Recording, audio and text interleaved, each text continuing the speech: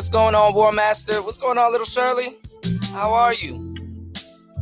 He said Spider Lady. Give me 1 second, y'all. I'll be right back.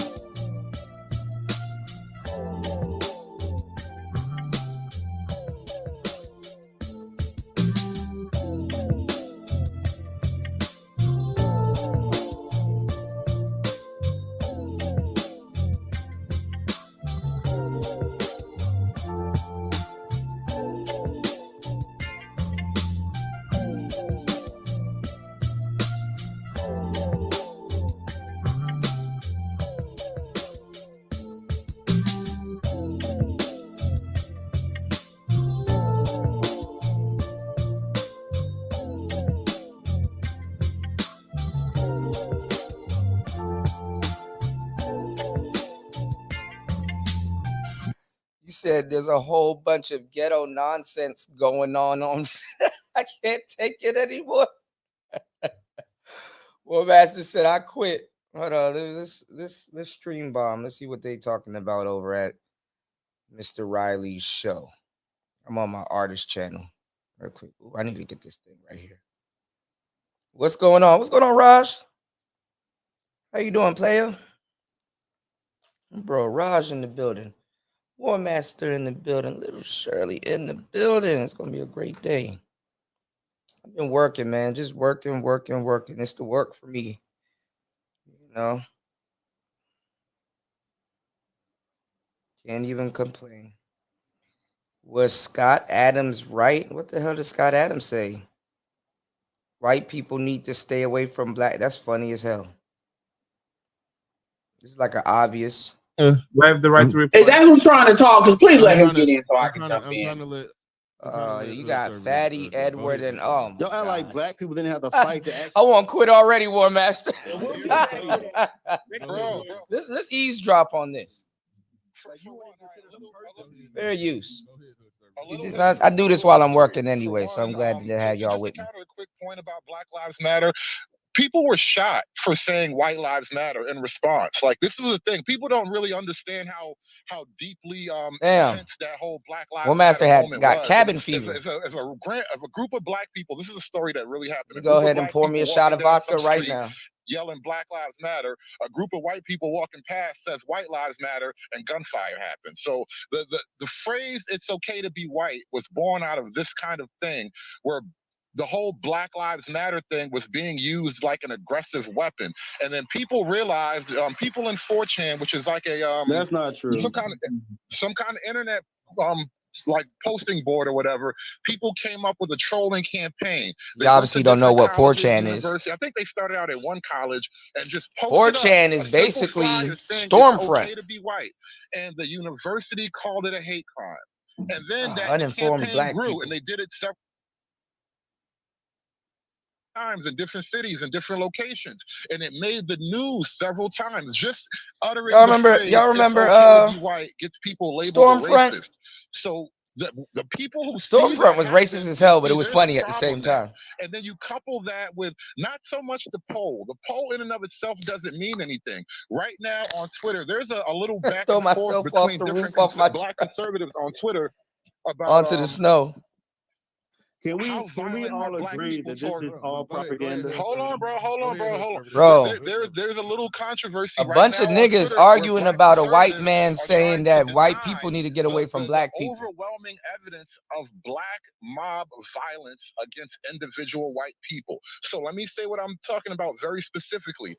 There are a few videos where it's just one-on-one. I think I heard and seen it all. Black guy, black girl, white girl. One-on-one fighting. You know what? Not really gonna trip about that. People fight, shit happens. Any group of men that are mostly right are called racist. I agree. One random white person getting demolished by a group of black people, and these are going viral. And then white people, I was playing a video. I was reviewing a video on SKC's channel. There's the No White Guilt channel, and the white people are gathering, discussing what to do in the face of this uncontrollable black violence. It's a thing that's happening in America. I was on your panel. That's funny as hell. Can we move forward? I told you recently.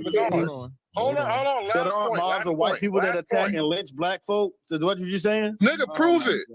What do you mean, nigga, prove it? What are you talking about? You prove what you're saying. You don't want somebody saying outlandish dumb shit.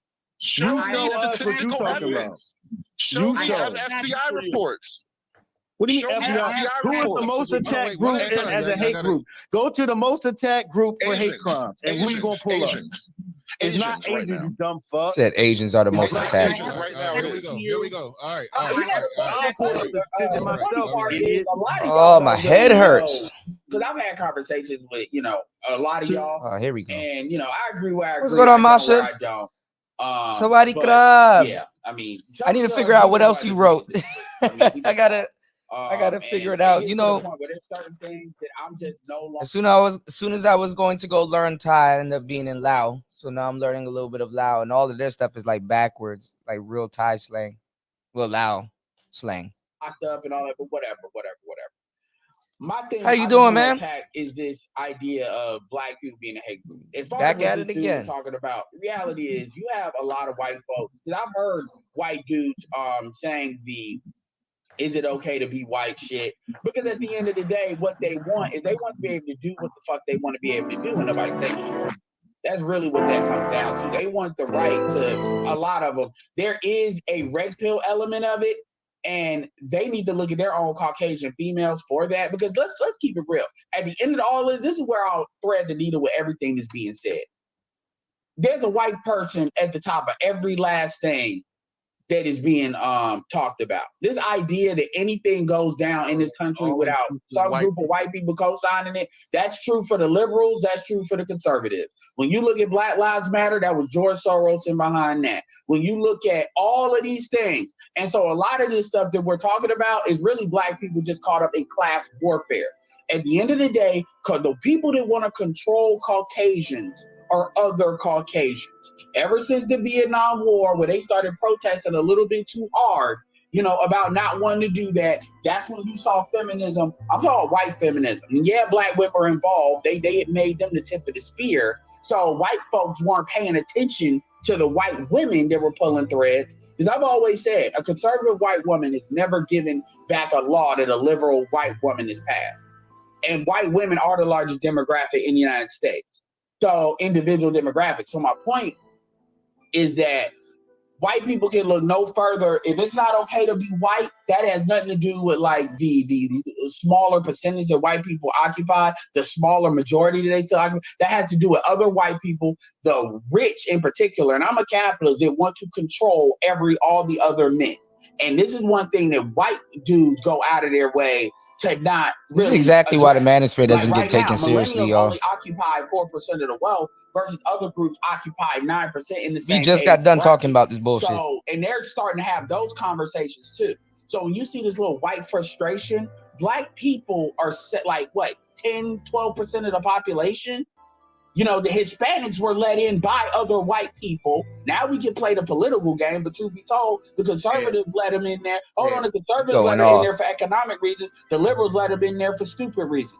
So my point is that when we have this conversation about our black people a hate group, even if you say they are, black people don't have the ability to affect white people in a large manner. And by the way, all that bullshit, that shit about the I would argue there's more fucking school shootings by white folks. What's going on, Kevin Kelly? Exactly.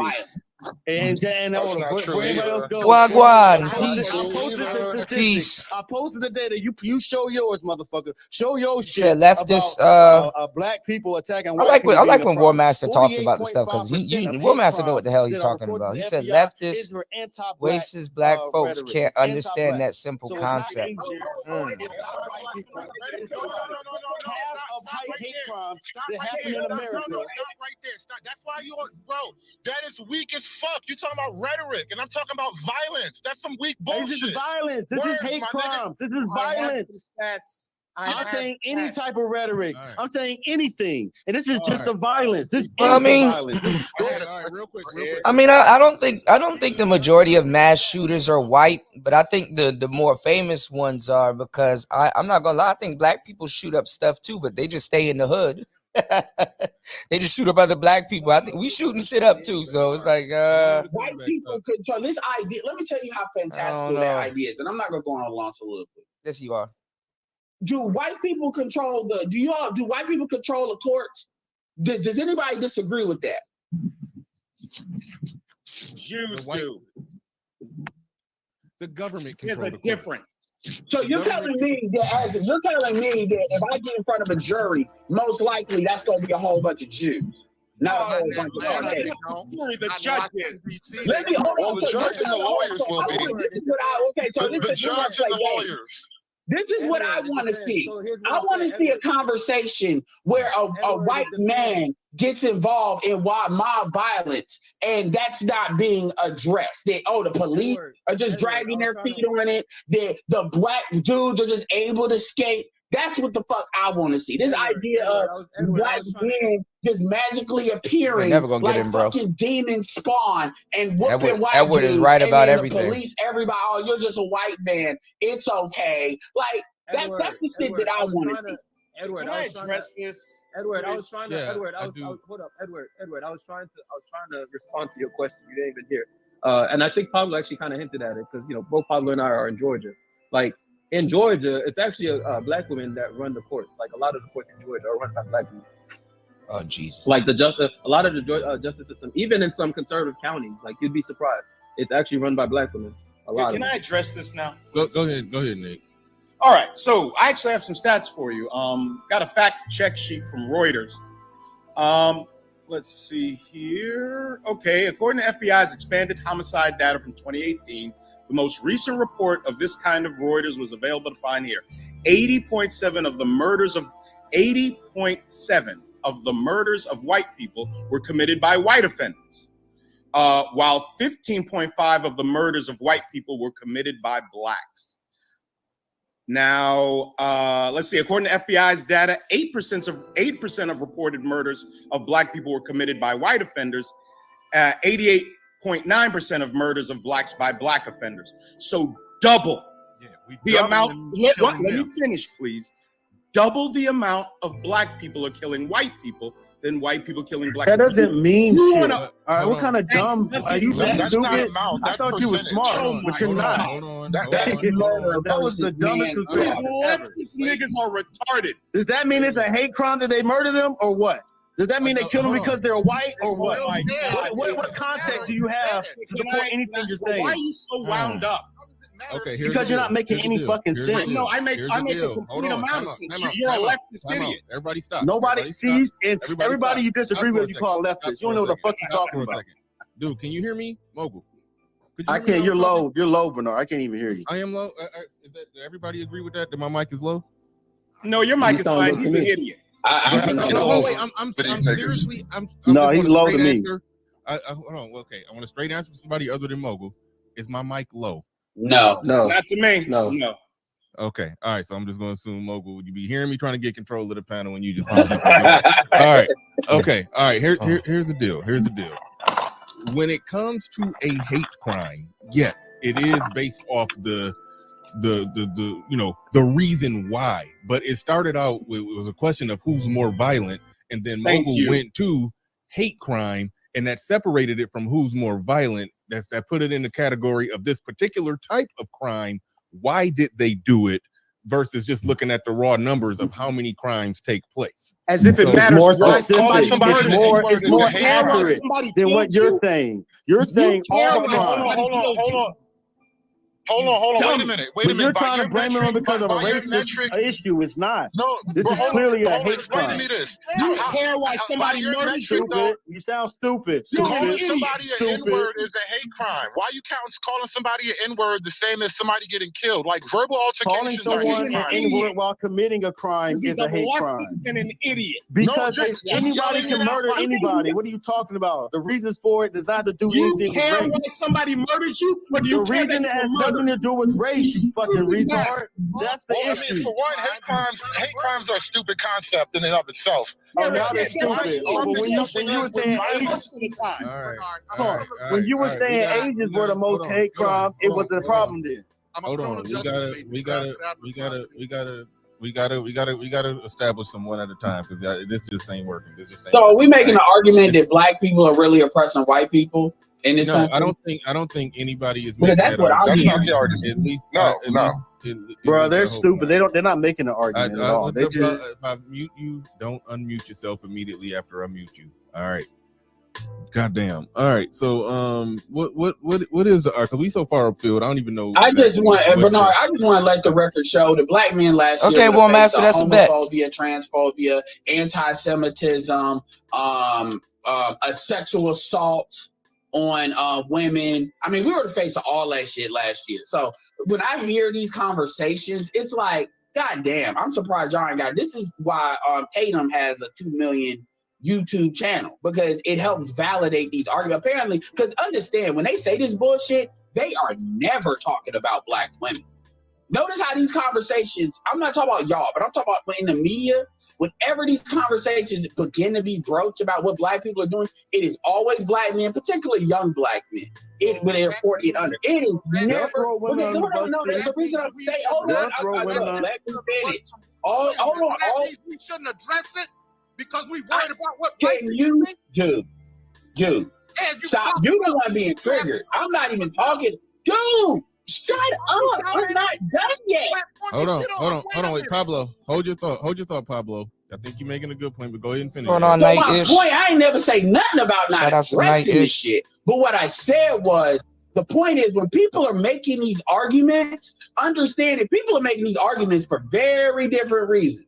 Like, you do have people that make these arguments to basically pull off this shit that they're. This is how shit like Kyrie Irving happens. This is like shit, like, even though Kanye was saying crazy shit, this is how shit, because they make us the face. It's not for we gotta help white people. Like, for instance, when Ari Emanuel did the bullshit he did, trying to make Kyrie Irving look bad, and Kanye, he lost billions of dollars, or almost $1 billion for Adidas, as well as fucking, he didn't give a fuck. Shout out to Night-ish in the building. Israeli. But the point is, it's about making us the face of everything. Now, if you want to talk about it, cool. But this idea that it's like a universal argument, and again, going back to what I said about sisters, the reality, if we know, the reason I brought that up is we know black women are way more racist and violent when it comes to these attitudes, but they know black women don't got no power that they're given, versus men are considered more of a threat. So men are the ones that need to be subdued. Gone on enough. Bro, what are you trying to fight for, Whitey? Is that what you up here for? You tap dancing right now? Fall in love with their argument. Go ahead, Pablo. Yo, that's so. I was looking at some daddy long legs, little Shirley. There's a lot of myths about daddy long legs. There's a bunch of daddy long legs out here. What's going on? Thank you, Night-ish. I appreciate you, man. Original question: is it okay to be raped? A simple answer of yes. Thank you, bro. Just working. Trying to listen to this thing War Master brought to my attention. These are black people arguing about Zaddy. We could have just did this in a 60-second story, right? Just answer yes. The way you talking, we could have killed this in 60 seconds. They would have no. They would have no case. They would have this is the weirdest thing to hear black people talk about, yo. We would have no issue. No, I wouldn't have answered it either. I'm not answering this dumb shit. Yeah, I wouldn't have dignified it. Fuck the yes. I wouldn't have dignified it. 100%. You don't dignify this. These people will argue over water if you give them a chance. I think refusing to answer is even funnier. Because it goes back to what I just said. I know people ask these dumbass questions. Yeah, I know what they're going to do. Like any demographic. I know what they're going to do with this question. They're going to make it. Some people are just easy to troll. And they're going we are being trolled so hard right now, bro. Don't you guys see that shit? Exactly. I thought they pumped crack cocaine in our community. Motherfucker don't smoke crack. Hold on. I agree with Pablo there.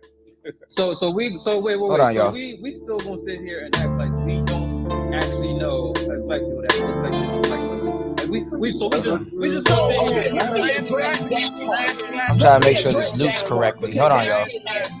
First of all, like when you keep saying, like, understand that a lot of y'all and we all come from slightly different families. We all come from different We families. should probably do that 28.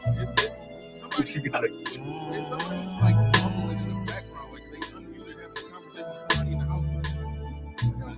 No, that ain't me. I mean, I was about to answer this. Black people don't like white people. Yeah, somebody's talking. I mean, Well, you may have a troll on here. All right, this ain't working. Okay. yeah, I'm thinking. You undo it. But go ahead. You said All right, go ahead, Ed, 'cause it's real quiet. Yeah, I heard they're venomous, but I heard it can't do nothing to humans. So as far as this black people don't like, said they're white very people, for being a venomous. Here, everybody He said, says but they can't pierce human skin. Their fangs aren't strong enough. Okay. Yeah, I heard they're venomous, but even still, but not enough to kill a human or harm a human. Like, I did it. So I know, but I know families where that stuff was hidden by. I know, like, so I get that part, but the reality of the situation is black people have to deal with white people a lot more than white people. I can see War Master owning a bearded dragon, like a bearded dragon or a monitor lizard. Racism is white people have the power to fuck not only black people, but a lot of other groups, minus maybe the Jewish people, up. That's the point. It's the collective power of it. And what people try to say is they try to make the prejudice more powerful than the actual ability and willingness to do it. The reality is black people cannot white people like that. They're not about to make nobody talk. Shit, they can take that shit and connect that to a lot more shit than what black folks can do. And I'm going to main one to say, go ahead. Let me ask you this, Ed, because this is hold on, wait, Ed. This was okay, JB. I think you're about to make the same point as me. When Scott Adams was saying that, he was speaking as a individual citizen who I guess does philanthropy and stuff to help black people. Ghetto folks always trying to hate white people. When one slaps back, it's a problem now. Stay away from ghetto folks. To do thus and so. Church. Talking about the government of the country. You're not talking about. Can't defend himself now because he's white. So I guess the government is not controlled by the majority of the people. That's what you're saying. And by the way, when you say government, what are we talking about? State government or local government? Because that stuff. So understand, there is no state. There is no state, maybe Maryland. And I don't even give you Maryland. The black people control. Like, you got to get to, and even in local municipality, you'd be hard pressed to not have an economic controller when it comes to white folks. So when we play that government as a separate entity, and we don't even got to play that. To me, that's a way of just. We don't even got to play that. My point is, as an individual white man, this man is worth millions. Let me tell you something about Scott. Fuck his white guilt. Okay, thank you. What I thought with a lot of that bullshit was white guilt, and then he's just frustrated about that shit. Look, I'm the nigga that said, I fuck getting rid of these statues. I want these statues to stay. When white people were mad about black people getting rid of all the statues, I was like, no, this is a part of it. You're leaving the point. Well, my point is, what y'all are doing, he's the individual white man that did the philanthropy. Do you know any philanthropy he's actually done? And why? Philanthropy? Like, that's white guilt. Fuck that. What is that? I'm giving you niggas and then money. People take that and believe this is I'm white and I say so all over again. But I'll go after you. Go ahead. Yeah. My simple point is that to me he's just a dude. He's not that fucking important. Wait, but not even that. I wasn't saying, oh, look what he did for us. No, I know you weren't saying that. But what I'm saying is, I know you weren't saying that. God damn it. Damn it. Okay, I want to go to JB. I was just simply, when I've mentioned he's an individual person, that was me saying he's not that damn important to where I don't give him the might and power of the United States. This is what the manosphere military behind his spent all day doing in front of a grain instead of actually growing, yo. Okay, all right. That's what I meant. Go ahead, JB. Bernard, you can even JB. You got next. People will sit back and say I'm the wrong one. Away from the government, right? Even if we're talking about power, like this collective as a collective they can do this shit. It's bullshit. It's actually just factually not true. Like most white people do not have Hopefully power. this thing saves. I'm gonna just It's lay down only a some small- drugs it's and only lay a that tiny down. Hopefully it'll percentage. save It's a because it small wasn't percentage saving of last white time. people, So of actually people in general, of every demographic. It's only a small percentage. This is not JB's opinion. This is just a fact. It's a small demographic of a small percentage of every demographic. That doesn't mean they don't have power. Oh, goddamn, nigga, can you like, bro? This nigga always interrupting, bro. Go ahead. Go ahead. Jesus. Go ahead, JB. That's why you can't talk to niggas, bro. Okay, it's only a small percentage of any demographic across the board. Pick one, any of them, that actually hold any power or legitimate influence to influence individual people's lives, right? So every time we talk, white this people is black collective, people in that's 2023, y'all. right? I have more power than the average white person. That's fucking lie, but okay, go ahead. Can I say something, man? Of course, Like y'all are crazy, man. Of course, see, this That's called a nigga that ain't had a nigga wake up call. Well, JB's black, so he can't have power. He can't. No, that's called not having a nigga wake up call. No, he's black. He can't have power in America. He's black. I didn't say that. That's But what I you said, meant. but this idea that y'all do, That's what you meant. So, Edward, why did you so quickly disregard what I said? When you say power, give me an example. All these dudes on their phone, by the way. White person. That's for that scratchy sound. I'm an appraiser with a checkbook from an insurance company. I got more power than a bunch of white guys. Nate, stop. Edward, I asked you a question. You cannot then ask me to defend myself based on what you said. I'm asking you, why did you so quickly? Because I mean to understand, are you talking about money? What are we talking about? You already reacted. But like you're not, because power is a whole power. They're talking about power again. I'm talking about collective power. The fact that you met me, my collective power, individual power is bullshit. It's no, you don't understand the dynamics. That's remember I was telling y'all where they were trying to talk about power over black women and shit, and I'm like, bruh, you're riding around in your car talking about power. That's why I don't get on here and call people broke. Wait a minute. They'd be on here calling people broke. It's like, bro. I got you, Little Big Nate. I want to find out what question did JB ask that Ed didn't answer. JB, what was your question? Power. Because I said, right, my statement was very specific. I said, JB, have crank on your car and open up all 140 horsepower was basically, like I said, of your minivan. So now I asked, get the hell on with that damn point. Whoa. He's getting to the question. He's getting to the question. So, let him ask it. Right. Well, master. Right. So I forgot exactly what he said. His phone DJ. Some crazy shit. So Nate, based on Nate's let him get to it. Let him ask. Nate responded, and so Edward said no, he was coming from a defeatist perspective. So I asked him, okay, bet if you're not coming from that perspective, then why did you immediately react like that when I made that statement? Because, like I said, when you say you have more power, you have more money. That's what most black people mean when they say money is power. But I didn't say that though. Yeah, so power. Money is power. Oh my God, man. Money is power. You just go blah, blah, blah, blah, blah. That's what we gonna do. Money is power. I didn't answer the question. All right. Money is power. We gotta ask. Can y'all let Edward answer though? Because I never mentioned money. So, Yeah, why did you disregard it? And that's why I asked, what do you mean by power? You didn't ask, you only asked after I He's talking about power. No, I don't. You didn't. You asked a follow-up question. You didn't call me out on it, and I responded, and y'all didn't like it. Like I have no problem. Look, motherfucker, I have no problem having this debate with y'all on a later time. But I'll answer the fucking question. Like I said, because power. Now y'all can just switch up what power is. Hold on.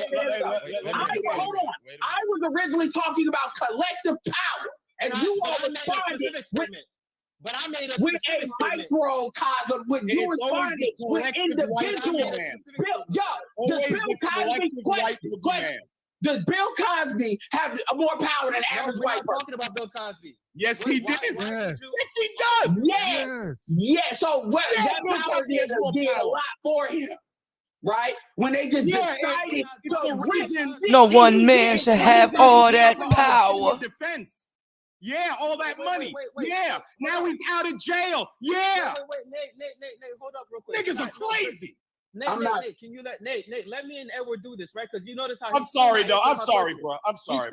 He's still not answering my question, right? I know. Again, I never mentioned money, right? And I didn't tell you how I had more power. I just nigga. Everybody feisty today. So ain't What do you mean when you say power? No. You don't get to He yelling in the bathroom. I'm not. You're not. He got room reverb. You don't get to dismiss my point. You dismiss my point. All right, say what you gotta say. I'm taking a shit. You dismiss my point before you ask any questions. So I'm asking you, when you dismiss it in the first place, why did you? That's what I'm asking you. I dismissed it because I said it wasn't true before that. Okay, so why isn't it true? Somebody said, "Ed off that yak." Dude, man is a high level and in order for me to answer that, I need to understand. It becomes devilish when you just start reading. It becomes devilish when you don't care about the conversation no more. You just start reading the chat. Okay, all right. The $1 million question is JB. The $1 million question is JB. How do you define power? Go ahead. No, I'm not letting him off on that, Bernard. Because you notice what we're. Bernard tried to save Edward. It's a domino effect. This is a classic domino effect, right? Because I made the statement. I made the statement, and I said what I said. He reacted to my statement, right? He reacted to my statement. He didn't just react by asking a question. He reacted like I said some crazy shit. So now I want to know why was what I said not true. He cannot then ask me. He cannot then ask me to now provide. Get over here to help him with his reason for why what I said was not true in the first place. Exactly.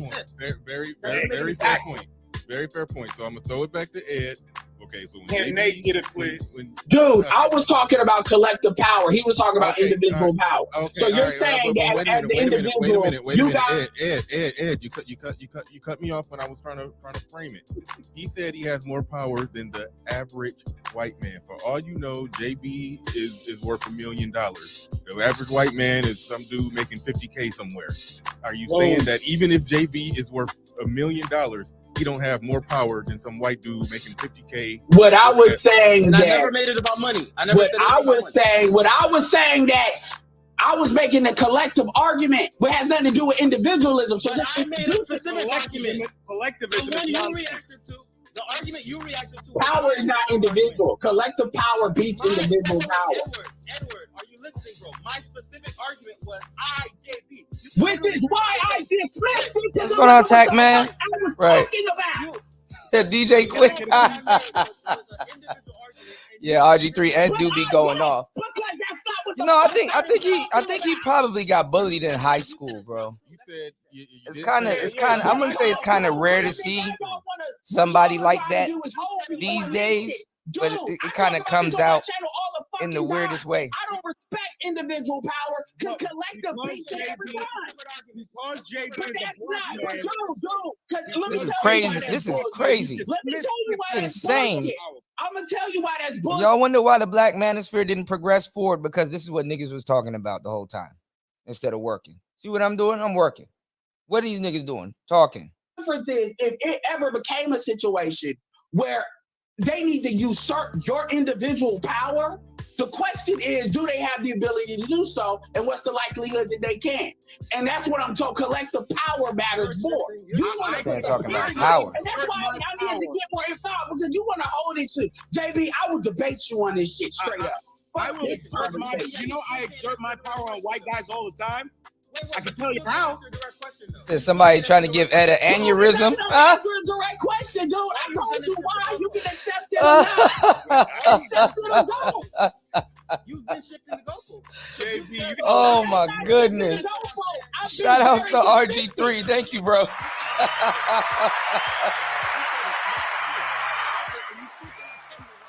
Lord have mercy.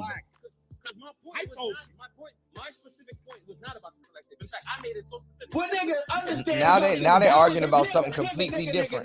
That is the flaw. Oh, look, Idris is in the building. I was talking about in he gets around. So, nigga, if you want shout out to RG3. Thank you, bro. I appreciate you, man. Dropping the huge.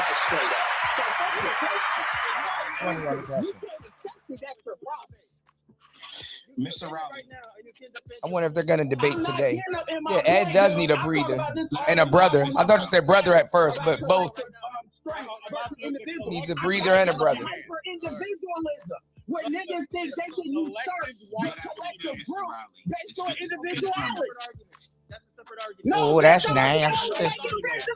Don't fuck what you was talking about. All right. Okay. Okay. No, that's what I was fucking talking about. Yo, I can't read Omega Dread's comments, man. And you basically flipped the This nigga says, nah, the Coliseum had more blood and screaming and cum. And the reason why He said blood, screaming, and cum. is that a lot of these niggas really don't believe they really. War Master said earlier they were saying when black Americans get money, they move into white neighborhoods and still talk shit about white Americans. Certain ones, but I don't think that's true. No. What's going on, Brownie Ellie? I just muted Nate. I literally just muted Nate. I would say though, when you jump in and said that is not true, JB. a lot of black people, they're Democrat until they get some money. Even finish making the statement. I just want to hear somebody complete a thought. That's more interesting, being Democrat until you get some paper. What this proves, right, is that because you see how quickly, right, when I made a very specific point, right, my point was, you could replay the tape. My point was so specific. I said, JB, have more power than the average white person, right? That's what I said. And immediately, all I got was, oh my God, this is crazy. Yeah, Omega is crazy, man. And so, one of the craziest Geminis I know. A lot of these niggas really believe themselves to be inferior, right? Because no one. You see how you add all this to it, but okay. January man said Edward hasn't took a breath in 5 years. If Edward's reaction would have been, okay, JB, what power do you have? Then we could have had that conversation.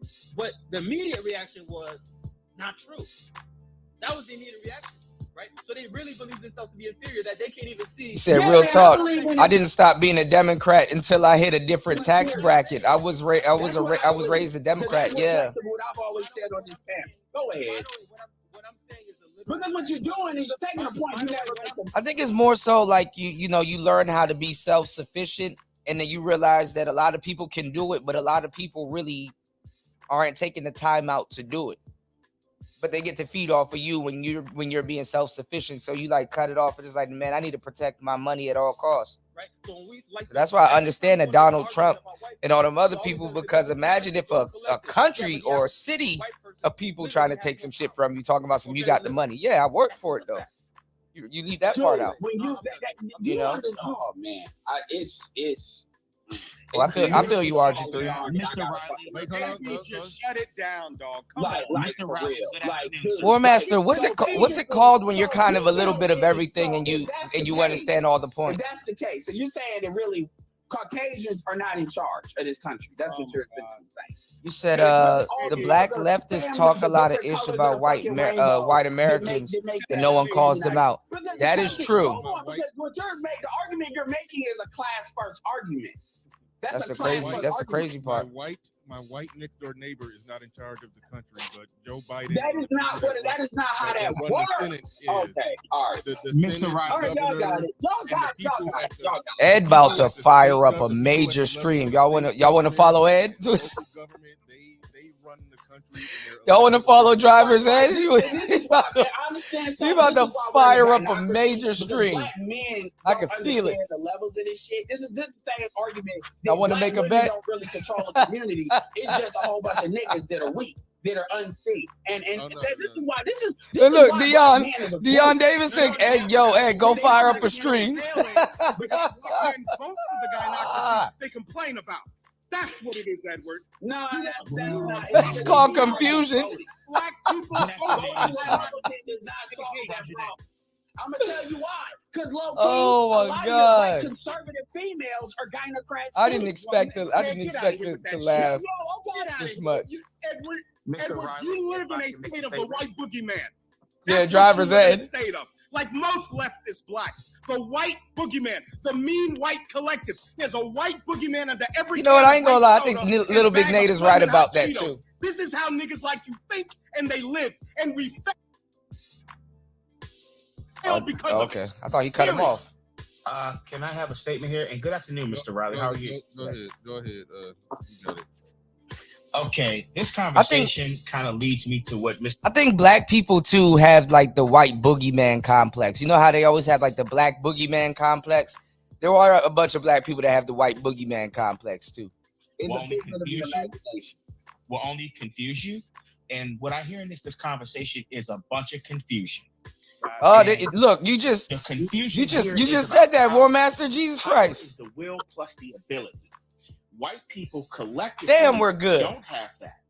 What's going on, Shannon B? They are led by a small minority of them. You said he's that right. Influences them to act on their behalf. So white people are. Would you say that the small percentage of white people that have power, their biggest goal is to make sure that that small group maintain that power and don't yield it to anybody, including the mass of white people? Okay, so then what are you talking about? You're not even talking about white. I don't even be doing what side Bernard be on half the time. You're talking about the global top 1%ers who that's what you're talking. You're talking about the top percent of a percent. You're talking about that. You're talking about that. Shannon B in the building. I have talked to more white men than any black person in the black manosphere. For the last 20 years. I think so too, War Master. Right? I've gone to hundreds of stops over the last 20 years. If he got some equipment, the body shop, because he got a face for radio, he'll be good. Redneck Republican business. You said Bernard on the right side? I have sat in the break rooms of. Oh yeah, and also War Master, if he didn't talk about taking a shit in someone's mouth, I don't know what that's about. Man. No man in this space is talked to, communicated with more. He's dark and cynical. You niggas on the left are terrified of than me. I can tell you what they think. You don't know. I can tell you what they think. Okay? Sir, stop yelling. I thought Little Big Nate was right at one point too. You're not going to tell me to stop yelling. I've been waiting to talk for a while now. Okay? Now, I'm going to tell you what they think. Let him go. Sir, stop yelling. White boogeyman bullshit and your hereditary slave trauma nonsense. Let me tell you what the facts are. Okay? Black people at the most have one or two white people that might be in charge of any decisions in their life. One or two. Chances are the HR person that can fire you ultimately is a woman, maybe a white woman or a black woman. So please stop telling me white people have all this control over your life. JB said something brilliant. I want to carry back on it. I have more power over hundreds and thousands of white men. I have a checkbook from an insurance company. I go to body shops, these white redneck body shops. I tell them what I'm going to pay for and what they need to take off their supplements. Their bottom line is determined by me. I tell them what's going to be paid for. I got power over thousands of white men. Now, talk to me about your bullshit. Because they don't like the answer you give. They just got to eat that shit in the ass. There's nobody else. Collectivism is bullshit. It's an excuse. I'm just saying, because you always calm down. Because there's nothing, if they don't like the answer you give them, there's just nobody else they can talk to. They just got to deal with whatever they say. And that's the beginning. Can I ask you a question? Please, that's not how Americans work. Can I ask you a question about this collectivism? Well, can I ask you a question? Tell me if I'm wrong, and you tell me what you think about this. And this is my problem when you revert to a collective argument. In my opinion, there are no collectives don't have power. Even by whatever measure you're using the word, collectives don't have power. Well-defined groups can only wield power. A collective is a made-up concept to disguise the fact that it's actually a well-defined group. Okay. And if you're going to point to a well-defined group, that's a different thing. But as a collective, you're making the ghost story argument. Like there's the ghost of racism in the system, and it just does things that nobody can actually point to an individual villain. It's a ghost. That's the collective argument. It's a ghost. No, you have to point to actual groups. Without groups, then the power argument falls apart. It's always been that black people don't work together as a group, and this is in economics and a lot of stuff is a group sport. Now we can call it whatever fuck we want to call it. You know, I was the one that coined the term white supremacy this, but black people help it run like a well-oiled machine based on their dumb shit. I said that years ago in this space. So the problem is we got extremes. We got folks that they only see that racism either doesn't exist at all and everybody's making an excuse, or racism is the boogeyman. And God bless America. Y'all try to act like everybody wants to stay there in the middle when in actuality they're on one diametrically opposed position. Why never made. Yeah, that's Edward. That's really the problem with y'all. Y'all think He gonna fire up a live stream. I can feel I it. don't care. I have a question. Dude. You can ask Why do darker people than us come You to can this ask this country? you can ask your opinion. I really don't care. Nate, Why let do Ed darker finish. people? I'm sorry. Let him finish. And so what happens is this argument has to prove, I gotta prove. I don't give a fuck. If you want to believe it don't exist, that's your prerogative. I don't have a problem today.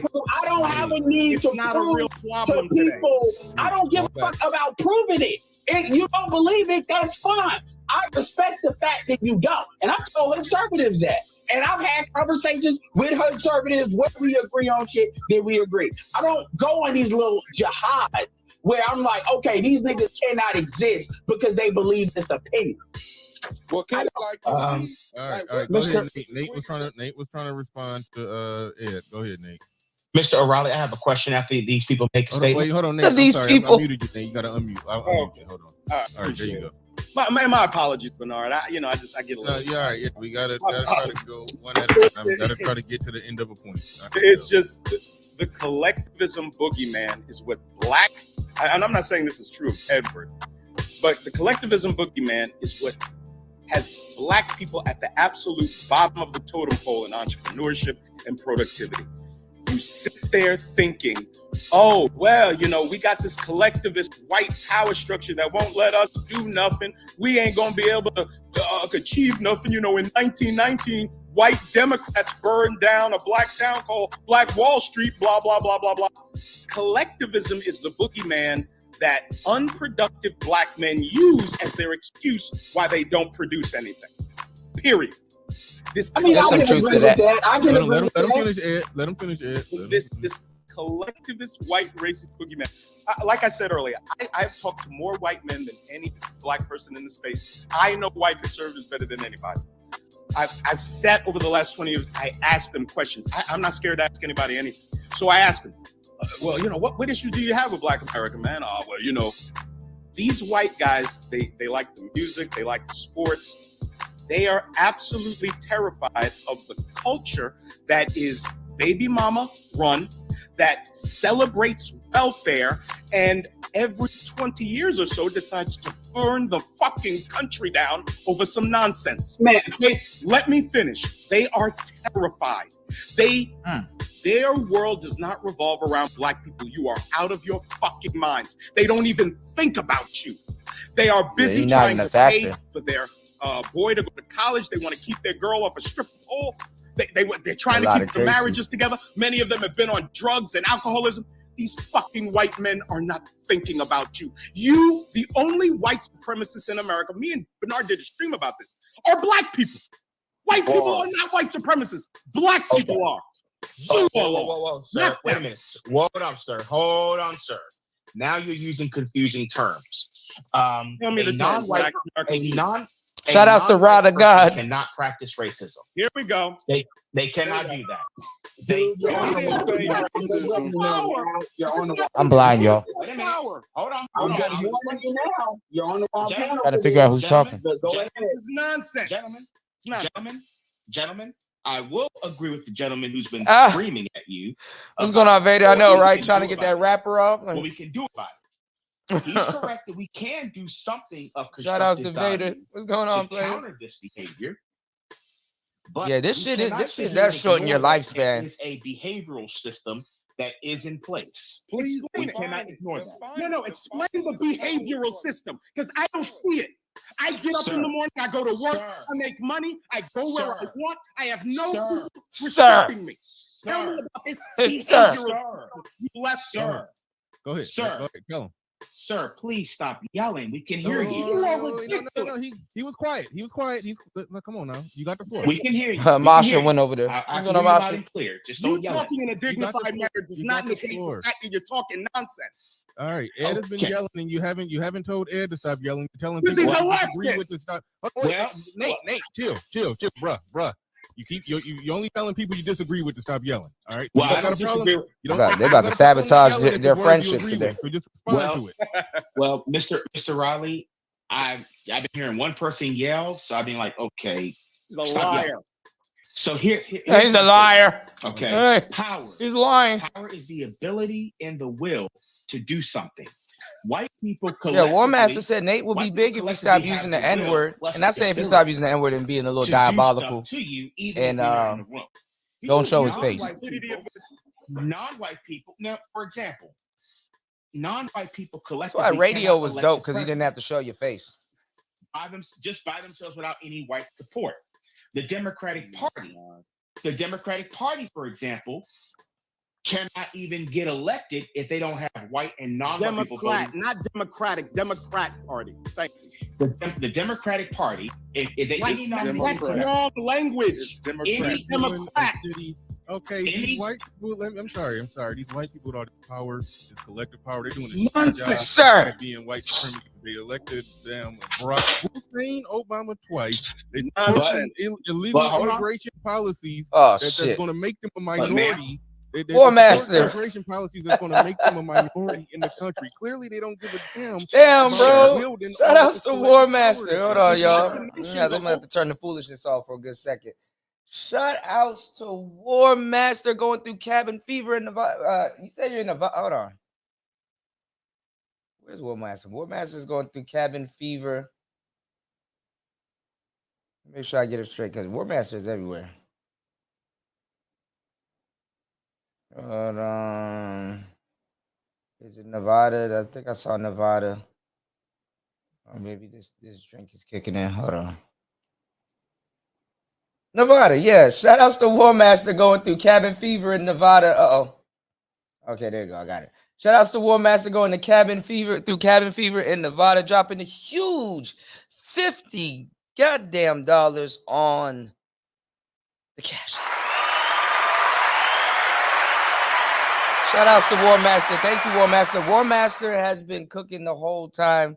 He's been in here and he's been right about Little Big Nate the whole time. Let me go further. Ed's the guy screaming, right? Shout out to my brother War Master. We gotta do another one-on-one, War Master. We gotta talk about this. Okay, here's the. I trust War Master's political compass. Most white people, it ain't blatant. It's not out in front of you. It's a lot of it's refined. A lot of it is very. Can you define This is insane. I can define. They don't even know what they're talking about anymore now. Where white people are oppressing black people. Can you just define it like for a fifth grader? No, we can't. No, we can't. Okay. Yeah, actually, I can. Yes, I can. If a white person calls the enforcement official on you for just walking or jogging, they're calling that enforcement agency to enforce the color line. What's an enforcement agency? Explain what that even is. Agency. What's an enforcement agency? W.E.B. Du Bois said, wait a minute. If you ever read W.E.B. Du Bois, The Souls of Black Folks, one thing he said is the problem of the 21st century is that of the color line. So that's where I got that Yo. term. You live in the late 1800s.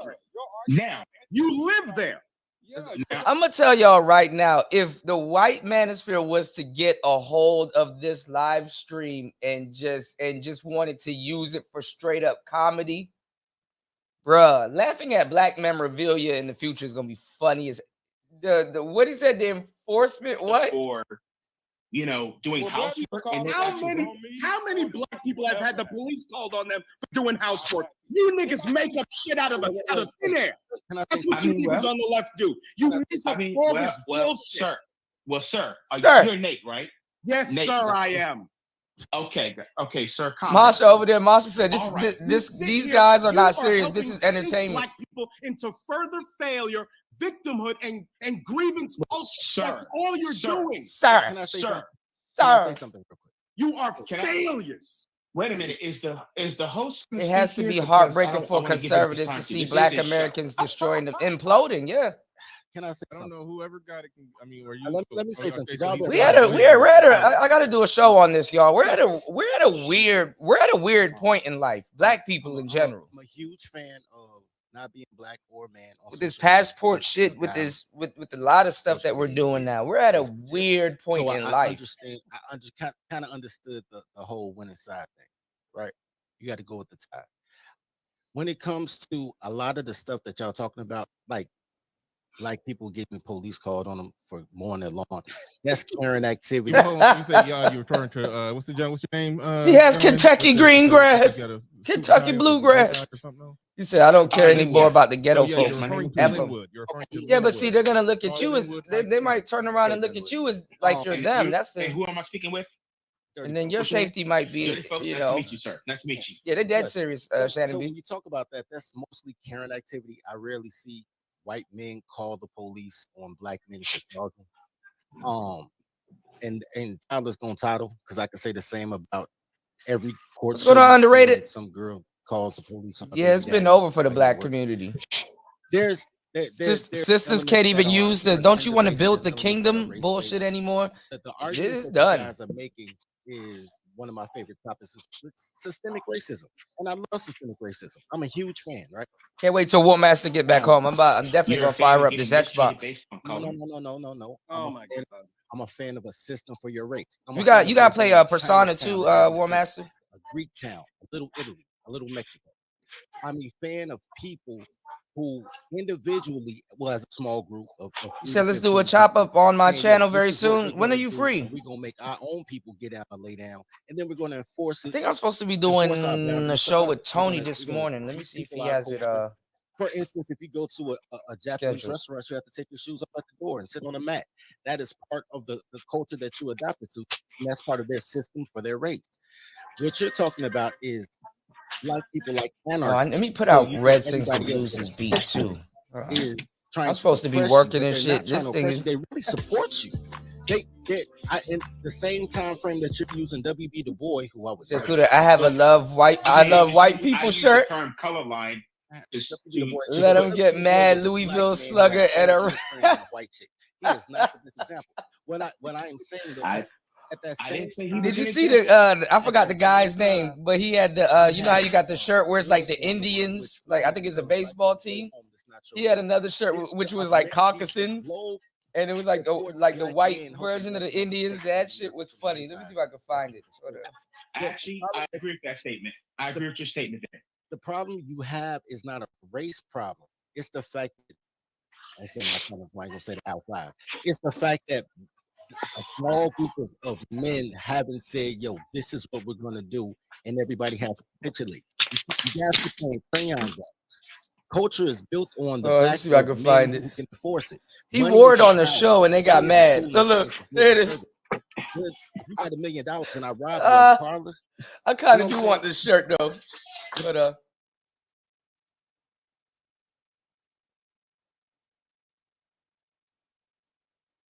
oh, they got it on Etsy. All right, I don't know what's going on with my internet connection. Hold on, y'all. If they're saying that the program, oh my God, I'm 50-something minutes behind. What the fuck? Oh shit! Check the conversation probably already switched. What the hell? That put black people in a mindset feel inferior where the My work Wi-Fi's is acting already stupid. done. If they were, oh, it's a different one. They got a Redskins one. Look at this. Hold on. Where the hell is the camera? Oh, here it is.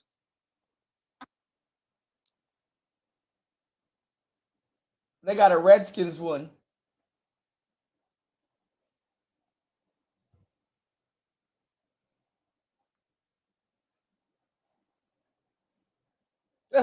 but it's like they're saying like it's happening right here. Why is this blanking out like this? Is this Bernard's stream or my shit? Not seem like they have really been teased out well, but they're like. But this is what I was talking about. This guy.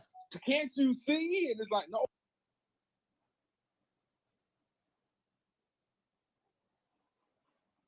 I don't know why it's taking so long. And why is this blanking out like this? You said Wakanda isn't real, right? I think you got that.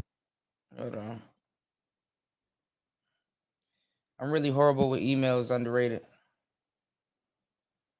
No, they got one with a yellow shirt. But this is the one with yellow hair, but this is the one I was talking about. If this picture will become unblurry. And why is it? Am I breaking up to y'all? I don't see a signal on here. Why is my shit breaking up like this? All right, let me go back a little bit. Will it just go? Even if it's 20 seconds behind.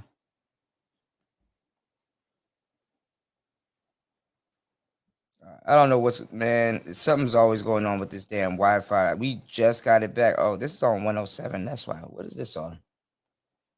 Hold on, y'all. Hey, bro. We're gonna fix this. See, this on second floor. You need to be on third floor. All right. We should be having no problems now. Let's see.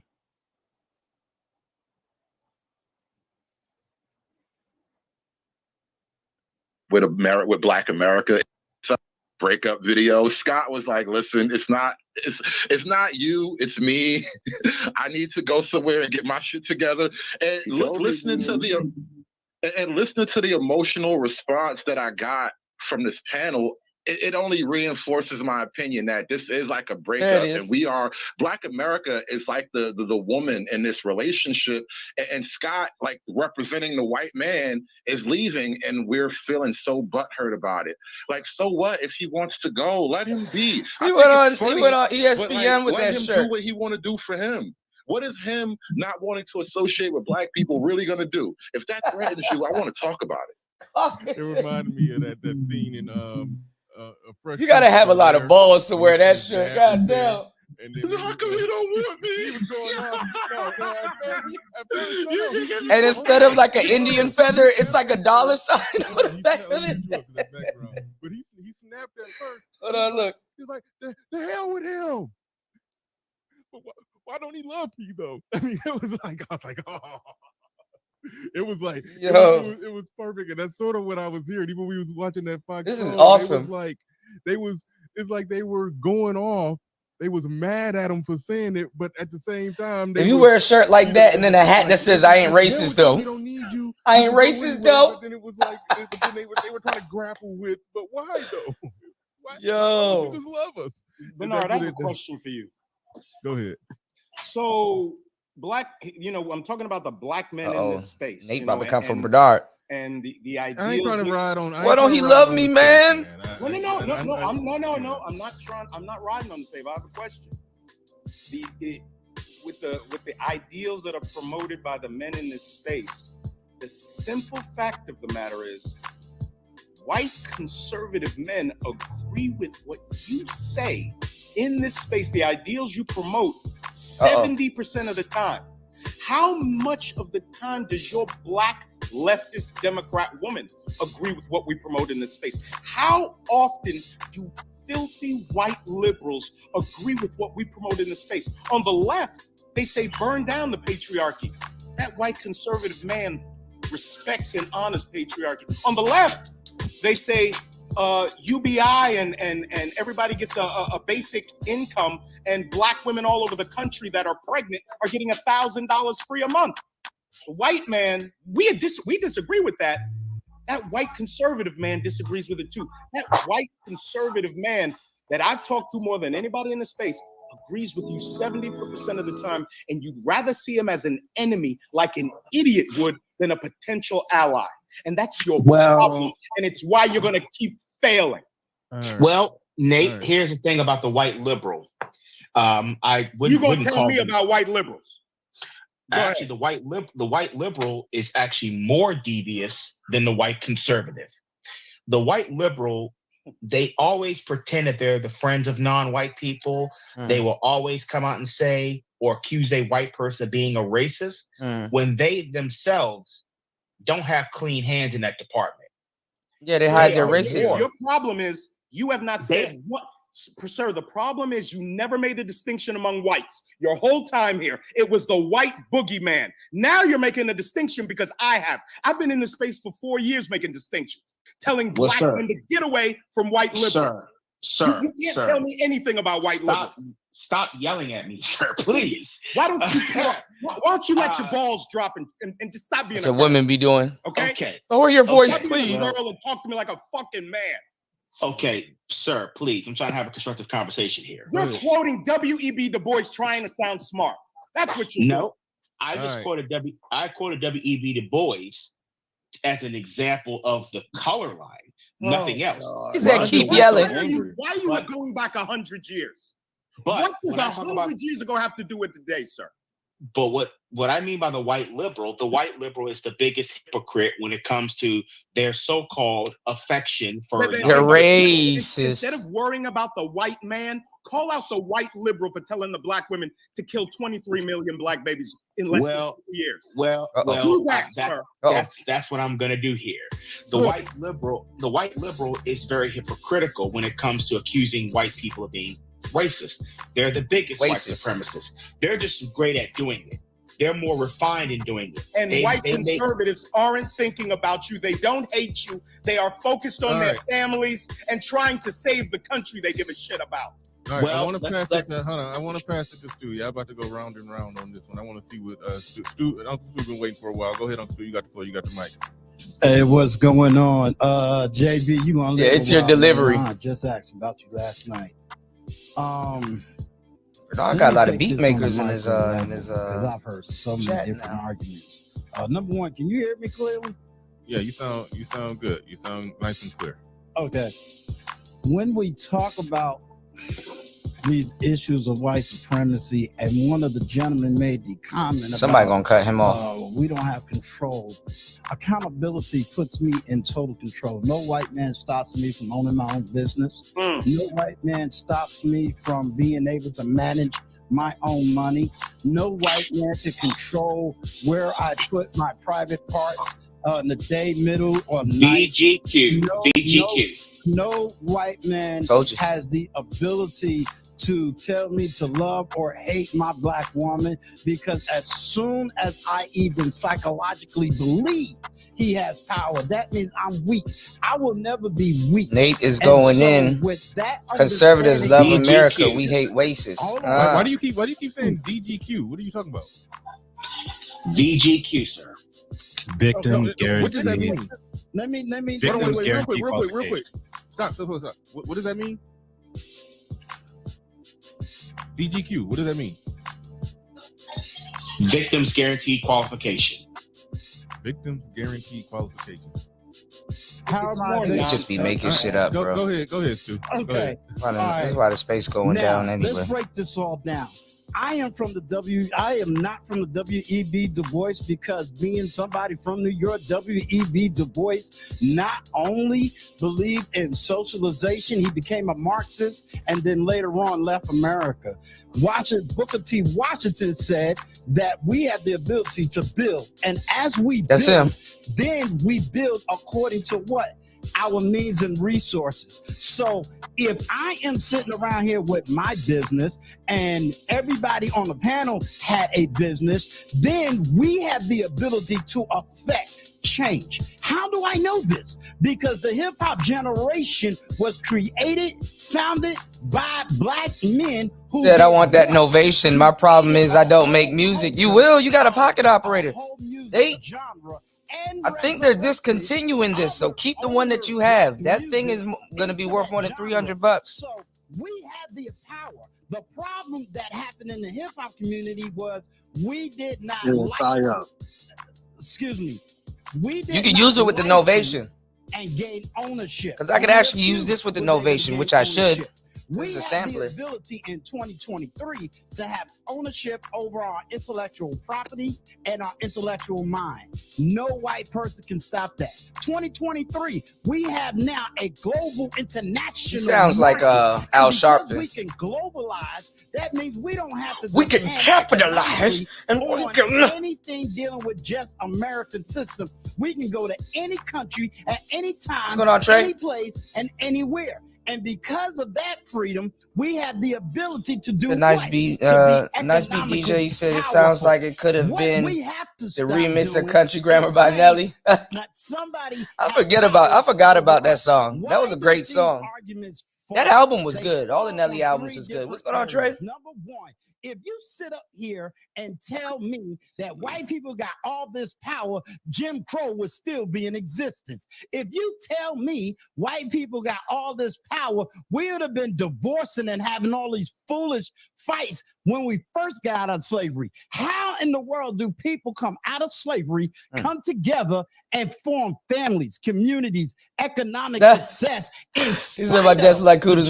Man, this desk is messy as hell. I got the messiest desk in the world. in spite of all I clean it up and then mess things, it up again. how dare us now say, oh, we are victims. My cousins are starting to rap. I'm gonna have to get up with you, Kuda, thinking about starting this label. Okay. I can do some more fast-paced hip-hop beats or some cool lo-fi. And in a space Said 8 p.m. tonight. Can I make it or not? That's in a couple of hours for me. I'll be up. I'll make sure I stay up. Has the ability to do it's all 2:48 a.m. We have already become defeated. I'll stay up. And I am tired of this defeat attitude. I don't care if you want to be a Democrat or Republican. It is the mindset that I am after. Agreed. And the mindset is what is wrong. And I say that we have the I was just asking about you. Shout out to Tony in the building. To build, to create, and to reconstruct this foolish mindset. If you're going to tell me that a white person is standing outside my door keeping me from anything, let me also argue this, because I heard this. Look at this. If you came in my neighborhood, this is Gabe Miller, War Master. Look. And very upper class, by the way, and then something. He got it plugged into his Novation Circuit tracks.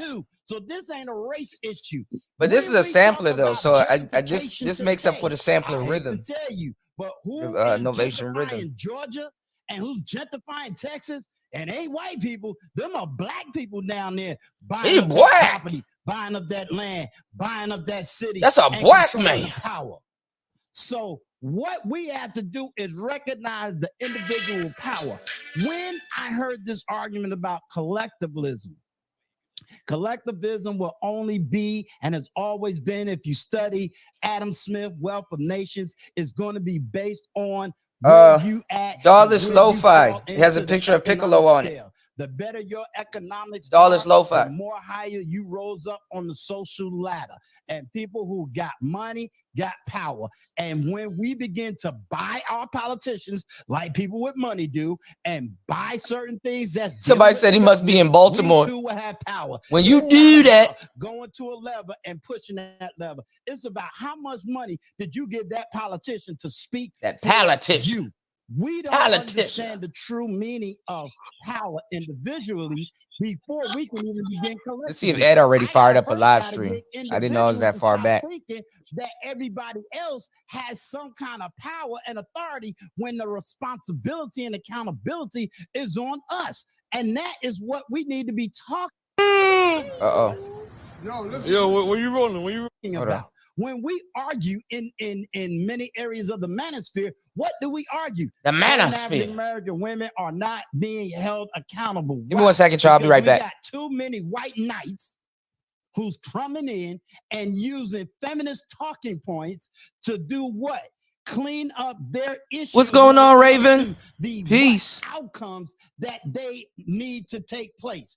Like it, love it, want more of it? Hell no. So when I argue on my platform about accountability, it is because if you don't hold a certain population down, we all pay for it in one shape, fashion, or another. We cannot continue to blame outside sources when we have the power within us.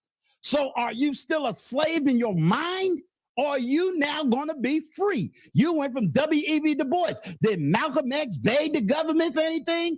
Did the Nation of Islam beg the government for anything? No.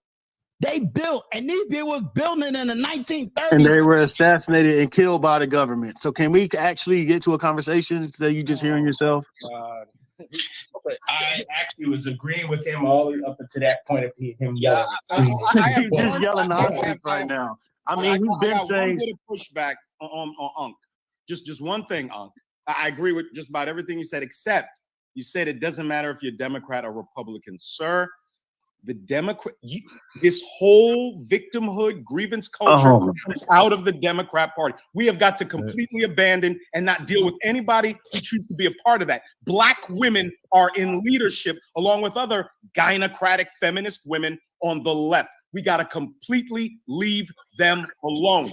Well, that's racism. Hold on, that's another level of racism right there.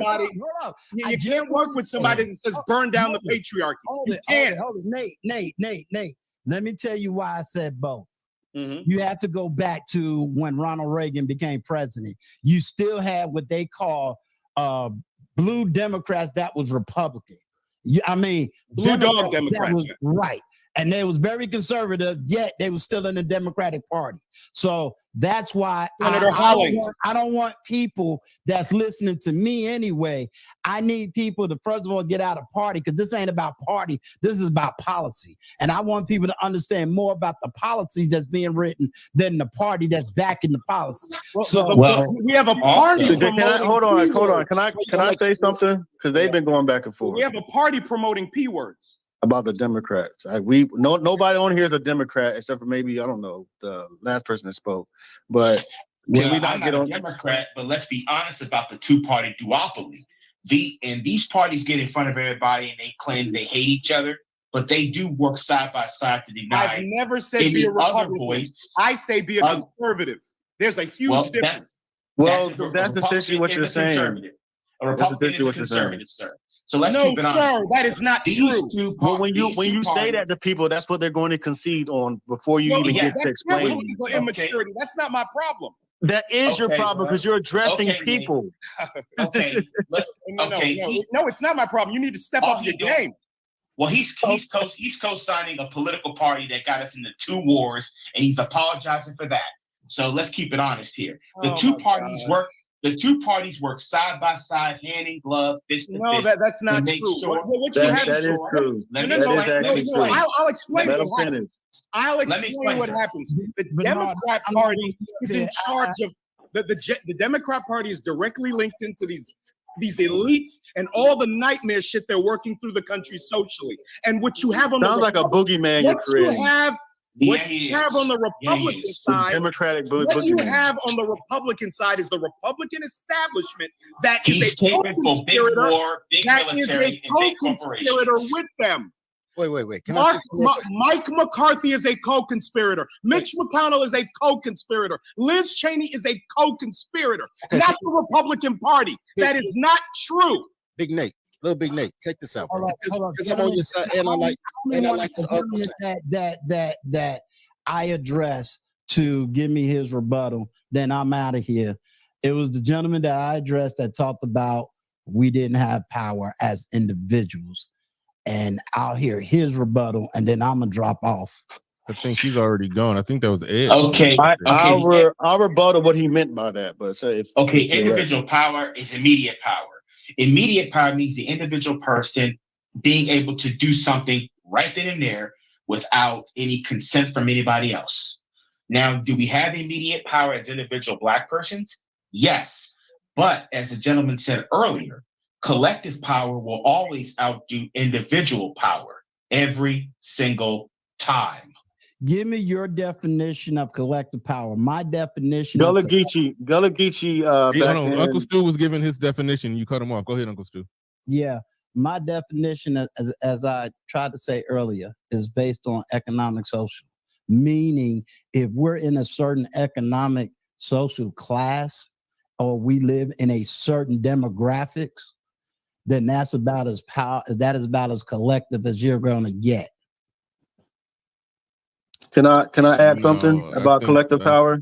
When they say collective power of the group, or particularly white people, they mean the government of the United States. Can I add on to that? So my family actually existed back when the brother said earlier, with the slaves became free and build their own businesses and all of that. My family was one of those families that did that, and we had tons of land. We have thousands of acres of land. But guess what? Somebody stole it. No, it's not that they stole it. It's that they created laws. The government created laws, worked in tandem with other white folks from the north. They're called the Northern Sportsmen. They came down and bought up land, basically without any Black person's consent, any of the landowners' consent. If they found, they literally came down and took, basically, you could say basically stole, but in their eyes, you didn't own it to begin with because you were a slave. By using eminent domain laws, they still do that today. and it's still affecting my family today. Wait, hold on. So to say, hold on, I'm not finished. Time out. No. We gotta stop that because I own a house and my house is paid for, and the only way that I can lose my house is if I don't pay the taxes on it. So you're saying that the eminent no domain could just come in and just if they chose to, I don't yes. own my house. Okay, so that's what you're saying. If they chose to, yes, that's what eminent domain is. Eminent domain is used against whites all the time too, you know. I don't even know how eminent domain works. I'm okay, talking, how does eminent niggas domain just work? turn everything into racism. No, it was first used against black people and black slaves who own land. That's where it was first. It's used against all Americans now. I'm asking Nate. How does eminent domain work? The government can come in and for the betterment of whatever region or geographical space, if it needs a highway, if it needs an interstate, they can run it right through your neighborhood. It's been used against blacks in black neighborhoods. It's been used against whites now. Okay, all right. But it depends on how it's used. Time out. Okay, so you're saying the government has the power. If the government state government has the power to do that, yes. Okay, but that's not. Hold on. Now, stop talking. Wait, everybody, stop talking. I don't get mad much.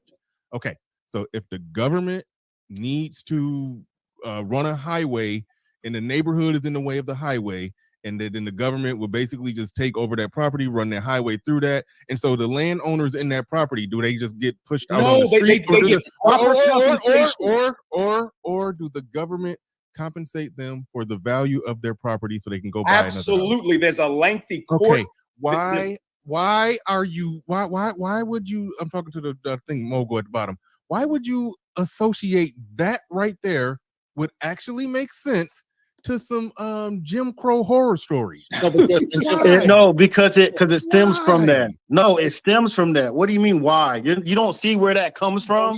No, wait. You don't see where that... I'm gonna answer for him. Because the way eminent domain works now is not how it worked when they made reservations and when they took land to make the railroad. So both of you are right, but the way the eminent domain changed in the 1960s is that they have to compensate you. That's why there's a family that owned a beachfront property in California. They just got it back. They just got it back. And then they sold it for its actual value. And they were taken from it, given nothing, and then finally got compensated for it. This is about 100 years later. You have the reparations movement going on now because of all these past atrocities that end monstrosities. I get the past atrocities, and it was fucked up. And it's not past atrocity. It's today. It's affecting families today. And the fact that you sit here and disregard it and act like it ain't really affecting people is bullshit, bro. It's racist. Wait a minute. You said eminent domain. They can do that to you today. But if by the law, by the rules, if the government needs to build a highway and where they need to build a highway through at runs through a neighborhood, the government then, rather the people's property is worth $300,000, $400,000, or $20,000, the government has to pay the people who owns that property the value of the property so they can go and buy another house. Like that's not what was going. That's now though. No, I get it. That's right now. But you still have thousands. Hold on. You still have thousands of properties and homes that didn't happen that way. So now you have to go back and redo. You have to go back and recompensate people who were taken from before. Wait. And I'm with you. If somebody basically got robbed by the government back then, and that family still exists, and that doesn't mean you can't get robbed today. And that land and that property still exists. I do think a legitimate case could be made to where the government probably does legitimately owe them for that property if they were never reimbursed. And what if your property is undervalued? Bernard, can I point something out? I actually would support that. But Bernard, can I point something out about this? Hold on. First of all, what happens with eminent domain a lot of times, the people, because they're in economically depressed areas, their homes, they don't take care of them. There's crime committed by the people there. They don't even have the political power to stop it.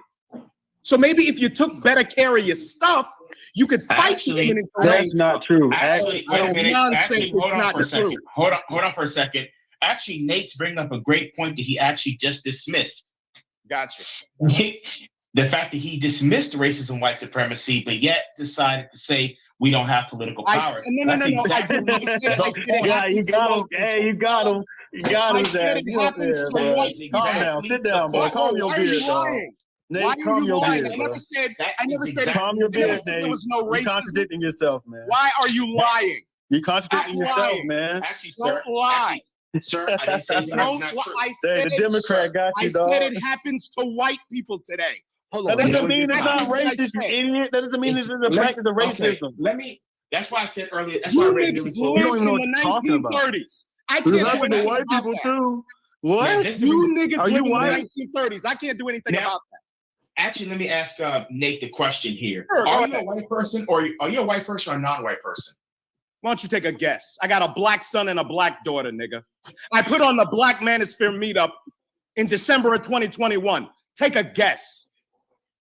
That's not He's a, answering my question. he's I'm a but not white going to okay. person in answer a your black person's ridiculous skin. That's question. who he is. Okay, let me ask. I'm not going Okay, to let answer me. your ridiculous question. Wait. Let me. Okay. Chicago's full of eminent domain, right? Chicago moved houses to build a college. Chicago moved houses to build the stupid ass Obama library. Chicago's moved houses to create a we call it the L, but to create a subway that goes to the south suburbs, and people have to move out the way. Eminent domain happens all the time. I understand Thank you. what bro was talking about because they didn't used to compensate you. They used to just take it, but now they have to compensate you. Okay, well, I wasn't even done with my point, and we went on to this tangent. Right. I was speaking about my family who experienced that, who wasn't compensated for the land that was taken, and it still affects us today. It still affects people like that today. That the Bruce's Beach thing that happened needs to happen to thousands of black families across the nation. But y'all go ahead with this tangent you're going on about eminent domain. So black people were the only ones who had eminent domain. Here you go. Here you go. You want to? What do you mean black people were the only? I never Did said happen that. to white people? Do you know What are you if that happened talking to white about? people? Let me also ask Nate another question. If Do they you need to know get if it happened compensated to for white something, they people? should too as well. So what are you talking about? Then it can't be racism. It is racism because the Oh my majority God. of people that's You affected just by it were black slaves, you idiot. The majority of people that were affected by it were black people, not white Wait a people. minute. No, Let me I ask, just asked you, did it happen to white people? And just because They it happened to weren't somebody compensated. doesn't mean it is the majority, you fucking retard. Oh my This is God, why you you're are the dumbest nigga that's No, ever been you're up the here. dumbest nigga alive. You're a Because it clown happened to and a one white leftist. person, it can't be You're racist. a Shut the fuck clown up. and a leftist. Because No it happened black to woman one should ever white mess with person. you. You will never lead a family, you fucking clown. Let me ask Nate. All Let me right, ask all Nate right. another question. Let me Let's ask Nate go, another Real buddy. question. quick, make it quick. Let's make go. It quick. Okay, Nate. Have you yourself been a victim of racism by a white person? I tell a story that when I first moved to South Carolina from Memphis, a white guy called me a nigga in traffic, and I chased him down, and I threw a Chick-fil-A tea at his fucking truck. That's the one incidence of racism I've had. I'm a 48-year-old black man who got custody of his children in 2004. I've raised them as conservative. They're incredibly successful. My son's an MMA fighter, and men have seen him. I don't live this horrible racism like you do. All right. Nate, All right. Nate, All right. Nate. Real quick. I didn't ask you about your family history. I just No, asked. I'm telling you about me. I'm telling you about me. Have you ever been a victim of racism? You asked him, and he gave you a situation. All right. Hoop jargon and RM. Don't even play none of the clips in the drops. I'm trying to get through these fast. But well, actually, Mr. O'Reilly, let me ask you. Shout out to hold on, man. Woke Quill, shout out. I appreciate everybody who support the stream. I'm sorry that the conversation got too intense. I didn't get a chance to read the super chats, but appreciate each and every one of you. Woke Quill in the building says, let me make that bigger so I can see it. Hold on 1 second. All right, dude needs to watch.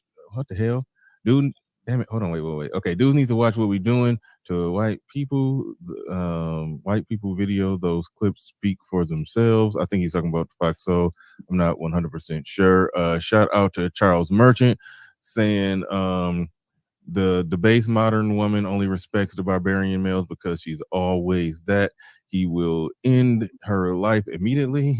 All of you men trying to placate to women are wasting your time. I don't even know what part of the conversation he's responding to. That sounded like it was a minute ago.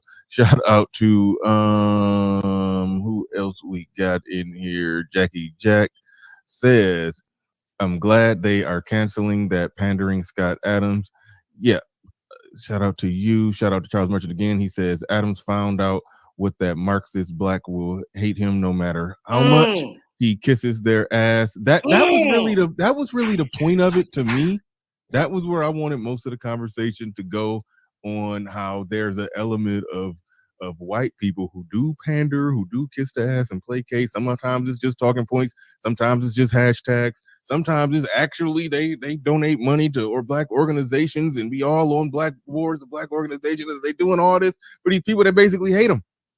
I thought I did want the conversation to be on that for a little bit. Shout out to number 16. He says, imagine supporting a poll where you can't prove the race of the people taking the poll. Yikes. Well, the one example we got, the poll did make it to Pablo, who's black. There is an element of it to where it could have been some trolling going on, but the internet is pretty.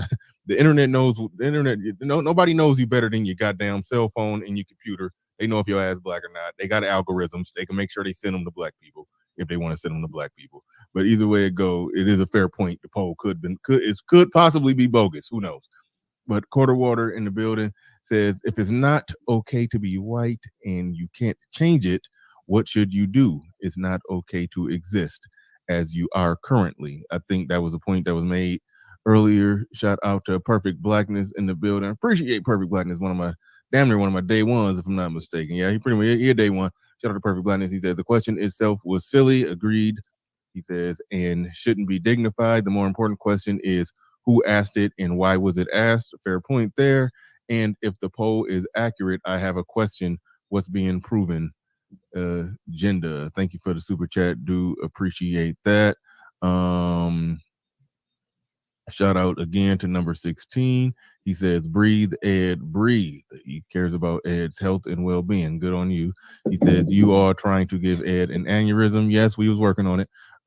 Ace Fast in the building says, JB, what do you define power as? We went back and forth about that. JC the Conqueror in the building says, a lot of black men see themselves as less than. I think good, powerful points was made on that. Really powerful points was made on that. I think that's what, I ain't about to get into it when the whole white supremacy discussion starts happening. JB and Lil Big Nate, who's conservative, made really, really good points on that one. But Mike and Vince Perkins in the building says collective power is the only power, not some management job a white man gave you. Ed Point. Okay, says collective power is the only power.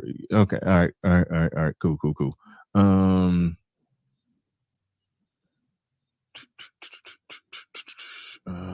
Where else we got in here?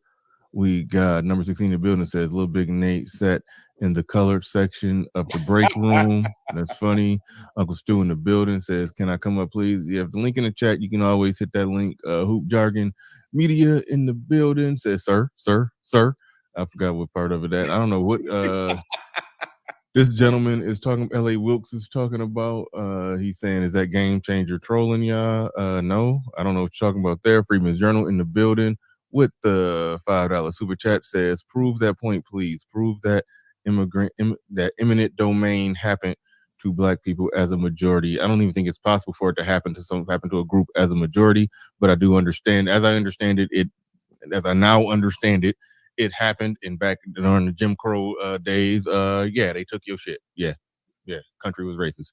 All right, but yeah, I don't see a major problem with eminent domain. Only way I see a major problem with eminent domain is if it happens and it happens to my house and my property value is not quite what I would like it to be for, then it could be a problem. But overall, yes, if your house is legitimately worth $300,000 and the government literally gives you $300,000, I don't see a problem with that. We have the functioning society that we have because all of these roads, highways, byways. So it's like, yeah, there some sacrifices must be made. If the government compensates you per the law today and you get your money, then I got a problem with it. So I don't see the reason why even saying, well, they could do that today because of racism. I don't get that. That's reaching. There are people who have fought it and won. I have a question for Mr. But real quick, I gotta get to the last one. He says, what? The internet is the land of as a black man / black woman, the poll is garbage and should not be used for any argument. I understand your point. But that 47%, when we listen to how most black people talk about white people, there's a ring of truth to it. And I think I don't know if it was Jackie, somebody said that had it been asked more directly, straight to black people, do you dislike white people? It probably would have been up in the 70-75%. So that's why I don't discount the poll, because the ring of truth to it. But all right. My point is, you got to know when you're being set up, black folks.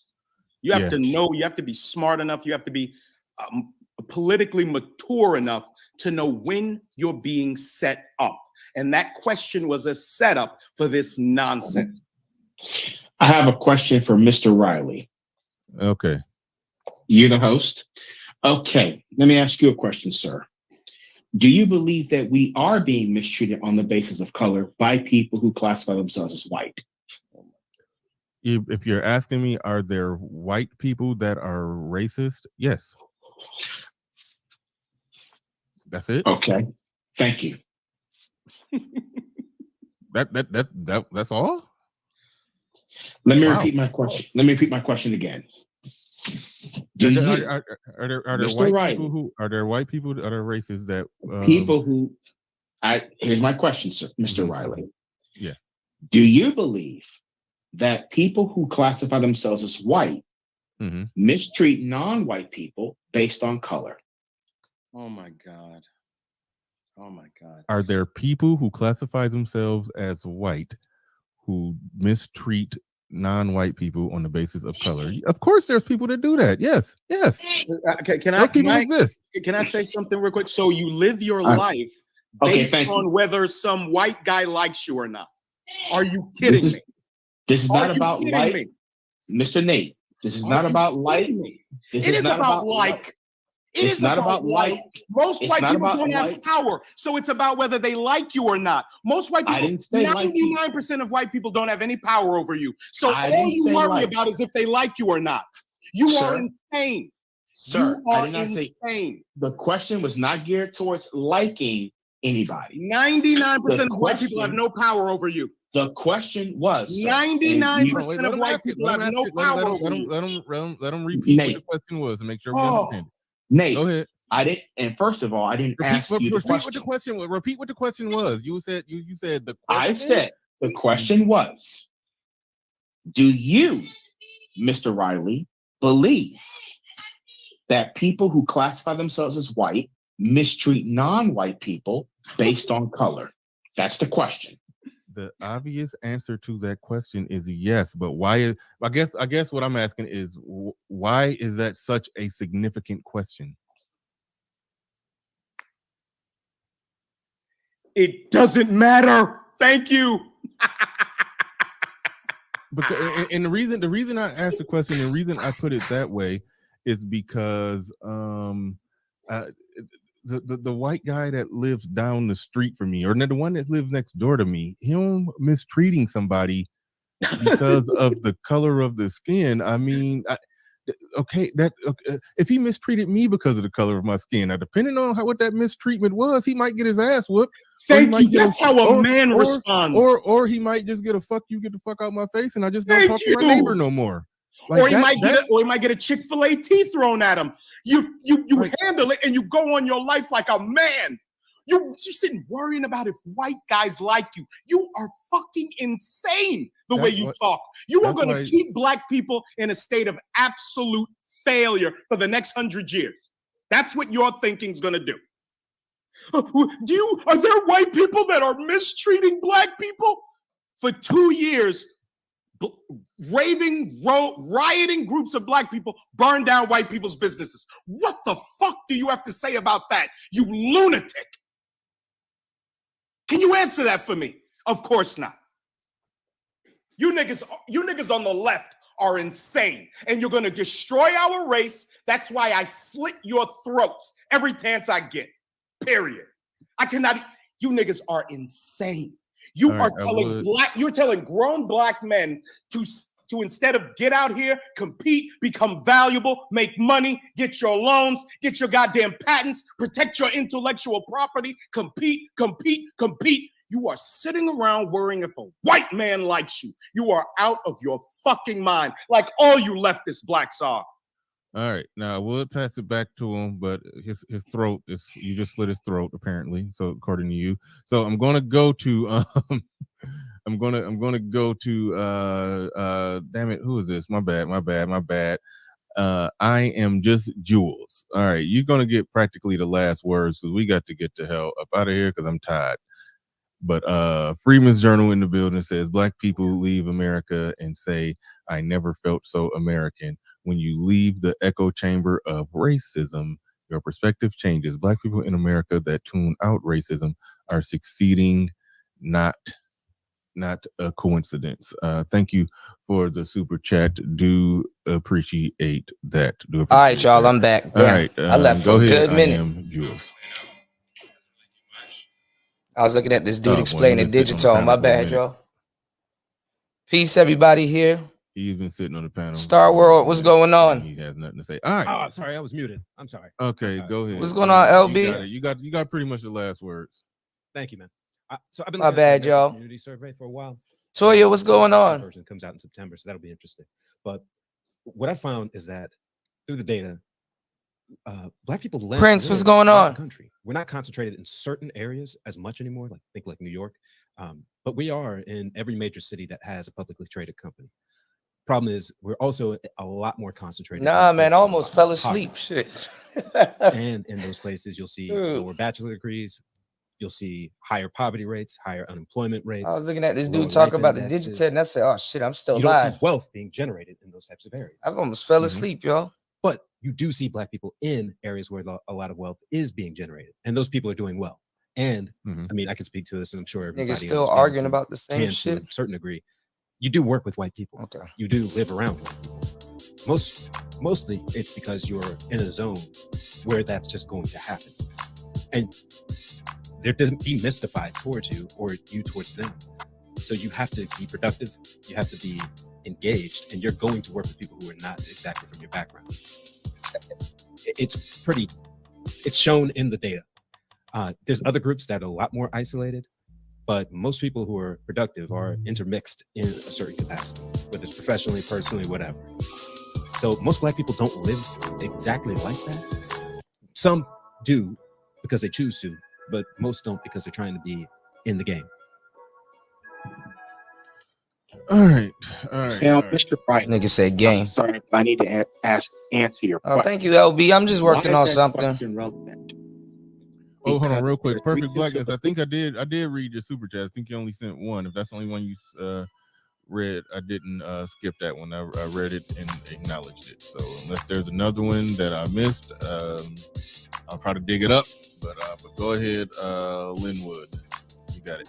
The reason why, Mr. Ryan, I asked that question because there's reason to believe that a few of the persons on this chat, and I suspect you included, have a hostility towards victims of racism who actually call out that this behavior does exist and that white people practice this behavior in the areas of economics, education, entertainment, labor, law, politics, religion, sex, and war.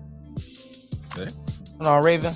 Yeah, I mean, this is Nelly Fuller stuff. And I understand where all this racism Black people are facing, just everywhere. We facing racism everywhere, folks. This is insane. The population is shifting. Like a lot of white folks live. Oh wait, a lot of those places. Let's just say, as far as like I've done some content on that. I forgot what place it was. It was I don't know. It was a mortgage company. It was somewhere where they were doing something. They were doing some racist practices, and they got sued. All right, bro.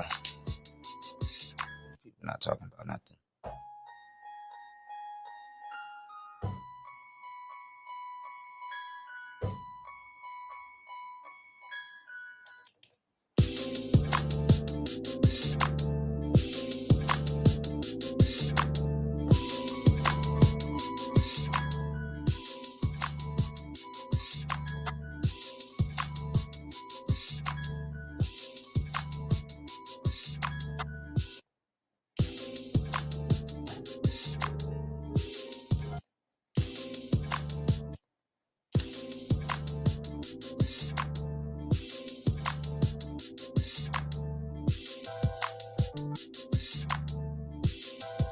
How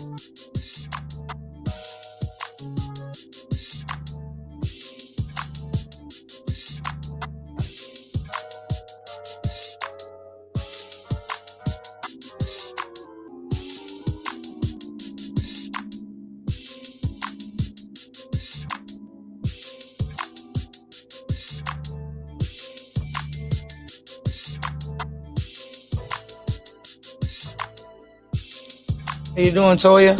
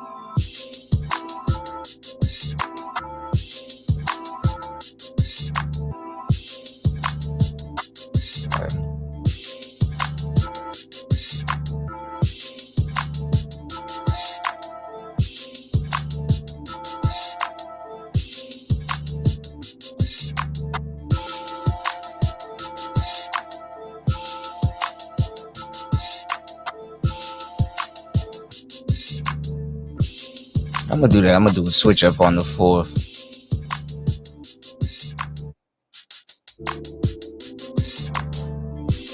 I'm gonna take this here.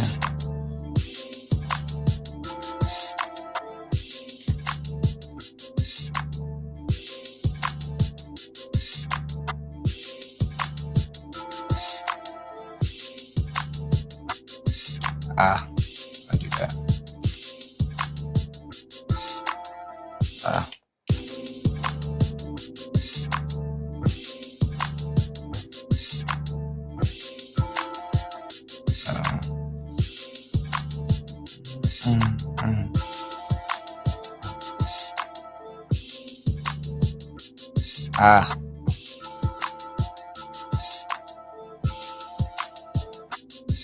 Gotta time it.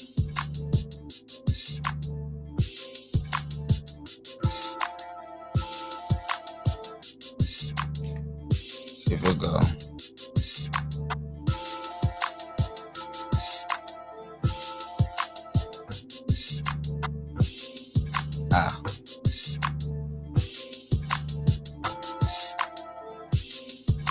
That's not gonna sound right. Said, what can the NPC do? Man.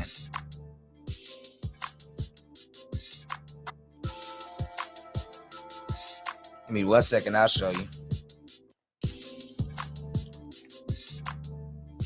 Really want to do 2 sides to this, though.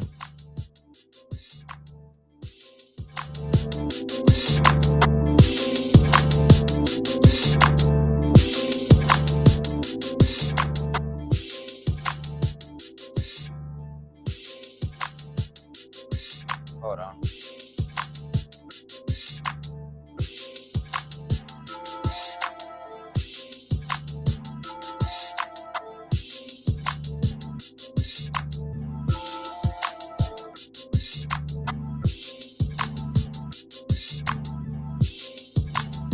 I can do this one.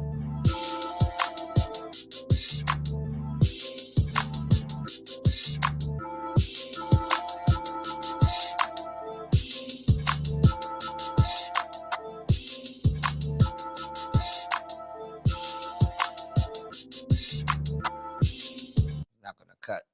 All right. Yeah, it went up to 700. It was 600 at one point when I bought it. So what the MPC one does is, and I kind of got a couple of good examples here. So let me show you. Long story short. All right, the MPC one is basically like the MPC 60. This light. Oh, turn the light. God damn it. I ain't gonna lie, I see a glare. So it's irritating.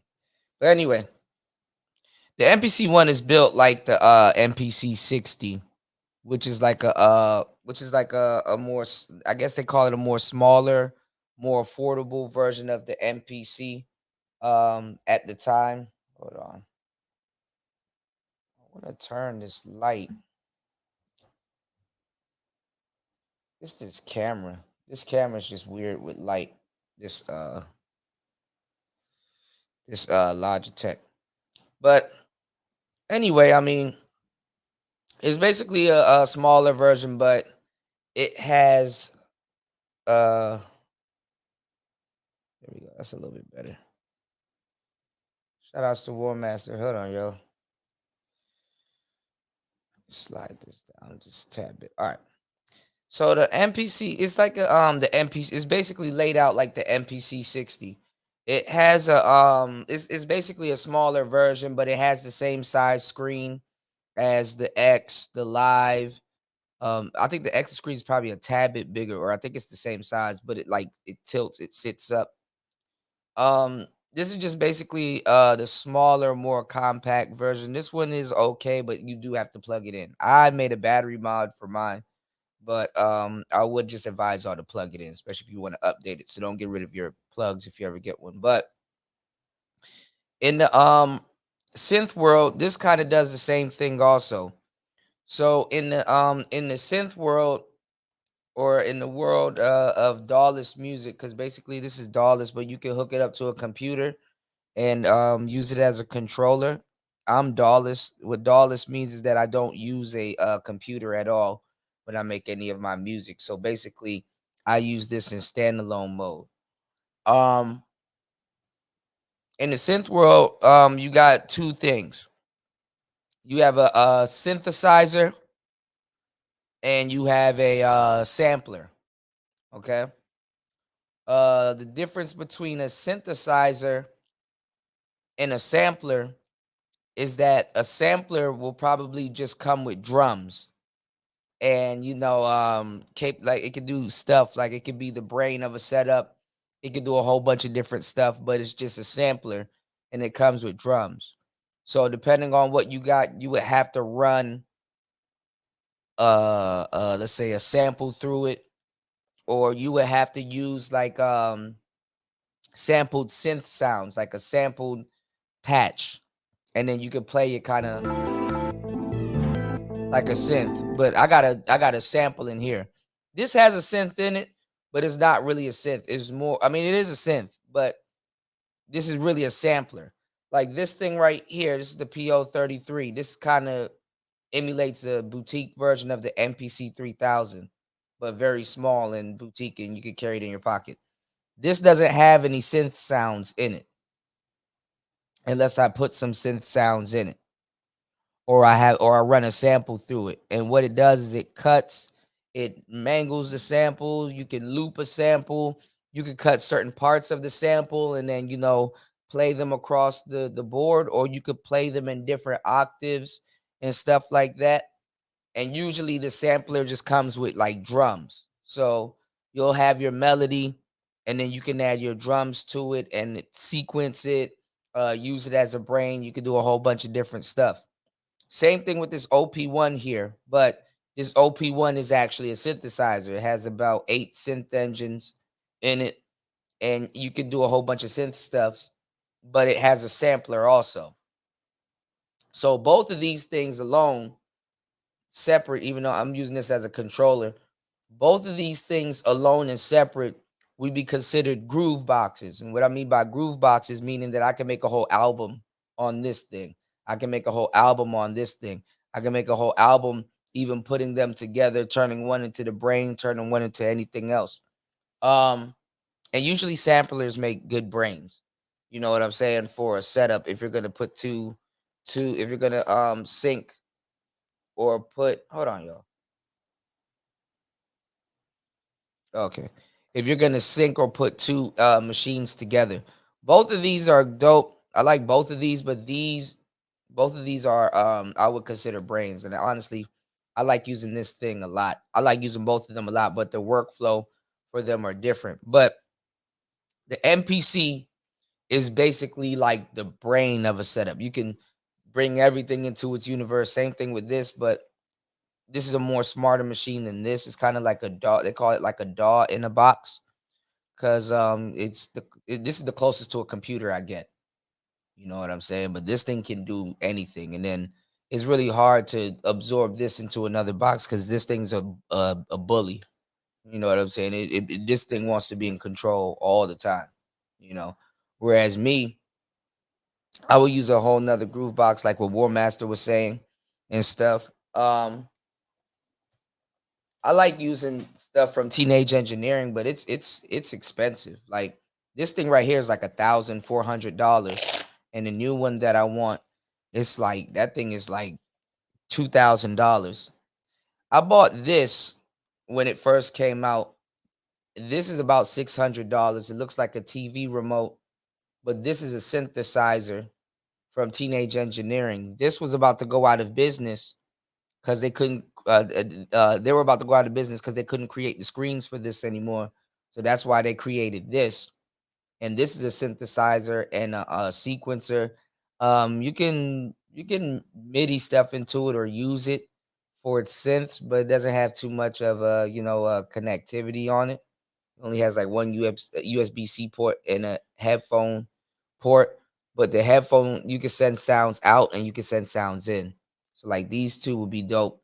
Or you can use the microphone on it. This thing is actually pretty dope. This was supposed to save Teenage Engineering, and it would. But now that they got like the new OP1 field and stuff like that, this kind of seems like it's overlooked, like it's an overlooked piece of gear. But a lot of people say, oh, it doesn't have a screen. That makes it more intuitive. A lot of stuff don't really have to have a screen, but it does have a screen. Because like, let's see, if I turn it on, right?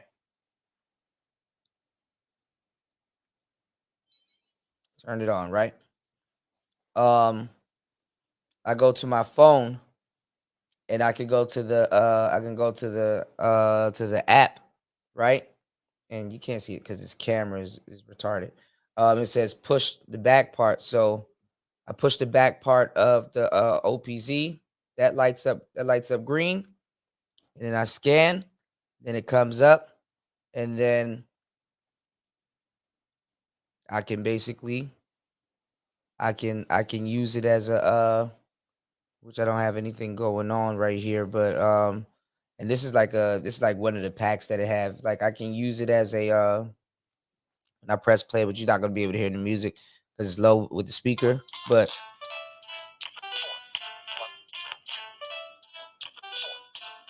so I made some like kind of weird jam on it.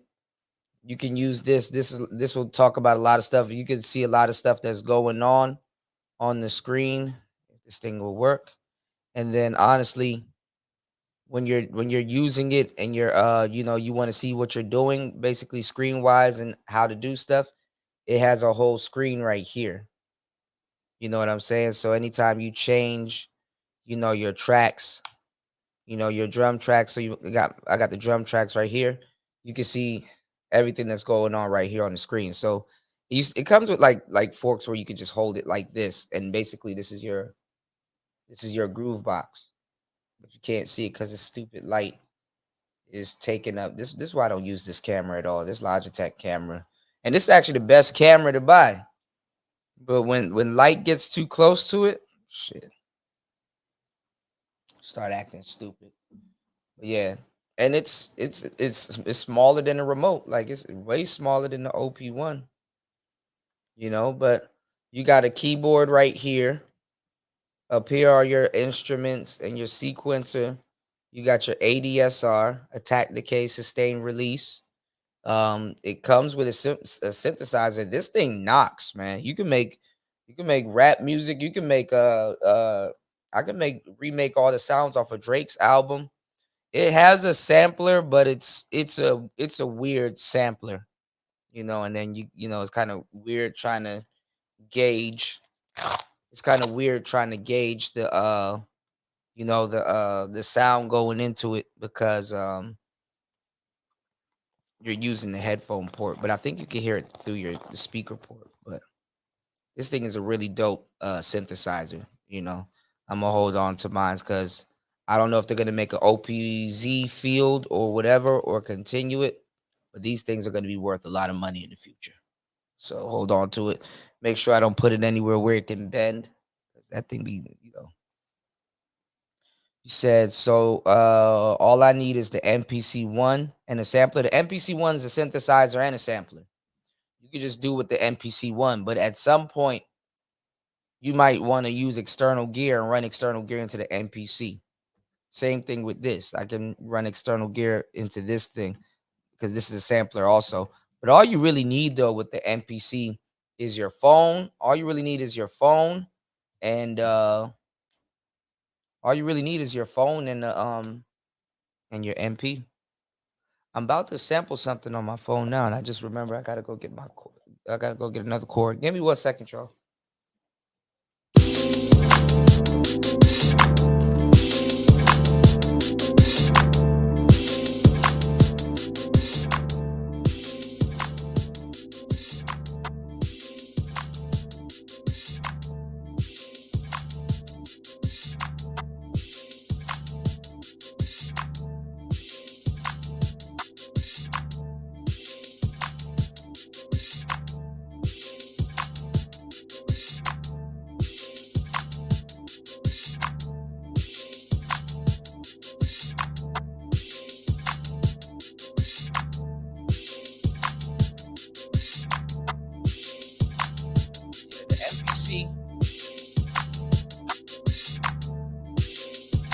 The MPC is a brain, but the thing is that no matter what machine you use, learn how to use it really good because you can make it the brain of any setup. But this thing is just hard to make it get along with anything else because this thing wants to take over all the time. Like I said, it's a bully. I try to control it with the digitone because I just wanted a couple of sounds or wanted this thing to be a drum machine. And I'm like, come on, just sequence the drums for the digitone. It was like, nope, I want to sequence the synth of the digitone, and I want to sequence the drums, and I want to do all this other stuff. Couldn't argue with it. Electron just did an update for the Digitac. They gave the Digitac. I'm gonna do a show about that because the Digitac is basically the sampler version of Electron's Digitone, and they just got an update. They didn't update the Digitone, but they updated the goddamn they updated the what you call it though, the Digitac. See if I could slide this down a little bit. All right. So yeah.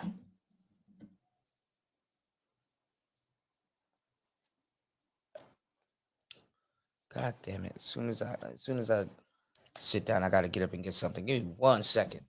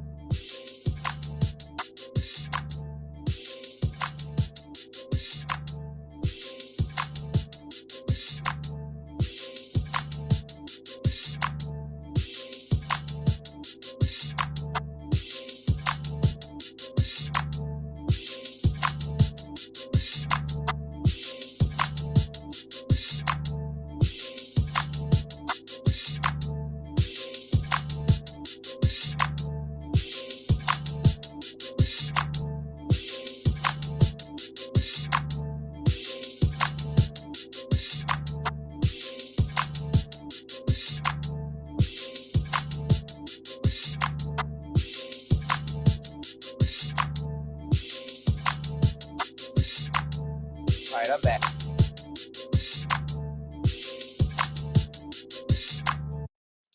Shout outs to War Master. War Master was talking about this. I just saw this on my way back, so I picked it up. War Master was talking about this. This right here, this is the Novation circuit. This thing is awesome. And it can play the brain of a setup, but I need to charge mine. But this thing right here, this thing is awesome. So, Dawless wise, and this is grid. Like, you can see everything on the grid. You really can't see it because it's this damn light. Hold on. You can use this thing in the dark. So, Dawless wise, this is a synthesizer. You know what I'm saying? And this thing though is a different type of beast. Y'all got to go check out some of my music shows. I showed y'all how this is a different type of brain. This thing is a beast. What they do though, and the guy was just talking about it because he was teaching the dude how to use a digitone. What they do though is in the Dawless community, in the Dawless world, that's where I'm from, right? Mostly when I'm talking about music, which is hard to explain stuff to people because every time somebody tries to explain something about music, they show you Fruity Loops or they show you their, what they're doing on their computer. Hold on, y'all.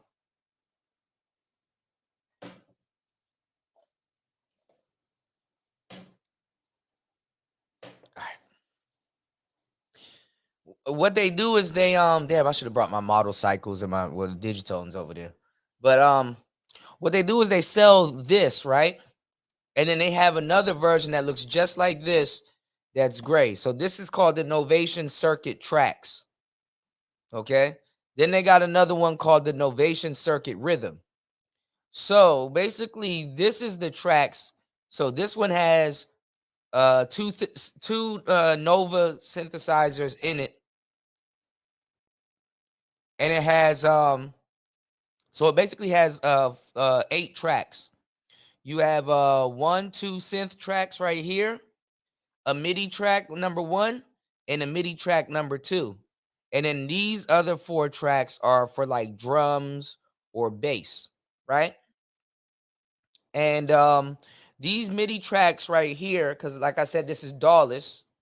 And the only software this works with on the computer is like Overbridge, and maybe you can use maybe you can use it as a controller. I'm not sure. I don't use it on the computer, so I'm the wrong guy to ask. But this is basically a synthesizer. Then you have another one that looks just like this that's gray called the Rhythm, and that's basically a sampler. So if you want to play your keys and stuff, because this is like a small keyboard right here, if you want to play your keys and use this thing, so let me show you.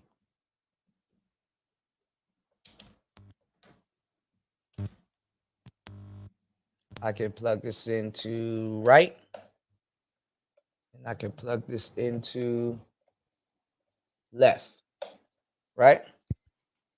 So I cut it on, and basically if you want to play your keys, you can.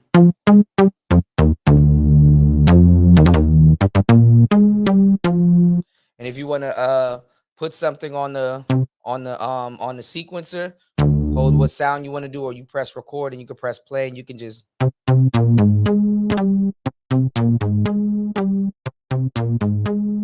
right. So let's say that's your pattern, right? So you're like, okay, I like that, right? This thing has 2 oscillators. All of these switches up here, these are like the oscillators. You have an amplifier, your envelope, and your filter. Basically, the stuff that you really look on look for on a oscillator. Basically, not ADSR, but you got 2 oscillators and you got an envelope and a filter, and then you have the resonance. You got modulation, filter frequency, and effects. And then right here too, because I started making lo-fi on this thing after, because I was making EDM. You can lo-fi it like.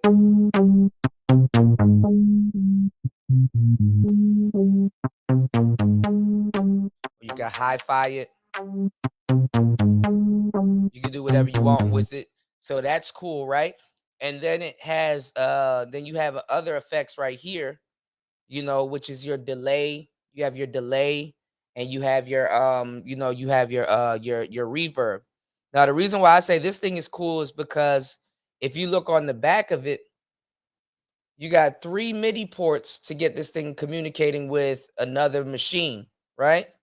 So you have a MIDI in, where you can take another MIDI, you can take another synthesizer and run it into it, and then you have another MIDI out where you could use this as the brain and control that synthesizer, and then it has a MIDI through where you can send the MIDI through this to another synthesizer, so you can control 2 other pieces of gear with this thing, or run through it, or control this and something else. So this thing is an uncanny brain because it's basically like a mixer also. So if you're controlling another synthesizer with this thing, right? You could take that synthesizer that you're controlling, and you could take a quarter inch. You could take a bigger cable, right? You could take the 3.5, and you can run it out and run it. This thing got 2 more inputs, right? It has 2 more inputs, so you can run in another synthesizer. Like if I want to mix this with the OP1, which is a great idea, right? And because this has a keyboard, I can use that as a MIDI controller, or I can use it as whatever I want to control this, or bring this into the OP1's world, either or, right? When you put anything, when you run any type of sound into this thing, you can use these on the sounds that you put it in. So basically, you can use the oscillators here. You can use the amp, the envelopes and stuff. You go on MIDI channel number 1, and you can use the low pass filter, and you can use the effects and the reverb and everything. So you're bringing the other synthesizer into this thing's world. And this was the first synthesizer. This is what taught me how to really use a synthesizer, because I have another one that's made from Electron. I got that in the Digitone over there. I'm gonna show it to y'all on another show, because I'm gonna do a show with that probably tomorrow. But this really taught me how to use a synthesizer, because I didn't know what the hell I was doing. That other synthesizer that I had over there that I bought first, that I wanted to do some house music on, it was very complex. I didn't know what I was doing. And that thing got a crazy drum machine. So I'm about to be making like some I'm about to put together a drum pack and put that out for y'all. That shit is gonna be knocking. I'm gonna put a free drum pack together, and then the next one, that one's gonna be probably like $4 or $5. But I'm gonna tell you right now, that shit gonna be knocking. But anyway, this thing is a groove box in and of itself. It got all the tracks right here. You got 8 tracks. You got, you got a lot going on right here. You can turn some of these tracks into bass, and then use a couple of tracks, as drums. We got all kinds of drums. And in all these sounds, you can modulate them and get them to sound completely different. You know what I'm saying? And then you got another channel of drums.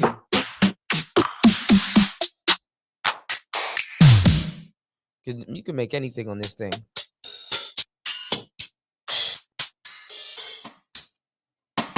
That's dope.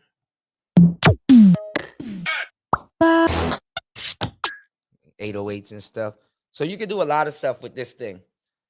But what did I tell y'all?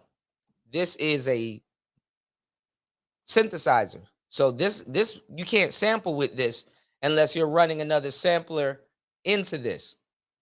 So I'm gonna do a mini build on one of my next shows where I use this, but guess what I'm using as a sampler instead of the Novation Rhythm? I'm gonna use this. I'm gonna use this Teenage Engineering Pocket Operator, which is gonna be fire. It's gonna be dope. You know what I'm saying? Because, so that'll be cool. And you can do a whole jam with this, and you can actually sync this to that. So when you press play on this or play on this, the playhead starts on both machines, and you can just sync up the BPMs and make a dope beat and still add like a sample, and then you add your drums to it. Plus this thing got drums on it and everything. So, that's going to be a cool show. So I got a lot of cool shows, coming for you guys in the future, but that's what they did. And like the other synthesizer I couldn't use, guess what? That one's a synthesizer also. So when I first got into really making music, I thought that I was going to be able to, and I am. I mean, I'm okay, but I thought that I was going to be able to learn how to play the piano, or learn how to come up with my own melodies, because I didn't want to sample, so I wouldn't have to worry about catching a copyright or catching to sample something. I wouldn't have to clear no samples. Boy, was I wrong. And then I got into sampling, and I'm like, damn, this is it's a whole different, completely different world with sampling. The MPC just got a couple of synthesizers, which are dope. So this is it was all in one anyway, but this is definitely all in one now. But I saw Nightish ask a question. Let me answer my brother's question. Yeah, the Launch Key Mini is pretty dope too. Novation got some good stuff. I really want the Peak. That's their premier synthesizer. I want the Peak. Novation Peak. You said, what's the name of the Zoom thing you showed the other day? I have the Launch Key Mini. The Zooms that are good is the other ones are good too, but the H6, the H8, and the one that I showed was the P4. I showed the P4. You did? Yeah, if you get the MPC one, you can start making beats. But come through the show, Midwest, so I can help you out, because the learning curve on the MPC is a little bit steep, but once you get it, you're gonna be like, oh, okay. Because you just gotta kind of know what you're doing and stuff, and know what you're reaching for, what certain things do. I can show you how to cut that learning curve in half. You know what I'm saying? I can show you how to cut that learning curve in half. So, like I said, if you're an autodidact, the best thing to do is have fun, but have an objective. You know what I'm saying? So just be like, yo, I want to make a cool beat.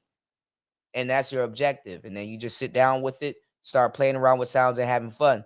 The reason why I didn't go to a computer is because there's this like when you're making a beat, it's like you're making a beat and you just stop adding shit to it. You gotta leave space for the rapper or whatever you're trying to do. I'm doing lo-fi beats at the moment, but you can do any type of beat with these things, right? Especially the sounds that you load onto them, with the packs and stuff that you're using. Now, one thing I kind of didn't like, and a lot of people are like, is Limitless, because some people they're doing a whole bunch of stuff, and however they set up their music. One thing a lot of people don't like is the limitations. A lot of stuff have limitations on them. All of these machines, a lot less with this one, but I know these both are from Teenage Engineering, and that OP Z that I showed y'all. They all are DAWless, which means no computer, analog hardware gear, right? And I like analog because it just sounds really good. It doesn't really sound digital like on the computer. But shout outs to Toya. What was I about to say? A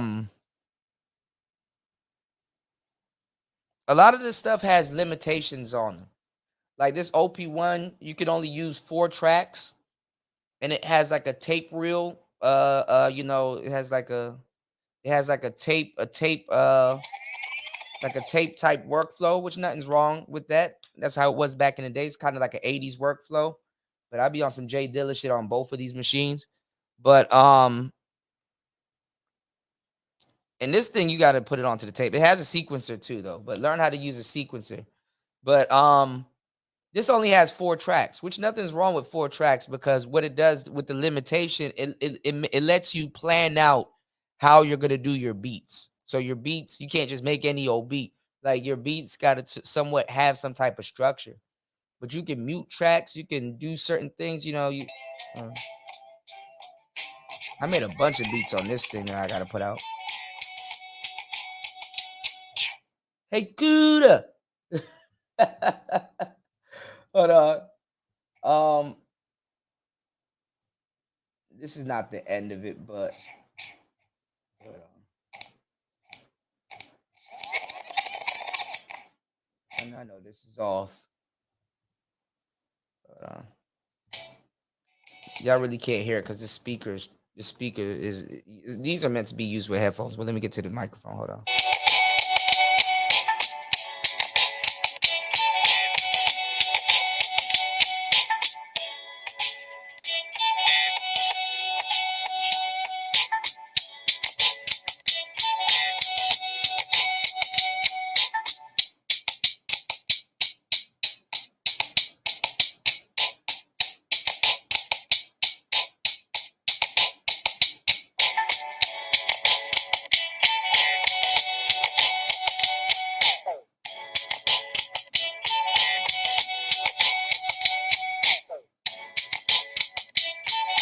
So this thing is cool too, because this thing can sample also. Probably I might start doing some beat making on this also.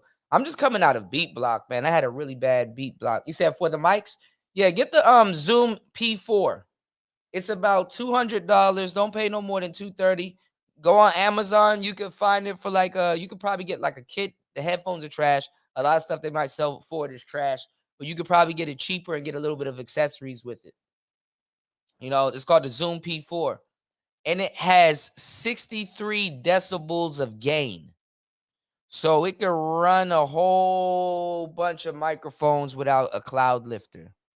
Speaking of cloud lifter, I gotta find where my cloud lifter is because I haven't seen it in a day or two, and I'm worried.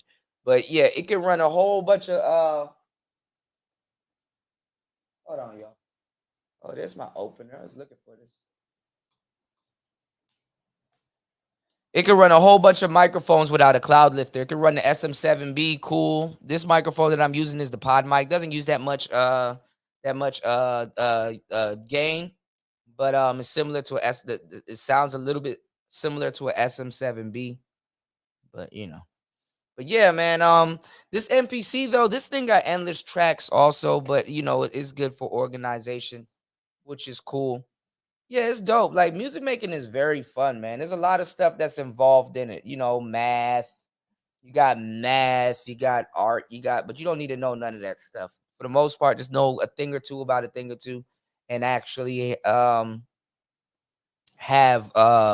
fun, you know, just kind of know what you're doing and have fun and just figure out a way to create something and then, you know, take it from there, you know. But let me give you actually a big tip. Let me give you a tip.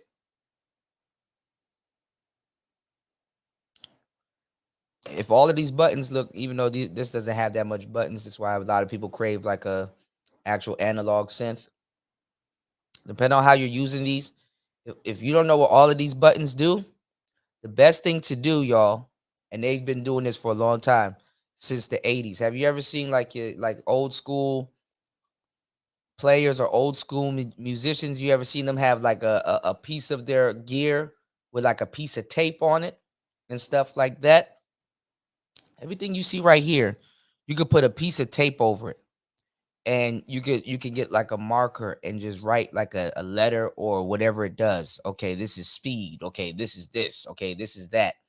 So basically, what you're doing is, because there's a lot of pop words, you can learn pop words in music, but if that's hard for you, what you do is you put the tape over something, and then when you press it or you turn the knob and you hear what it does, you could be like, okay, this does this. Okay, this does that. This does this. And what that does, it's another way to learn your instrument, because your brain, I said it in the last music show that I did. I did a pre-record that I put up earlier, last night or either yesterday. But your brain compartmentalizes things and breaks it down into small increments so it can understand what it's doing. So even though you might not call that quantize, you know, you could call it something else, and it's all relatively the same if you just know what you're doing, you know. Can you record your vocals on the MPC? So it comes with software, the MPC2 software. NAM is about to happen. So they're about to introduce probably a new MPC X. And they're about to have the MPC3 software. So in the next couple of days, I'm gonna be going nuts and geeking out on the internet. But yeah, I've seen it's a DAW, you know. I've seen people export, you know, they use the computer side of it though and do that, but I've seen people export their vocals into this thing. Even the MPC X has I think a thing where you can hook your microphone into it. So people, you can make the beat on here, you can rap on here, and you can do the album, you can warp your voice, you can do all kinds of stuff. Of course, you could put your vocals on here. This thing just deals with, look, it got grids, it got the sequencer. This thing is very technical. The only thing about the MPC one though is they put more buttons on the ones than they have on all the other ones. The other ones, and even there's still buttons on here, but you could like double click it or shift and click it on the other ones. This is to prevent less menu diving, because that's what also irritates me about computers, menu diving and making stuff with a mouse. The reason why I like to do things DAWless and I don't want to use a computer, so all the beats that you hear from me, you know it wasn't made with a computer. The computer can kill a lot of fun. It can you can do stuff very fast, quick, and efficient with the computer. I get that, right? But if you know your instruments, you can do the same. It may take a little bit longer, but guess what? You're getting to know your instruments and you're getting to know your no homo, your box. You know what I'm saying? You get to know your instruments and everything. And the thing is that like I wanted less menu diving, but the thing is on here, I would use sounds that I normally wouldn't look for on a computer. Like there's on a computer, you're like, okay, let me open up this sound pack. Let me see what it has. Let me choose some of the sounds from there. Whoop de whoop. This thing got sounds that I normally wouldn't utilize or have in any of my music or my mixes because I didn't intend to go find it, and I'd use it, which is dope, and it makes it more fun. You said only thing I have is an Acer Chromebook. Do I need a better laptop? No, you're good. Just get a little bit of space. Download the MPC Beats software. So then basically you can use this thing as a controller and use it as a monitor. But the thing is that this thing has everything right here. So you're barely even going to be touching your computer. You're just watching what you're doing on your computer from your MPC, and damn near what's on your computer screen is this. This is basically a computer in a box, like a DAW in a box. Somebody tried to say this is an overpriced iPad, which is hilarious because there's nothing like it, but it's a joke. But yeah, and all of these do the same thing. I'm making a truckload of beats on this thing. I might where's my, this is what I'm looking for. I might turn this into a lead. I'm gonna put my OP1 in the controller mode because I do want to use my MPC keyboard, but that thing takes up a lot of real estate on my desk. And then I got this 80 sample I need to flip from the Sample Lab. Shout outs to the Sample Lab. Hopefully they start sponsoring the shows real soon because I'm about to start doing beat challenges with my audience on my artist page. And I want to teach y'all too how to make music, even though I'm not the best music professor. But I want us all to learn stuff together and elevate, man. People don't be talking about nothing in this goddamn manosphere, bro. They talking about women they don't have and that they not dealing with. It's just some weird ass shit. I want to do something. I want to throw something out there. Get my brother Wes. Oh yeah, Chromebook. I forgot Chromebooks. I forgot a Chrome. You can change can you change the operating system? What's going on, Wes? Chromebooks are basically a big Google app. I hate to say it like that. It's just Google, but you can get this by itself, but yeah, you might need like a PC or something because the Chromebook is like a huge Google app. I forgot.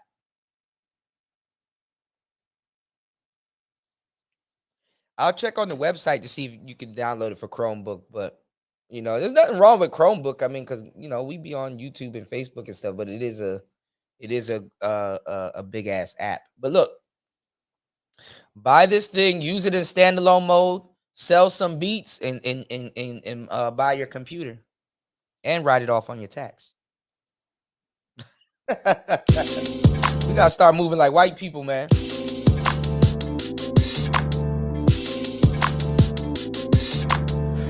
Get a used computer and just wipe it. You can get a used computer. You can get a little used, little $200, $300 little laptop. If you just use it for if you're just using it for just straight up beats and sound and stuff. You can install Linux, but that's a task. Yeah, you might want to look into that, on the computer. Gonna do a lead. As a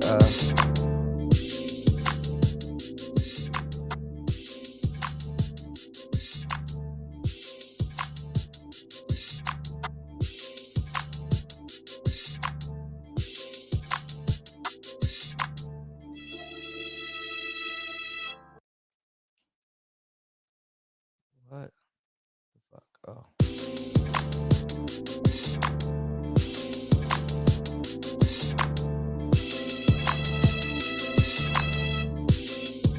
Damn, that drum stopped as soon as I stopped.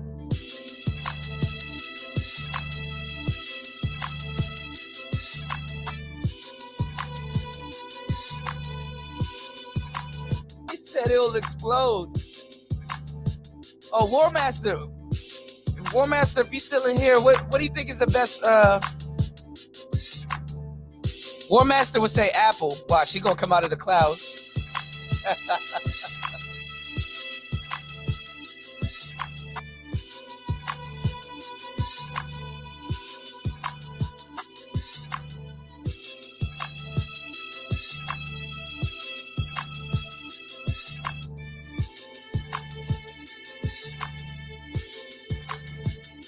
I'm gonna do that.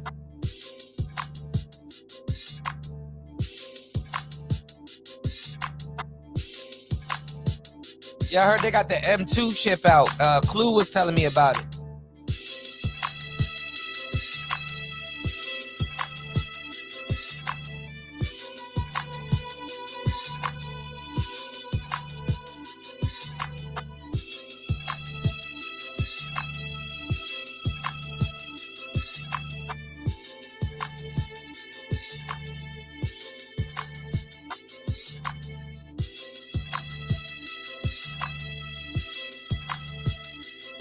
Yeah.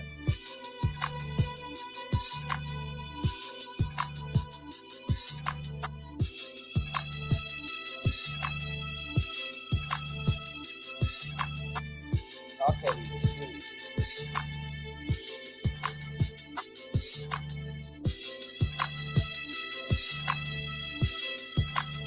I hate this camera.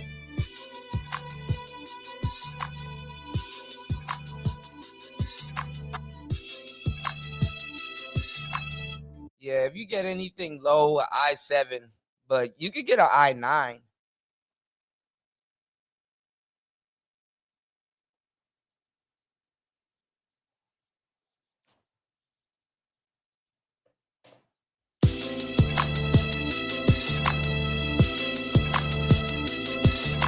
All right, y'all, this is at 81 BPM. We got ourselves a nice lead. I used the Mellotron, you know. Yeah, violins are dope, especially if you like have it tracking a beat. But I'm getting better with my melodies, and I don't know why I'm so comfortable doing melodies with the OP1, maybe because I use it a lot. But it's like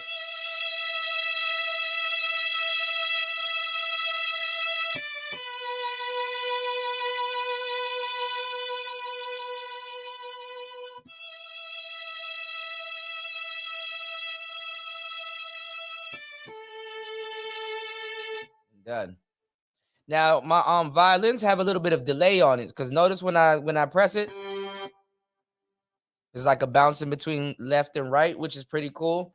But the ADSR, if y'all want to know the difference between ADSR, because all this stuff is actually really not hard to understand when it comes to synthesizer. ADSR is how fast the sound is going to come in, you know, so that's the attack. The decay is how high that sound is going to get, and the sustain is how long is it going to sustain that, and the release is how quick does it go away after you let go of the key or the pad. So obviously if I use the pads, and it has like a strut sound, you know, when somebody's like running the strings against the strings, like a little strut noise. That kind of sound like a live guitar, but it really isn't.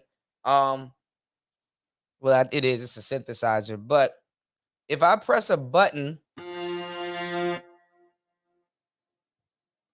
the attack is very quick, because as soon as I press the button,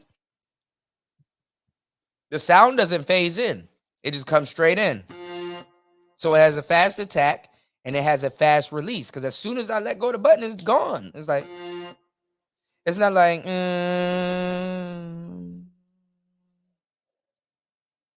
So basically, when you're moving your hands up and down the keyboard, it'll be quick. It'll be like,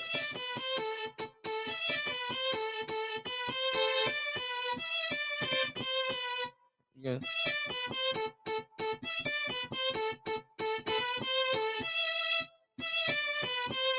But when you hold it, it holds it too. So that's not bad.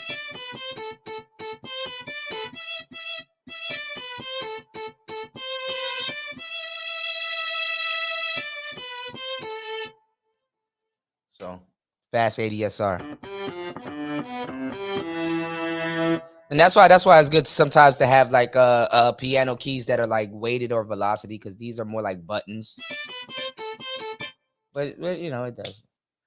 I need a desktop with the i7 on its Intel processor. This is the thing, Midwest, and this is what I tell people to do. Listen to what I'm saying and exactly what I'm saying, all right? Because we be bullshitting sometimes when we get computers and shit.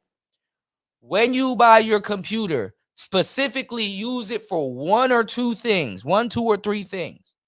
You know what I'm saying? If you buy a computer and you say, yo, cool, I want to be a YouTuber, only use that computer to edit videos, upload stuff onto YouTube, and do your live streams and stuff like that. Don't watch Backyard Boppers on it. Don't download Candy Crush. Don't do nothing else with it but that, so that you know, you understand what I'm saying? Nothing's wrong with it, you know? If you want to get like a joint and you like, yo, cool, I just want to make beats on it, only use it for beats. You know, every once in a while you can go on YouTube and watch something, or you can do something like that. But like, we be downloading all kinds of shit, music, pictures, and all kinds. It's like, bro, just so you know, a used laptop or something, or even a new one, so that nothing goes wrong with it. You know, because we be bullshit. I ain't gonna lie, that shit happened to me. My brain had to give me that pep talk, nigga. Just buy that for this. You know, I bought an old ass laptop that was out of date, but guess what? I was like, this laptop is not used for video. It's not used for nothing. It's just used for sound, you know? And it lasts me about a year, tell you the truth. I did nothing but radio on that laptop. Yes, sirree, Bob. You did.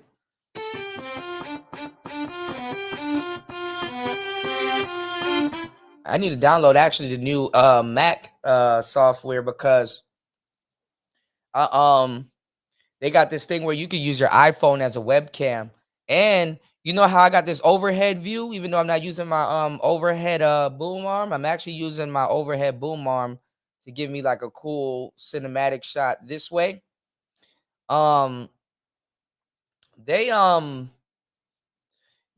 You can hook the thing onto your laptop, and it literally has like a display part in front of it. So like, if I was to like try to show y'all this OP1 on my laptop, so I literally could just do my show just like this with my iPhone and my laptop, and the camera will kind of look like it's like overhead, but you can kind of see it's like tilted. The camera will look like an overhead camera. So they're just making this shit smarter and smarter and smarter, you know, by the years and stuff. You know, I need to go put out Red's song. I'm up here bullshitting. I got the isotope right here and everything, you know. You got that command center. You dig? Yeah, Backyard Boppers. You said I can't really talk. You said much shit about Intel. I need to quit. I have an i5 running perfectly. Yeah, I mean, they're nice. It's just you got to know how to use those computers. You know, when we say like i7, i5 and stuff too, Midwest, it's like really how much apps can you have open, you know, running certain things and it's not lagging, and certain things is not going on. i9s kind of handle that better. So I tell people in the YouTube space to get a gaming laptop, because the gaming laptops are specifically built for streaming, graphics, frame rate, decent webcam, blah blah. You know, it has everything that you want, and it could take a payload. It could take a whipping that the average person is just not going to put their laptop through. It can cool itself and stuff like that. So, you know, I usually go for gaming laptops, you know, because a lot of people, StreamYard doesn't put a taxing payload on your computer, but you don't want to just use StreamYards. You want to learn how to use OBS and Streamlabs and stuff like that. And then, you know, shit, in case you want to, you know, play the Xbox or some video games on it, and you want to stream that, you know, you can do that, and it'll capture the frame rate and stuff like that. StreamYard ain't meant for that. You got people try to play video games on StreamYard, and you gotta set your computer up a certain way, because that shit gonna look laggy. That shit gonna be dropping frames and all kinds of weird shit, you know. Judig. All right, let's see what we got so far. We're gonna turn this into lo-fi.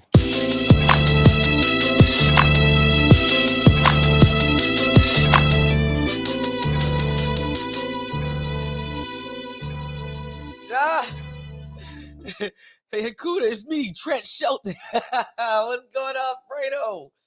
Yo, Fredo, you coming with P out here? P about to be out here, bro. What's going on?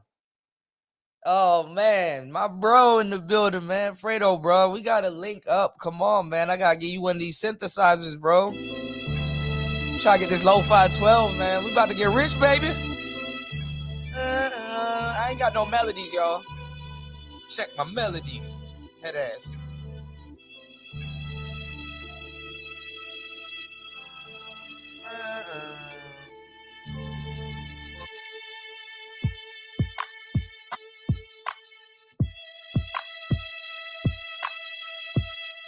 Hell yeah. You should have seen me. You should have seen me last year, bro. I got on my audience nerve with all these toys. They're like, Kuda, what is that? Don't worry about it. Listen to I gotta put you on this, man. I gotta put you on this Novation circuit. This joint right here. My baby right here. I gotta put you on this bad boy right here, man. Come on, man. Gotta get you dollars, bro. I think you would, even though you grew up on the computer, I think you would like dollars, bro. So y'all, when I was rapping, anytime when I used to come, this man right here, my bro Fredo, right here in the chat, he used to stay glued. Every day we would come by, man. This man was in the computer just quantizing, making beats and stuff like that. And he makes some really good beats and stuff. And honestly, he kind of really put me on. Like he really, even at a young age, even though I was like the rapper, and we ended up rapping and doing stuff, but he was glued to the computer. He was a FL junkie before it was even a thing. And every time, you remember when I used to knock on the window, Fredo? Every time, and Yaki would come around, and man, every time I come by the house, he get up early, bro. He be in that joint just beats. And I'm like, damn, that's dope, and I'm looking at all of this shit, and I'm like, I don't know how he does it. Like, and I tried to make some beats because I had Fruity Loops also, but I didn't really sit down with it. I made a couple of beats, but they were bullshit. They were laughable and stuff like that. And, but me and him would talk about a whole bunch of stuff. And then, I was teaching him about cars, and then we just sit down and talk about cars too. After a while, he started learning stuff about cars, and then he had his favorite cars and stuff like that. And he knew, he did his homework. He knew what he was talking about. And we could just sit down all day and just talk about band shit, right? But man, when I tell you, when I used to always see this man make beats, I'm like, man, you know what I'm saying? I don't know what he's doing. He's getting well, and it's inspiring. And I knew I was going to make beats, but I thought I was going to make beats in my 40s. And lo and behold, look at this shit. I've been making beats now for almost 2.5 years. Now that time flies. But it's the thing, y'all. I don't use a computer at all, And then honestly, at the beginning of a little bit at the beginning of last year, that's when all this shit started really making sense. That's when all of this shit really started making sense,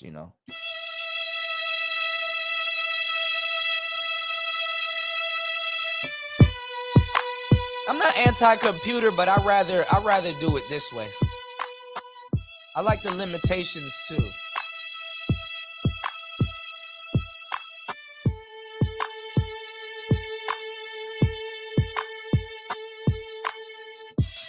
A diddler.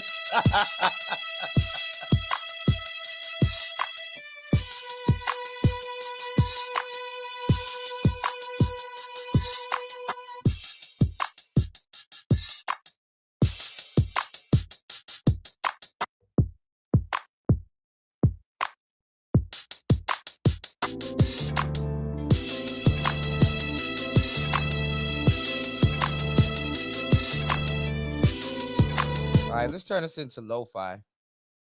Solo this real quick. Just use this as a little BS lead. But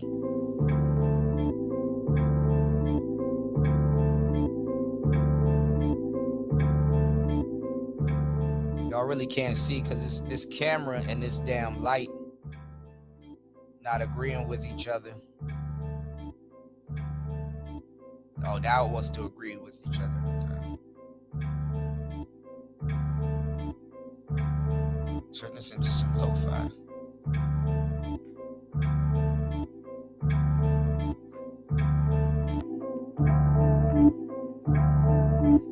Let's see.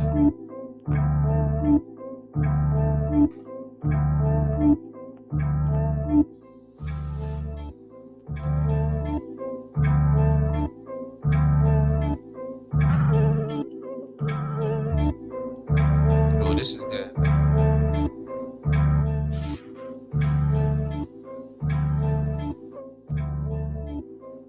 VHS really sounds good. VHS quality. Kind of gives the sound that I'm looking for. The SP12s be sounding like real bright and vibrant, like everything plays out. And then when I switch now to the MPC 3000, the one that Jay Dilla uses, that same MPC, this thing got the same sample rate as the 3000.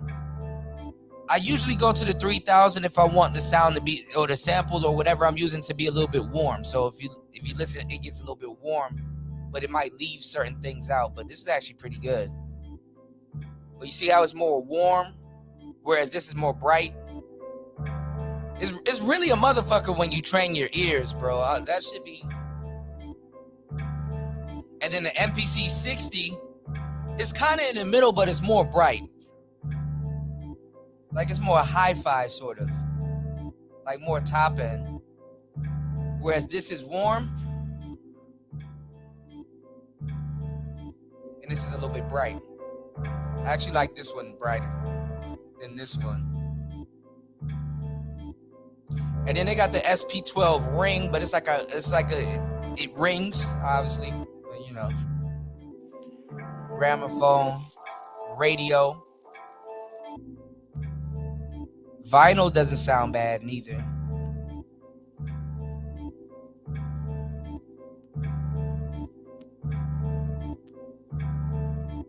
I might do vinyl.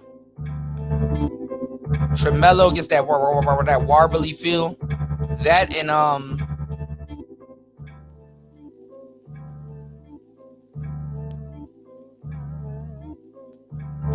Flutter does it too, and what you call it,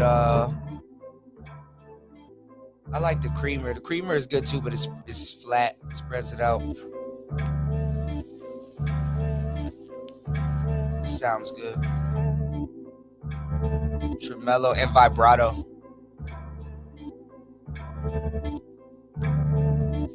Cassette sounds good. It gives it like that lo-fi crackling. The thought that would be on the vinyl. You see how it sounds with everything else.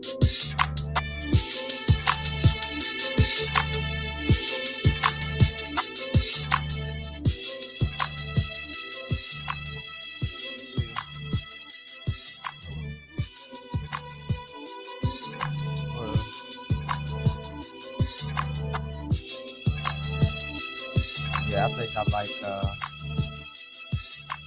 vinyl didn't sound bad either.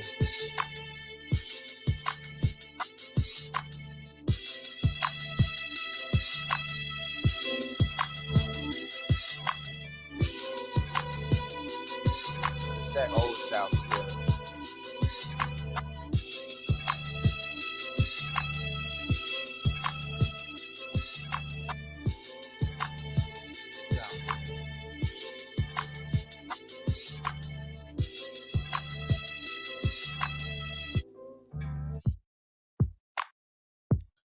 I usually don't put that much effects on the drums, but sometimes the drums do sound a little bit better if they're warm. So sometimes I probably put the MPC 3000 on the drums.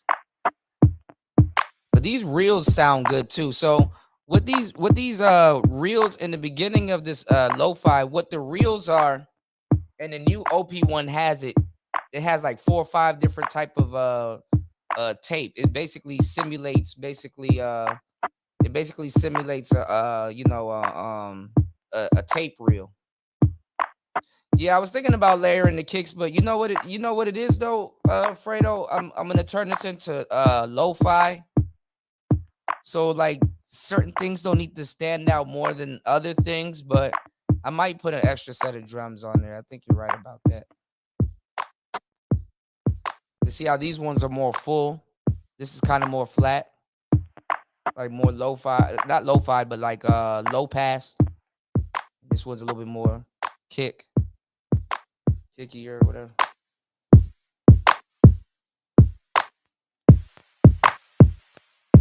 See, this one has a little bit of shh in the background. See, the lo-fi settings is gonna dirty it up anyway. That's what gives. Yeah, this VHS sounds good. That's what gives it that lo-fi. Yeah, I'm gonna take this VHS. It's between this VHS or we could go for the SP. The SP drums be knocking too, but see, these are kind of more controlled. See, this ain't bad neither. Now the 3000, see how the 3000 is more warm? It kind of cuts it, whereas the SP12 goes higher. See, SP12, 3000. Kind of tames the drums. 12.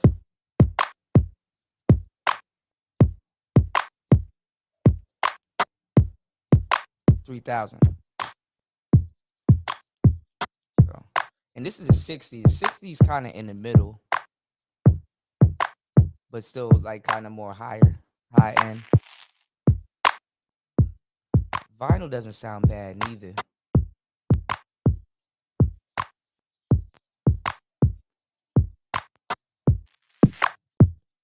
I like the VHS though. Gives it like a pumping sound. But see, I do want the drums to kind of lead the melody, but I don't want anything to stand out more than the other, because if you turn it into lo-fi, you want it to be, good so people can study to it. So see how it sounds with everything on it, y'all. Let's see. It's perfect. Said do vinyl. All right, let's see what it sounds like with vinyl on it. This is vinyl right here.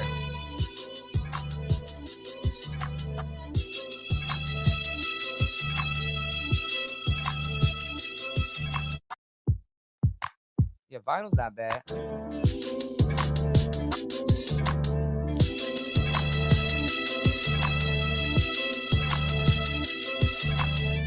Then when you cut everything off, you kind of. Actually, vinyl's not bad. Vinyl lets it blend in. The VHS one though has like a pumping sound, because the thing is like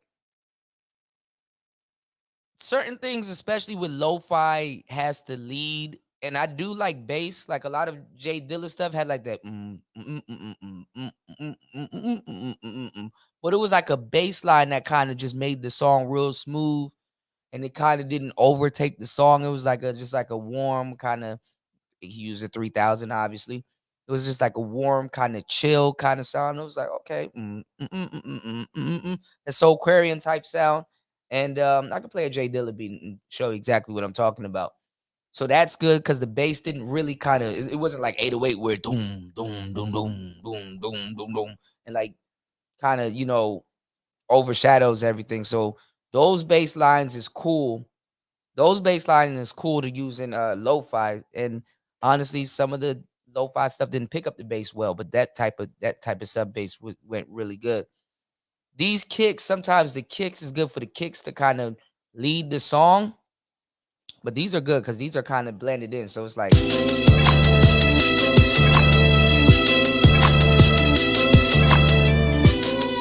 and the thing is, the kicks are nice. So if I wanted the kicks to stand out, what I would do is I would kind of put the ducker, like if I wanted, look, like check this out. If I wanted the kicks, if I'm like, okay, the kicks sound good, but because we didn't get to the lead sample, so you really probably can't hear it. I can hear it because I have certain headphones in it. I'm looking out for it. I can raise the kicks by using a ducker. It's this thing on here called Mother Ducker. So if I wanted the kicks to really stand out, so like if you can't really hear the kicks now, but check this out. Check this out. So this is the kicks. Check this out.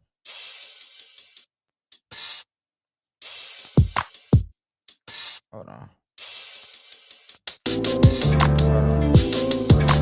Check this out.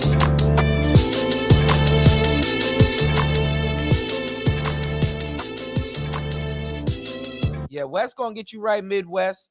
I think West will probably put you on the Fruity Loops.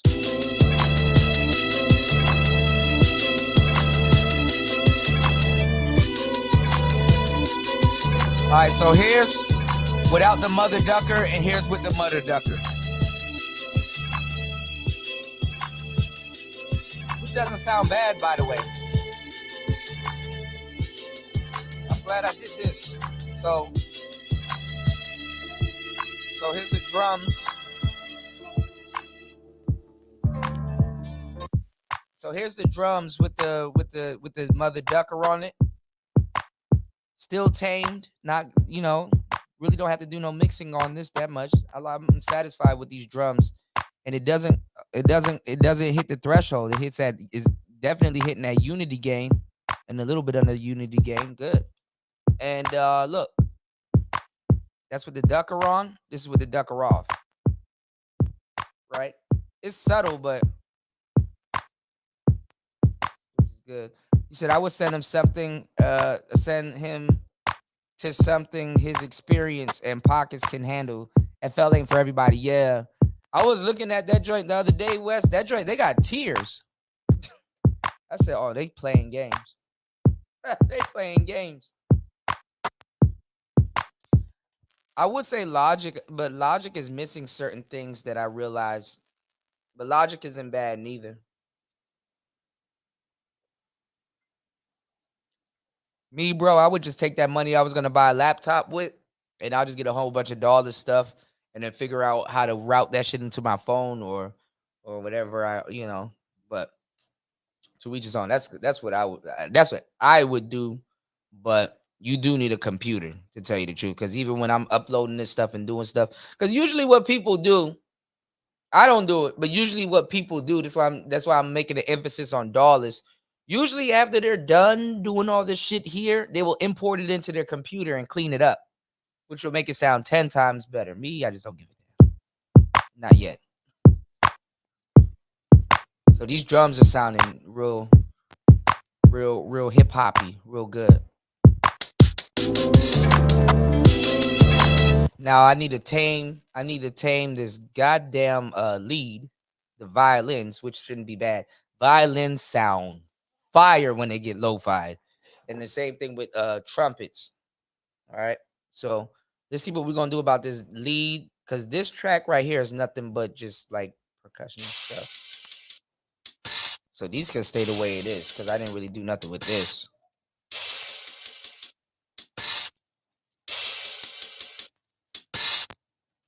See, this really ain't got nothing going on. But 4, same thing. I don't know why I put these on a different track, but sometimes they're pretty cool when you track mute. And then 5 will be my violin. So I'm gonna have to, I want this to be a cool lead, but not take over like it's doing now. So now it's taking over.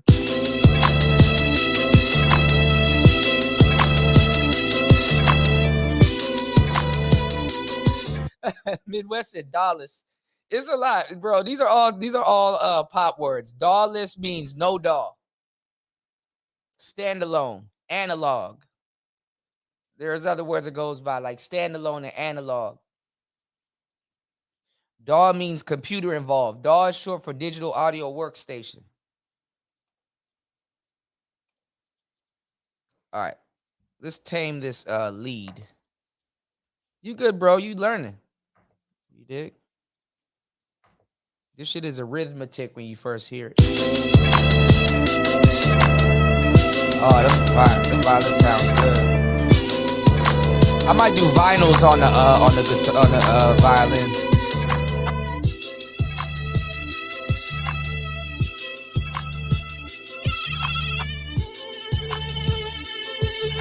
made it louder.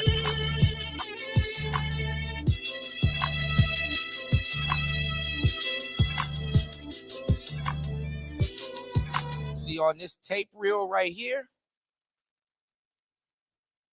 that kind of tamed it in the back. So check.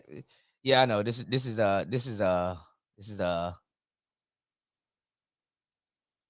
like. This is DAW like. It's perfect. I like this.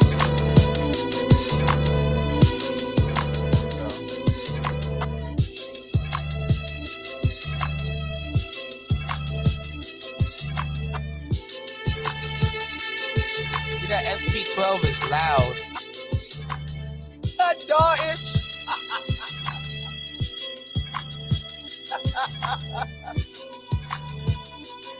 No, I think DAW-ish is better, bro.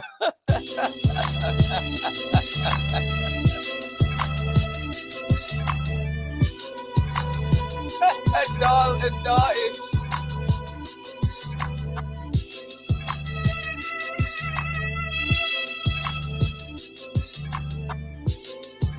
Ooh, see, it sounds good vinyl, but the guitar is like subtly there. Look, subtly there.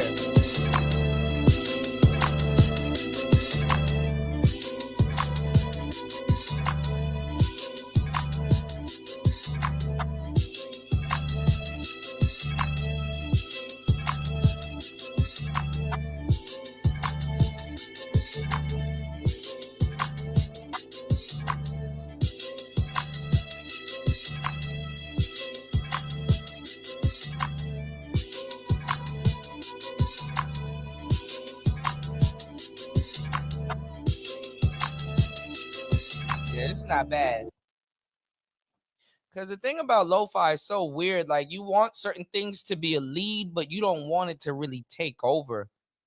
And then also, too, it gives you the option to turn everything off and use it as a lead if you want. So it's like... So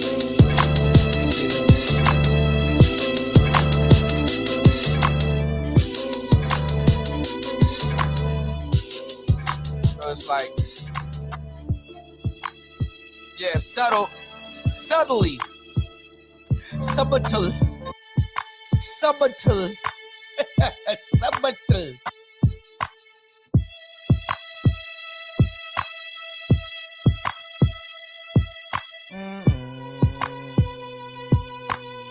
This is perfect.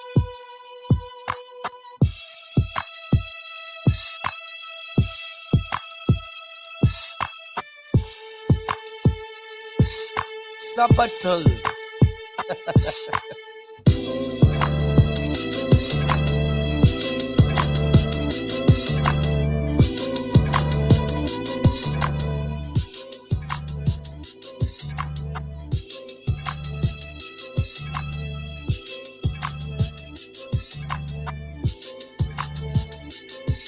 I know, right?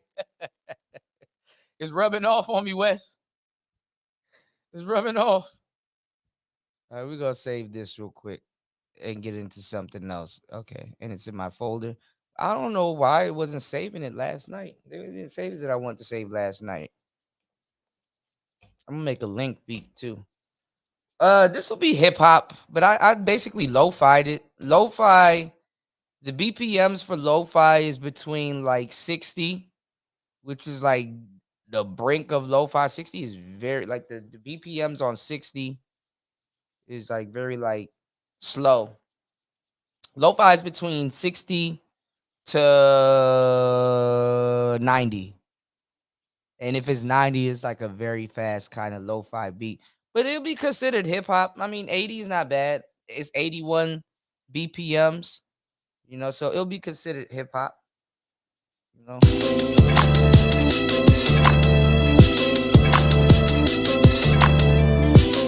It can be like an instrumental stuff.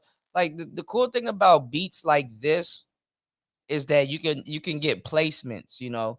So you don't necessarily have to make a beat that somebody can rap on. It could be a beat for movies, it could be a beat for shoes, whatever, you know. Honestly, I'm gonna tell you the truth. Our ear is different than the audience's ear. So I might be hearing one thing and somebody be like, that beat's perfect for this. And it's like, what? But you never know. I don't I don't got no tour guide, bro. I'm a girl. I'm a man. I don't got no yeah.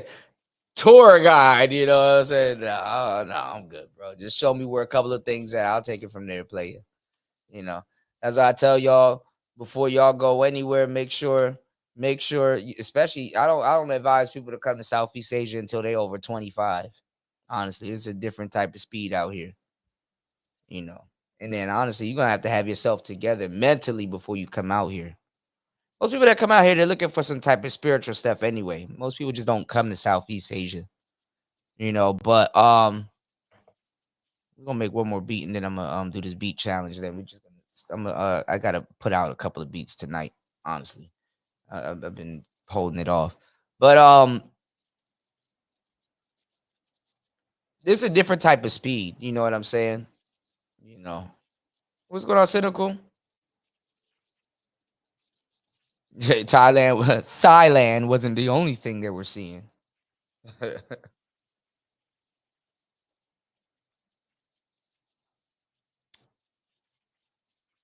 They're gonna do that man dirty, bro. Them passport bros gonna try to take his girl.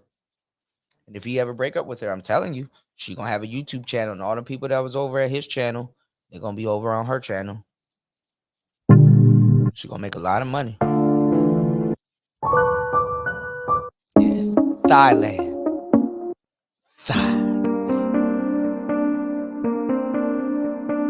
All right, we'll do this one. This one's called Naked.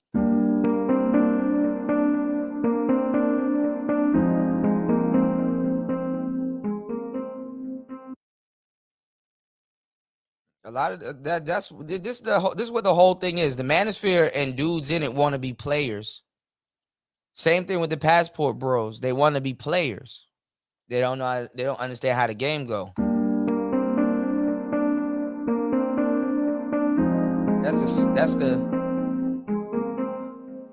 But nah, the attractive privilege don't mean nothing as a man. It really don't mean nothing as a man. To tell you the truth, it doesn't. It doesn't. If anything, it maximizes it. It doesn't minimize the problems that you may have. You know what I'm saying? Actually, it's a privilege to be an uglier dude. To tell you the truth, or a less. The privilege is somewhat handsome, but not really handsome. Medium ugly. Those dudes get the best.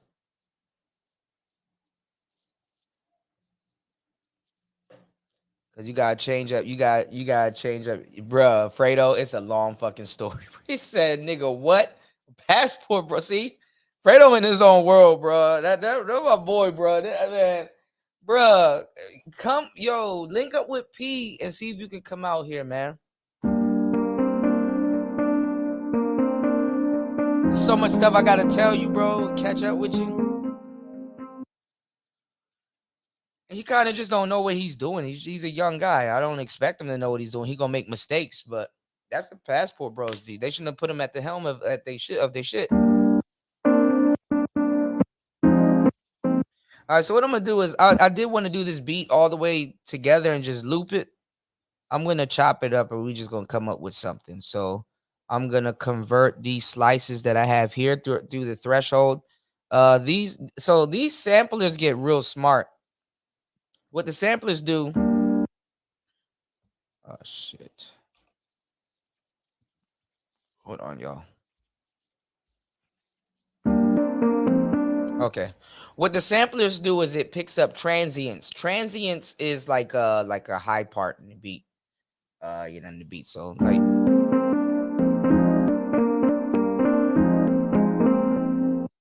do a lot with this. You can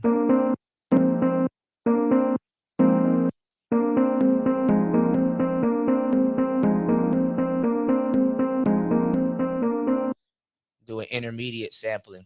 So beginner sampling is finding something in the sample and just finding that one chip and looping it over for the most part. Intermediate is kind of more taking certain slices and mixing them together. And then masters, when you're taking like little mini micro slices, you damn near can't even tell it came from the same sample. and really kind of playing it, harmonically. Yeah, he's a young dude. Aaron Ferris and all them dudes got to hop on top of it. That's mad. That's sad though, cause I don't think by the end of the year he gonna claim passport, bro. Mark my word. By the end of the year, he might not claim that shit. But all of those dudes are just trying to be players. That's what it really is. You know, they traveling for women. They try to cover it up with something. It's like, bro, we know you're traveling for women. You're traveling for women, but I'm gonna get TrackLib, Wes. TrackLib is dope. You get as much tracks as you want. Most of the tracks are under the C category, so you can clear the sample for $50. Like tier 1 is like $50 sample clear, and tier 2 is like 500, and tier C is like 1,000 or 1,500. And most of the samples they got is $50 to clear it. So I'm like, you can use the sample and you can sell it and don't have to worry about clearing. I think that's worth it. You dig? Oh, shout outs to Midwest. Thank you, bro. No problem. No problem. Midwest with the huge $10 on the Cash App. Most definitely. Most definitely. Yeah, a lot of them are cornballs, Wes. You right about that. That's why you kind of got to be, that's why what's going on, Tony? You got to be a man first before you really go to certain places. I mean, you can go to the Dominican Republic, you can go to certain little places, you know, those girls ain't really tripping. They'll have fun with you, but the ones out here, bro, they on some other shit. And actually, you probably not even going to do too much out in the Dominican Republic and shit like that, because they cutthroat out there too. You know, like when an adult woman is looking for a man, she looking for a man. She's not looking for no little boy that got no goddamn. I mean, you could be a little boy, you gotta be a player though. But you could be a little boy with a little bit of problems. But yeah, all right, okay. They'll respect if you a little bit immature, but you go about certain things a certain way and do certain things. But there's just certain qualities that they're looking for that's like, nigga, if you don't got it, you don't got it.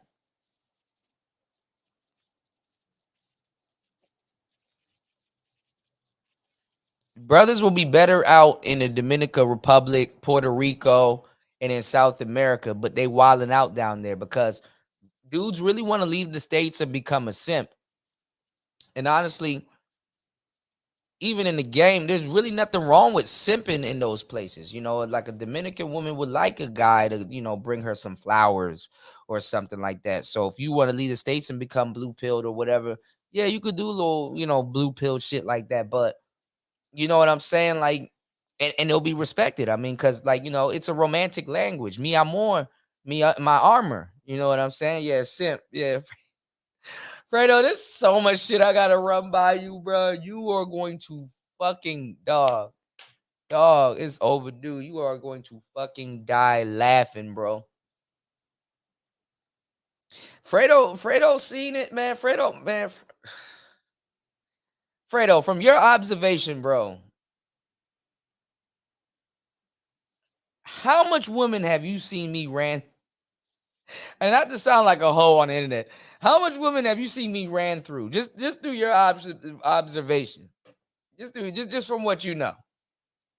I'm not telling them to say none of this, y'all. Shout out to my boy Fredo. We haven't been around each other in years, but how much women have you seen me ran through a piece or heard and know? He said, nigga, I lost.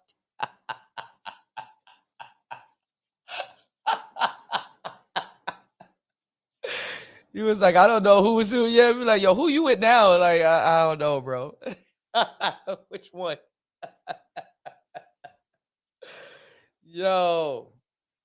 Yeah, not flexing. I'm not trying to flex neither. Just, you know, I'm, you know, I kind of really don't want to mention this shit. Yeah, like shoes, bro. You know. You said that. He's stupid. Bro, when have you spoke to Jermaine, bro? Last time I seen Jermaine, he was doing something, and then I know he did I know he played Eddie Murphy's son in Coming to America. You know, you said Kuda, you originally from DC. I'm a Measy. I'm PG. I'm PG. Stay in DC though. I've been in man. I paid my debt to society in DC, bro. But I'm PG. Oh, you hung out last year? That's what's up.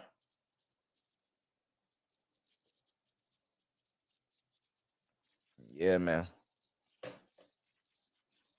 All of us from the group is talented, man. So, like I said, that's my bro right there. I can't really make no moves without him. You know what I'm saying? Let me get rich and not pull up on this nigga in a McLaren and shit like that. Dog, let me tell y'all something, because we friends for life, bro. We could not see each other for years. And I swear to God, the instant that we meet back up, it's like we never took a break. It's like we never took a break. You know what I'm saying? And it's sad because a lot of dudes in the space don't have no friends like that or connections like that. And it's like they in the manosphere, and it's like, bro, all right, well, I'm trying to be a genuine friend, but a lot of people can't keep up genuine friends. Yeah, we pick right up where we left off. Yeah, Wi-Fi connects automatically. Hell yeah. You know, you said PG County, like Mike Beasley and Q the Fool. Q the Fool on the other side of PG County. But yeah, but I'm all PG County. I'm I'm West Side and I'm South Side too. I'm everywhere in PG. I'm everywhere, bro. All of the great basketball players came from PG. Len Bias, I think Kevin Durant from PG. There's a lot of people from PG. It is a wild world, but they don't own it no more, Fredo. You know, I've been in this shit for a long time. I tell them about a whole bunch of stuff. I wasn't having no problems, you know. And I didn't come here to look for no game. You know, that's sold up. I didn't come to Manosphere to look for no game. And I'm not saying that there is nothing wrong if you come to the Manosphere to look for some game. You know, as long as you soaking up. But you know, a lot of dudes don't have the. Yeah, that's number one when you. That's number one when you. First of all, what's more important than the game is your ability to soak up and retain information. And a lot of dudes in this space don't have that ability to soak up and retain information. You know, you said, nah, the bad hoes in North VA. A lot of the good joints are in VA West, but like they like from the city, like our bad joints being like Arlington. But like VA be doing some gump shit. Like we be off and on with VA. We don't really try to put the V in the shit. We be like nigga, basically DC and Maryland. You know, if a DC nigga had the chance to go between Virginia and Maryland, he go, I go to Maryland, bro. I stay in PG or somewhere. You know, niggas getting relocated and stuff like that. You know. Damn, you been around that long in Midwest? Yeah, but guess what? Shout outs to Angry Man and shout outs to Grinch. Angry Man used to be over here. I'm cool with Grinch. The BGS tried to jump me, bro. I ain't gonna lie. Y'all should have seen my response video, bro. Them niggas respected me from then on. Angry Man was like, yo, you know, I checked the channel out. It was like, yo, I thought if I said, because Angry Man was in the clouds for a minute. He's like, yo, I thought if I said something, you were gonna curse my ass out. You know what I'm saying? But it was all love, man. I got love. I had love for the Masculine Mercenaries, but like a lot of shit doesn't happen. You know, you can ask DS1 and stuff like that. I wish it didn't go down that way, but you know, it kind of is what it is. That's kind of what I'm pushing right now, though. Midwest. So Midwest, you've been around since that time. Remember them niggas had shields. I think the Manosphere should get official, get a graphic designer and get official shields or something that makes us stand out from the rest of the internet. I think that was dope. You know, that's what's up. That's what's up. That's what's up. Yeah. See, I've been around this joint since the beginning of the internet. I've been around since like 04, like shit. But all of these talks that they're having in the Manosphere, these were all in on messengers and servers and stuff. I've been around since AOL, MSN. You know what I'm saying? I've been around since Messenger. And truth be told, all of this shit was on the computer when niggas was playing Diablo and fucking what was that game that was before Halo with the aliens? It was on Diablo, it was on Guild Wars, it was on EverQuest. Even I didn't really play those games. I know this was happening. Half-Life. Y'all remember that game Half-Life? A lot of people don't remember Half-Life. Half-Life is the shit. I used to play the shit out of Half-Life.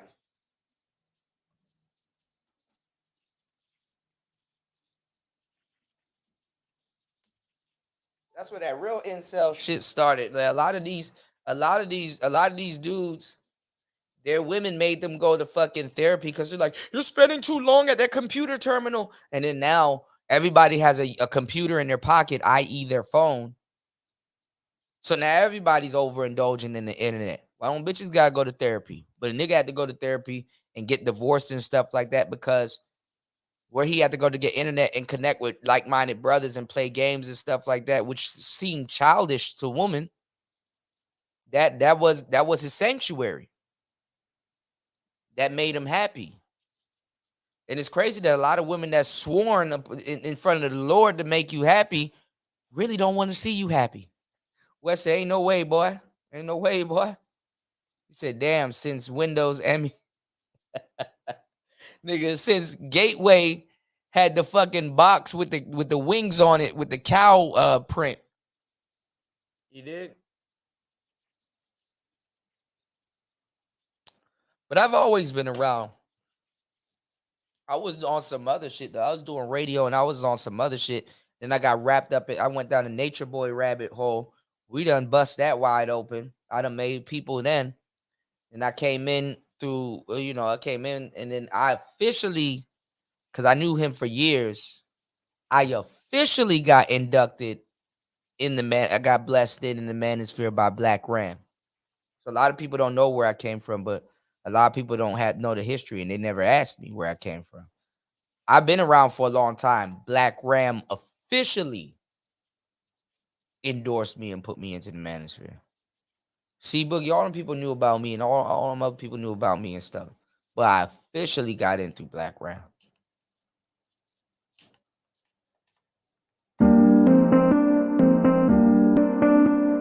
Let's see what BPMs this is so I don't have to really do too much. 90 BPMs. All right, so this might either turn out to be hip-hop or fast.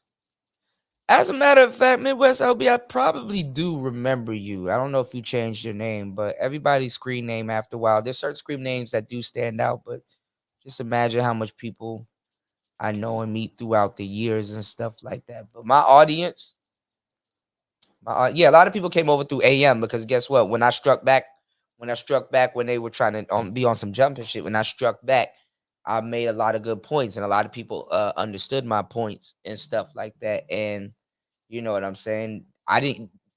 Surprisingly, that video didn't have no dislikes. And all of a sudden I ended up with like an extra 150 people over on my channel. I said, damn.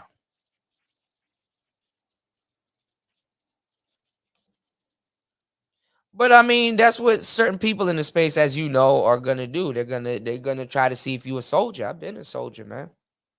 I've been looking out for black men. I look out for black men more than they look out for their own damn selves.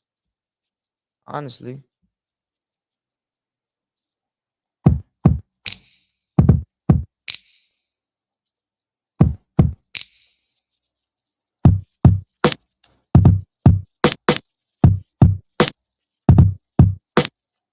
Okay. Been around since the Cerulean days. Been around.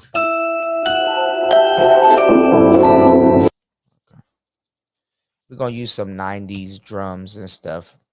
Real lo-fi shit. Let's get some drums and then we'll try to lay this sample down on top of it again. And then I should be warmed up. We're gonna flip this other 80s joint from the sample lab. I'm gonna get that off my phone.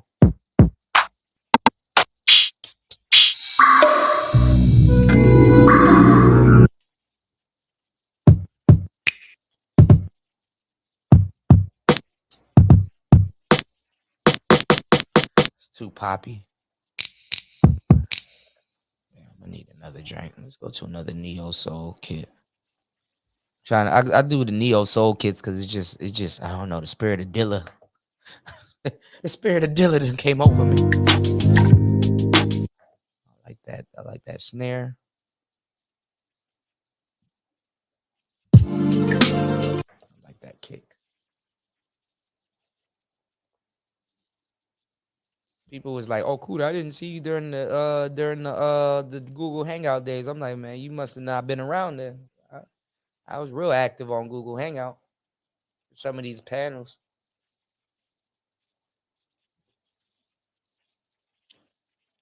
Y'all see a Google Hangout panel now and be like, "Ew, what the fuck is that?"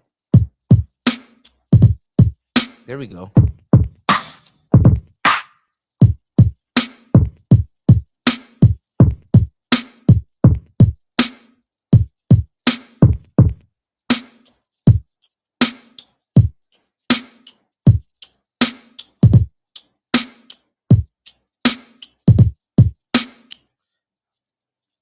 You said, say Kuda, why they send me for Jessica X? Is she a catfish? She real. She real. These niggas don't know how to keep their head together. First thing you should learn though, Midwest, when you get into music, metronome. Swear by it now.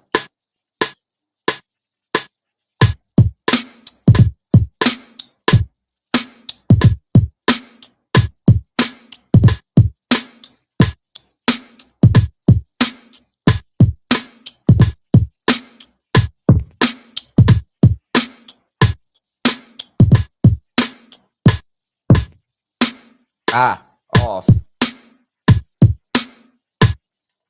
Yeah, I seen her back in the day.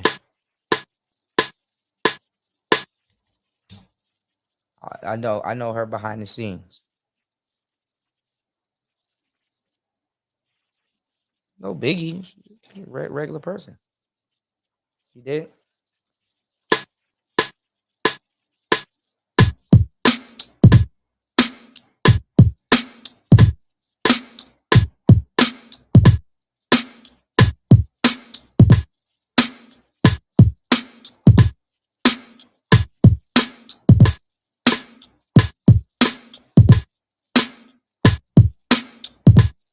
See if I get it.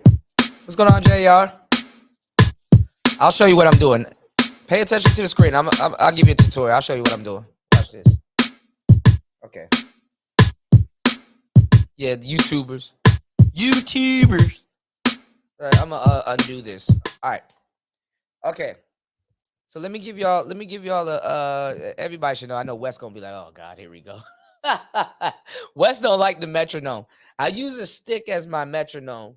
That's what that clack sound is. That's basically a metronome. You can substitute it with a beep, you can substitute it with a blip, you can substitute it with anything else. So a metronome is this triangle thing right here. It's that triangle thing that you used to see people put on top of the piano just to get their melody straight, just to make sure they're on beat. So in music, because Jay Dilla went off the grid, music is a grid. This is the grid right here.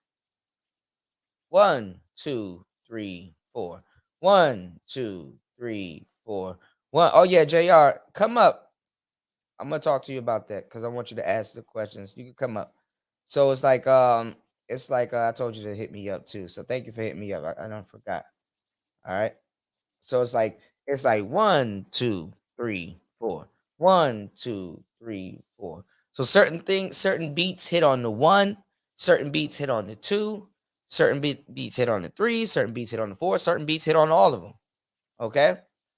And it's basically counting bars. It's basically keeping everything in structure. Now, the reason why Jay Dilla, the reason why a lot of other people in live music and stuff sound so good, because not every hit is the same. Some hits are a little bit off, some hits are a little bit on. It's live, right? So it's a little offbeat, but it's not offbeat, but it's cool. It's still rhythmatic. That's the word I like to use, called rhythmatic, right? So when you hear a metronome, 1, 2, 3, 4. 1, 2, 3, 4. When you're making music, You want your metronome to be at a tolerable level, meaning that, and that's why they have something called tap tempo. So when you count to 1 and you count to 2 and you count to 3 and you count to 4, cool, because some tempos are fast. Sometimes you're cool with 1, 2, 3, 4, 1, 2, 3, 4, 1, 2, 3, 4, 1, 2, 3, 4. Sometimes you're cool with 1, 2, 3, 4. Music Maker on the PS2 actually made a lot of producers. There's a video on that I got to show y'all. I didn't play it. I didn't. I was messing around with Fruity Loops with my friend here in the chat. But I'm saying though, when you follow the metronome, that's to make sure you're on grid. That's to make sure, because like rapping, when people say, yo, spit a hot 16, what they mean is you got to have 16 bars.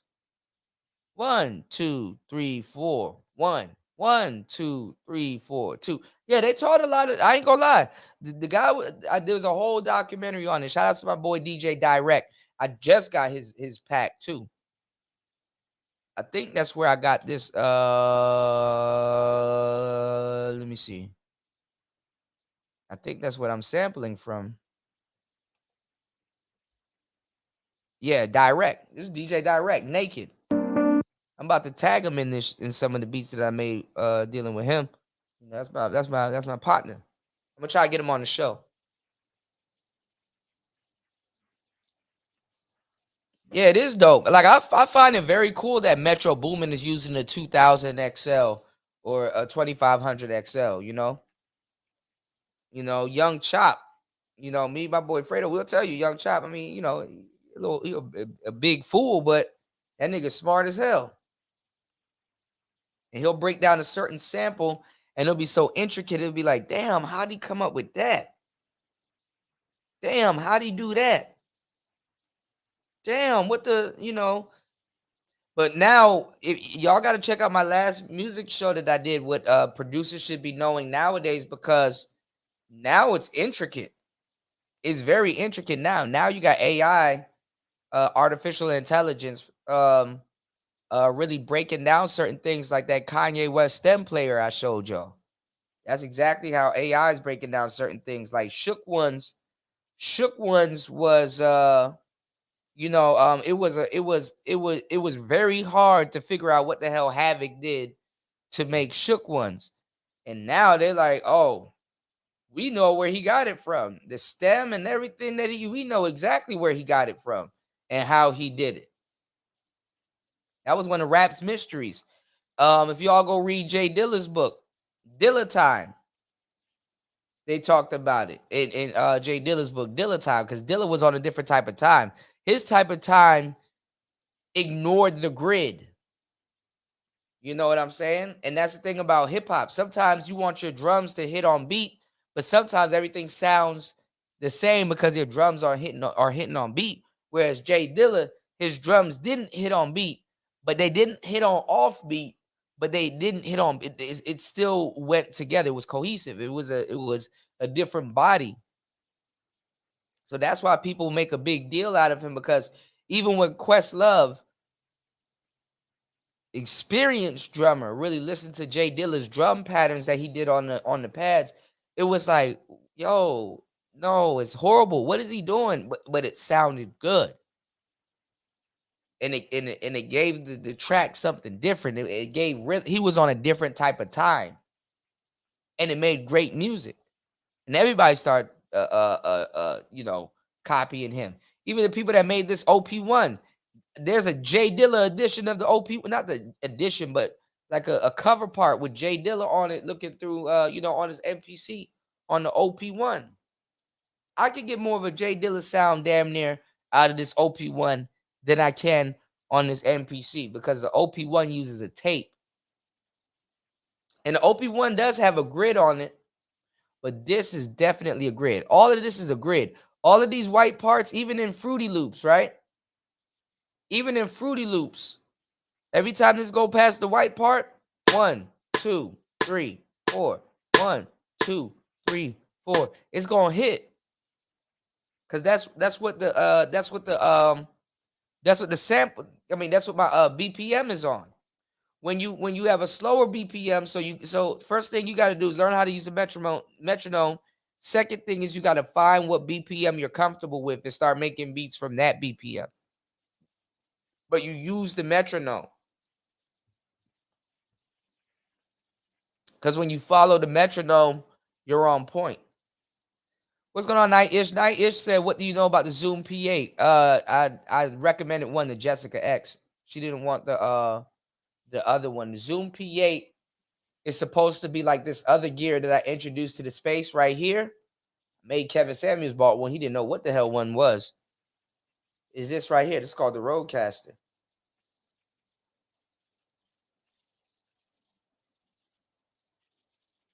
This is a whole different piece of gear right here. That P4 is better than the P8, honestly, because you can put it in your pocket. It's portable. You'll get great sound. You can do a whole show anywhere. That's your whole podcast. P8, I mean, this Zoom, not this Zoom, Rodecaster. This is the OG one. This is one of the first ones to come out. I got it. I ain't gonna lie. There's an imperfection on it that I found yesterday. I got a little bit mad, but it's dated. But everything works. And nothing wrong with this thing. Yo, thank you for supporting the show.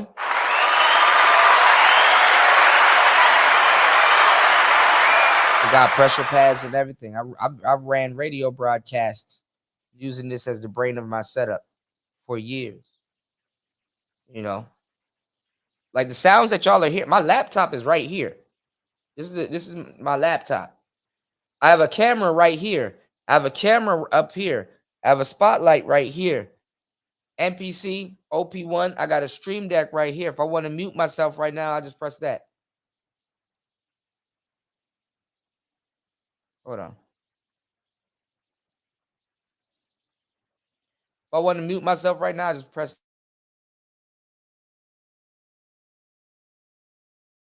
that again. Now I'm not muted. I got this thing. I broke this into my StreamYard and really set it up. I got everything set up. Look at this.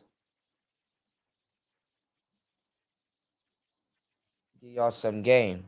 Because nobody in YouTube and nobody in the manosphere can give y'all this game because they don't do that. Look at how I got that shit set up. I got my own picture. Look at that picture that I used for the thumbnail. Look at that. That picture right there. I got a Pokemon. I got the Jamaican flag. I got a whole bunch of other stuff symbolizing other stuff. So if I want to, I don't have to, even though I'm used to it and I'm just stubborn, I'm still going to use my, I'm still going to click whatever on the laptop. I jailbreak. This is another thing. Well, me and Angry Man had an extensive talk about this. That's where Kevin got that game from. Angry Man actually introduced a stream deck like that to the space. But a lot of people don't have no use for it because they don't have no equipment. So it's like, you know. The Rodecaster, I would take the P8. I'll take the Rodecaster over the P8. They're trying to be like the Rodecaster. This is touch screen. You can do whatever you need. There's a lot of stuff going on with this. Coupled with this microphone that's supposed to get rid of the SM7B. SM7B like 450. This is 100. Sound just like the SM7B, but it's a little bit, the polar pattern is a lot different. And the bad thing about the P8 is that all of the stuff is on top. And you want to keep your wires to the back. On the Rodecaster, the wires are in the back. So that you don't have no wires or nothing running across your interface. On the P, it's across your interface. So you need to have good cable management. Okay? Hear what I'm saying. Get the P4 because you can run a whole podcast with just that little thing. And the cable management is in the back. I've been doing this for years. Trust me. I've bought every single equipment piece of gear that you're naming. I'm telling you which one works the best. I know exactly what it is. I know how to even hook up a setup on the beach. I can run a whole radio broadcast on the beach. You know what I'm saying? Easily. And honestly, it's even easier now with that P4. The P4 got battery. You can use batteries for it. I don't use batteries in mine, but I did one time, but you can use batteries for it. You can put batteries right in that P4 and take it right with you. They can fit in your pocket. Mine's all the way over there on my other setup for another show. All right. The P4 is competing with this. The P4 has more gain than this Rodecaster in this handheld device. The P4 got about 60 to 60 degree, 60 to 63 decibels of gain, while this Rodecaster is only pushing 50. And it's a Class A servo preamp. That P4 is pushing 60 decibels of gain. This Rodecaster can run this because they sold it with this. It was a deal, even though I bought this separately. But it has a setting for this. It has a whole setting for all of this stuff, you know. But I use like I said, I can run this with a P4. Even this, look, I got mics just tucked off everywhere. This is a whole nother mic. This condenser mic, I can run that easy with a P4. You know, even though this Rodecaster right here has a setting for it, I could just run it easy. So, you know, don't get gas, which is gear acquisition syndrome, and feel that you need all this equipment, because I've done that too. So what I'm saying is that, you know, sometimes you want to keep it minimum. I'd rather use the P4 than the Rodecaster in certain cases. In certain cases. Because it takes up less real estate on the desk. You know, you could just tuck it somewhere and be all right. It doesn't have some of the features of the P4, but I mean, as a Rodecaster, but like I got this Rodecaster, I got mine set up for radio. So let me show y'all something with this pod mic, because the pod mic's not bad, but it's not as dark as the SM7B. It's to compete with the SM7B, but it's not as dark. Yeah, the P4 with the AKG would be perfect, and it's neutral too. But you see how I have a radio sound and I'm using a speech mic? When I take all the processing that I put on it, and I'm at the top of my I'm like hit mid gain. I'm using 40 decibels right now. No phantom power on. When I take off all the audio processing that I put on here, check how I sound. Check this out. So now I have all the audio processing off my microphone, and it's just running a regular setup. It's just running the mic bare bones. I don't have no de-esser on it. I can hear a little bit of the background noise, but you don't hear that much background noise because I'm using a dynamic mic. I introduced dynamic mics to the space because nobody knew what they were doing with their Yetis, because a Yeti is a condenser mic. But if you can hear clearly, you can hear a great difference in the detail and stuff that's not here. I don't have no compressor on. I don't have a high pass on. I don't have a noise gate on. My S's are now sibilant. They're a little bit shrill. They're a little bit sharper. Even though this mic has a built-in pop filter, it stops with half that stuff. But even my plosives, I don't have I don't have a pop filter. This is what's called a pop filter. This right here is called a pop filter. It's supposed to stop the plosives. So now you can hear more of the plosives. Even though this has a built-in pop filter, it's not good. Paul picks up pizza pronto. You can hear that. Good mic technique sometimes too, y'all. And this is what I sell. I sell this because I teach people how to use audio books. So definitely check me out. This is a good mic technique if you're going to use an audio book. So when you use your plosives are going this direction, but you're still in the line of sight of the microphone. Like I really give grade A information. This is stuff that people pay a lot of money for, you know, but I have it right here, and I have it at a great point. If you want to know how far you can get away from your microphone, you got to use telephone. This is the perfect length away from the microphone. Now, this microphone is not that bright. It can be bright depending on how you use it or your mic technique, but this is the perfect way and the perfect length to stay away from your microphone because it has a drop off. Certain microphones have what's called a proximity effect because a microphone works just like your ear. So if I'm doing an audio book and I'm talking from here, it's not going to make that much sense because I'm doing a podcast or whatever. So I can do a podcast from here and it's perfect. Now, if I want the proximity effect, depending on certain microphones, what I would do is I would get a little bit closer. So when other people can hear what I'm saying, sounds like I'm really in your ear or whispering your ear or disclosing a certain amount of information to you. This is what's called the proximity effect. The proximity effect is when you get closer to the microphone And now people can hear your voice a little bit different. When you do something like this, this is how you want to do your audio books. But you need to have a pop filter, because also your S's, and every time you say something with an S, say something. That's a shrill. It's a de-esser. That's why we use a de-esser. It has it. That's why we use a compressor. Now,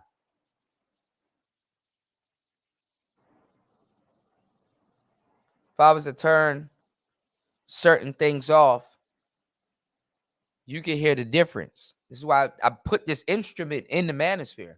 O'Shea and everybody's using it. I don't get no credit. I don't get no credit. You know what I'm saying? The person that really put me onto this instrument is Crew.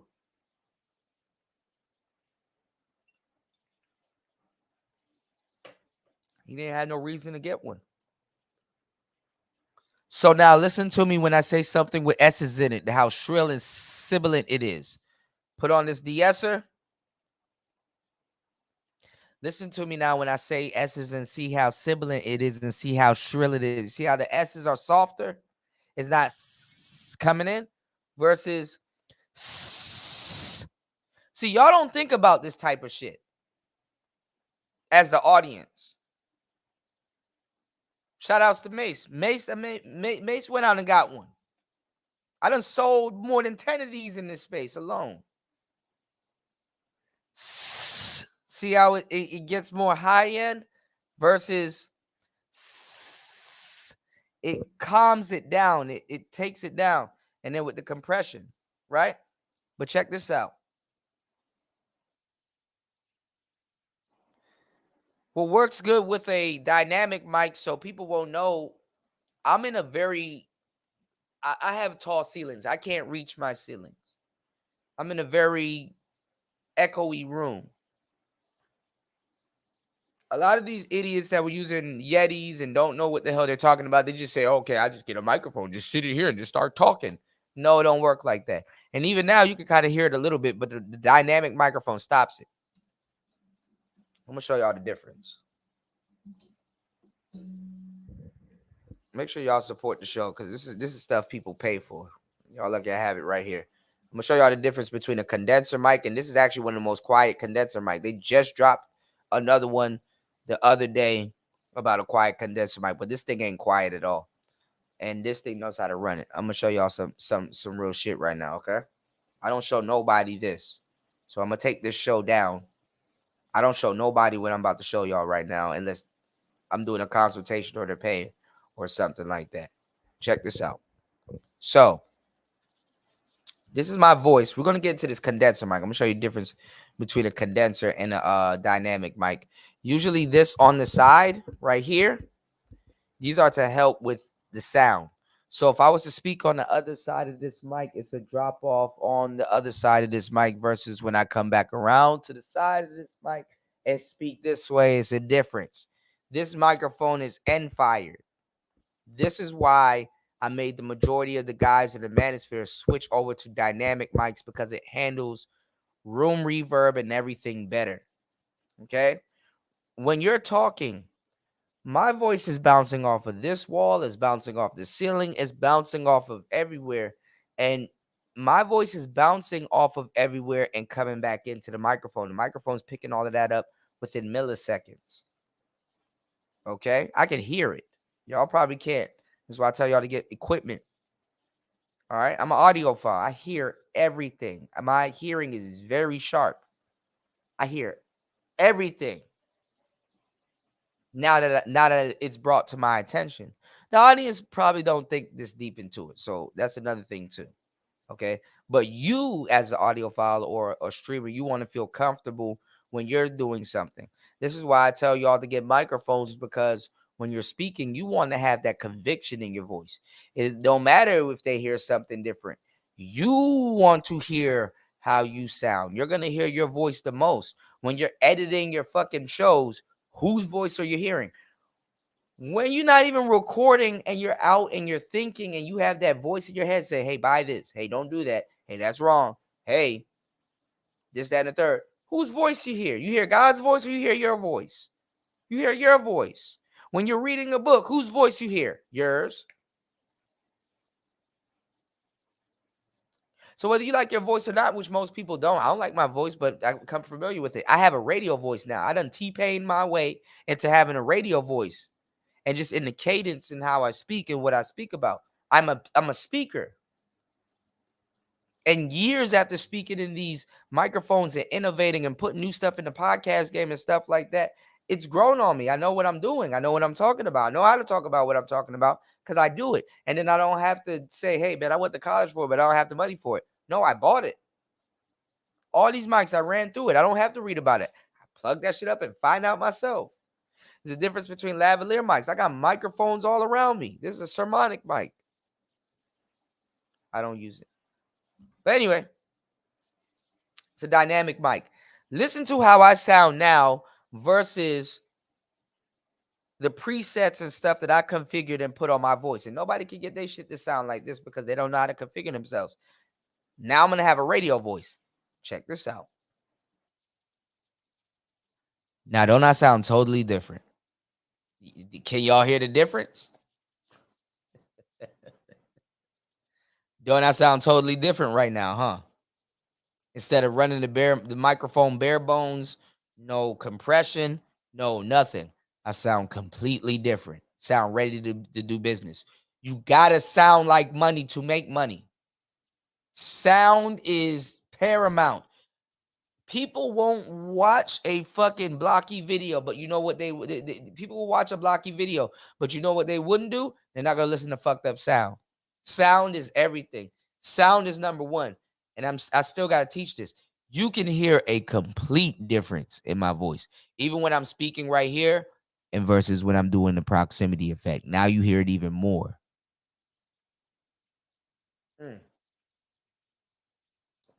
And guess what? That background noise that y'all heard, gone. Gone. Okay? Now, I'm recording an audiobook, so let me show y'all something else. Let me show y'all something that's pretty cool, okay? This is a dynamic mic. I can do an audiobook with this mic and be fine. I just make my audiobook sound like a podcast. That's the best way to do it. I've even innovated the audiobook game, and I've even told a whole bunch of people before they started doing this, and they said, oh, damn, I didn't know, because they didn't know what I was using. They didn't have this. Nobody used these for audiobooks. I did when it first came out, and this is one of one. And what I'm saying is like at that time, and what I'm saying is like you could do your audiobooks like podcasts and basically cut through the podcast, the audiobook world, because it's easy digestible. People are listening to podcasts more than they're listening to an audiobook. So that's how I innovated the game. I don't get my credit for a lot of things. Fuck the manosphere. Manosphere aside. You know. So I'm saying it's more digestible. You don't want to have hello, welcome to Audible. You are reading an audiobook written by Dr. G.C. Murphy. Like, you don't, like, nigga, am I listening to the news? No, you want somebody that's like they talking to you. Your voice has to establish comfort so that if somebody's listening to you for the first time, it feels like they've been listening to you forever. And another thing, too, which I'm telling these idiots to get off their phones and stuff like that and learn how to run a proper setup, because they don't know this is rocket science to them. They don't know none of this shit. I'm an innovator of this shit. I know I don't get my credit, and I know y'all think, oh, he's just saying, yeah, okay, get up and try to do it. I dare you. I'd rather people do it, so they'll be like, damn, now I know exactly what you're talking about. My thing is this. You want to establish comfort, you want to have conviction, and you want to be able to say and do certain things. And that's what audio does. You may not like your voice, but you have to have a mic that matches your voice, something that can paint your voice a lot different. So you can get the results that you want in that, and you can get your message across also, and you can sound good doing it. You dig what I'm saying? So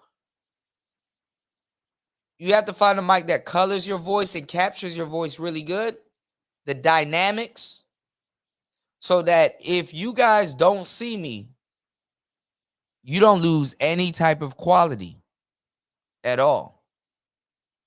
You dig? That's how you got to have that shit. You don't lose any type of quality at all. Now, dynamic mics work one way, but condenser mics works another way. And the one that I'm about to show y'all right now is more brighter. And you're gonna hear the difference. You can hear everything. You can hear down to me taking a swallowing spit or whatever. You know, you can hear everything. So now I'm gonna switch from this dynamic mic, and I'm gonna go to the configurations that a little bit of the configurations that this Rodecaster would use, because both of these are Rode mics. Nobody in the Sphere was using Rode mics at all. Give me 1 second, all right? Give me 1 second. Do this right in front of y'all. So this is the mic that I use for my audio book, and I configured this mic a different way. This mic actually has a pop filter. So let me lower it right here so you guys can see it. And it's proper mic technique because it's right where it needs to be. Now watch this.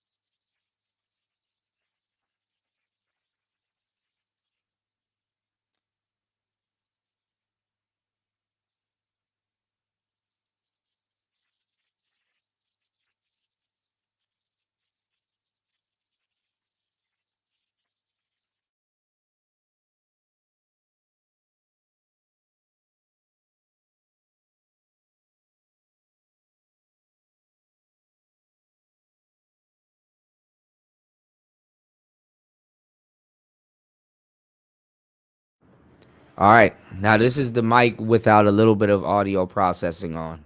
It really don't have no processing on it at all. You hear the difference? Now you can hear more of my voice. If I'm playing, no homo. If I'm playing with my tongue in my mouth, you can hear that. you can hear everything.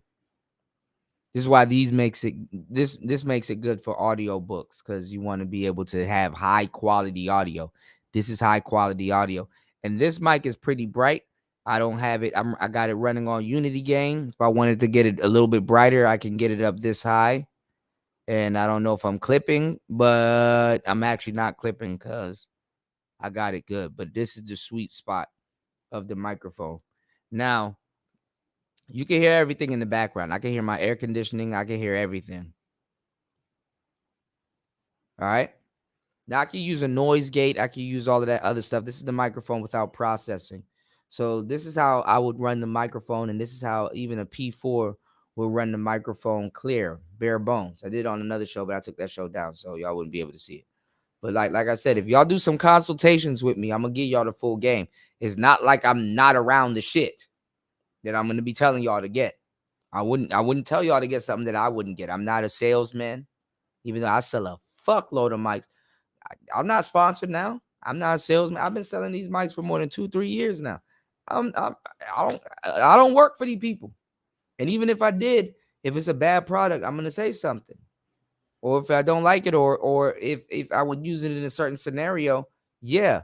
But these could be daily drivers, right? Now watch this. About to put some processing on it.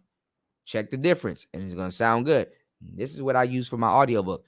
I got 2 other condenser mics that I use, but I didn't use it for the audiobook. I have a Neat King B, and some. I got a bunch of. Anyway, here we go. Now you can hear the complete difference. Totally different. Totally different. And it's bright. It's not bad. The whole, you could change, man. Look, if I turn this motherfucker off, you can hear the complete difference. And this is what I'm telling. This is what I'm telling the space about. You gotta have to be able to train your ears, but not you having to be able to train your ears. Your audience has to be able to train its ears. You got to train your audience their ears.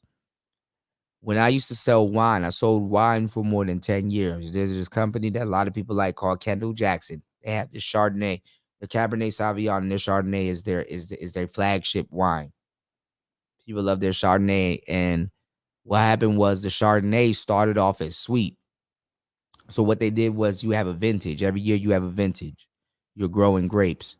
Every year you have a vintage, right? And their vintage started off a little bit sweet. When one of the presidents got in there, he's like, okay, yeah, we're gonna start the wine off a little bit sweet so we can get the customers that like a little bit sweeter wines. But it's not sweet, but it's sweet. It's rich and it's sweet compared to certain other wines, right? And then guess what they did? The next year it got a little bit drier. It's like, okay, it's not as sweet, but it tastes good still. Then guess what they did in the year after that? It got a little bit drier and a little bit drier and a little bit drier. And they've changed their audience's palate to drink more drier wine because the sweeter the wine, the less alcohol. The drier the wine, the more alcohol. Sugar eats up alcohol. If you didn't know. Sugar eats up alcohol.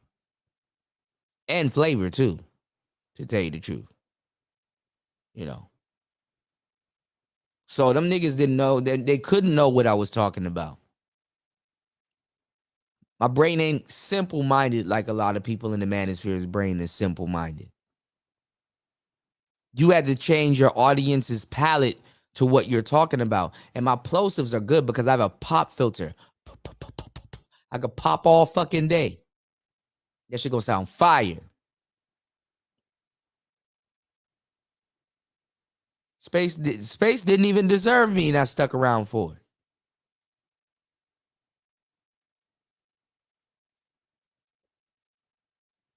Can you dig that?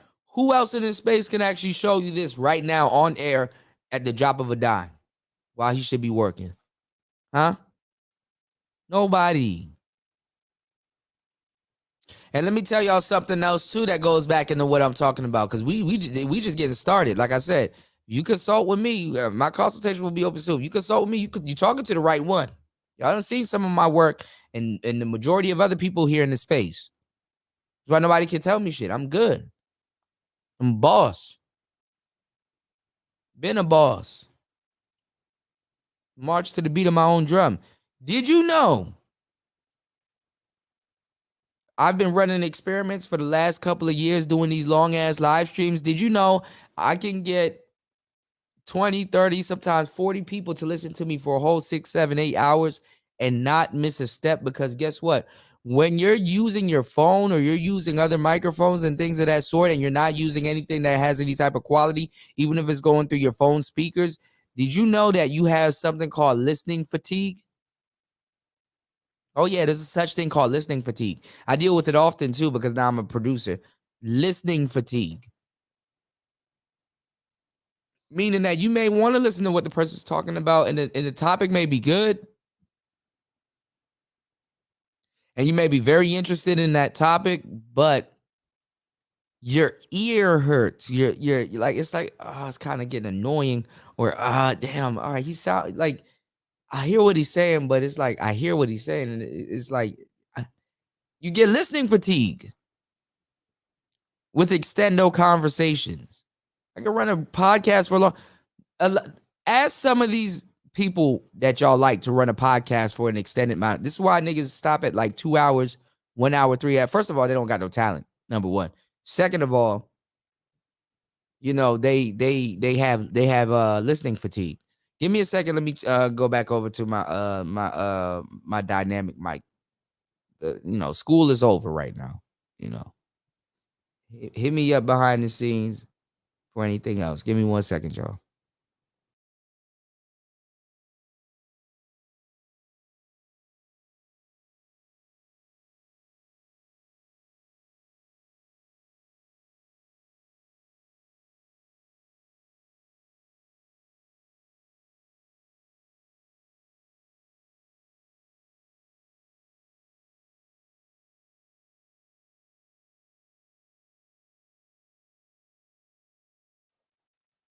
So yeah, this is why you got to deal with people that know what the hell they talking about. You know what's going on. War Master came back. You said I can't listen to Kuda. I'll be yeah, I know.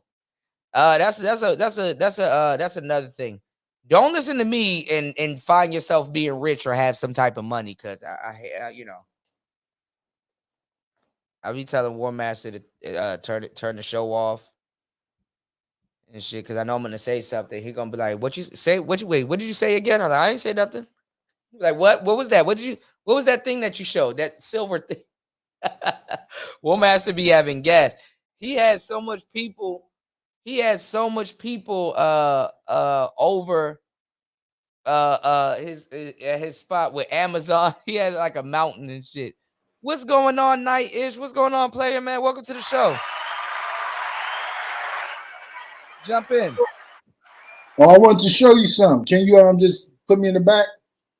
Yeah, you good, bro. All right, I'll drop you in the back. Shout outs to Night-ish. Man, Night-ish got a whole setup. Jesus Christ. I gotta look. What is that? What is that? What is that? Oh, you got a whole. Oh, you got a whole console. Shit. Oh, that's nice, man.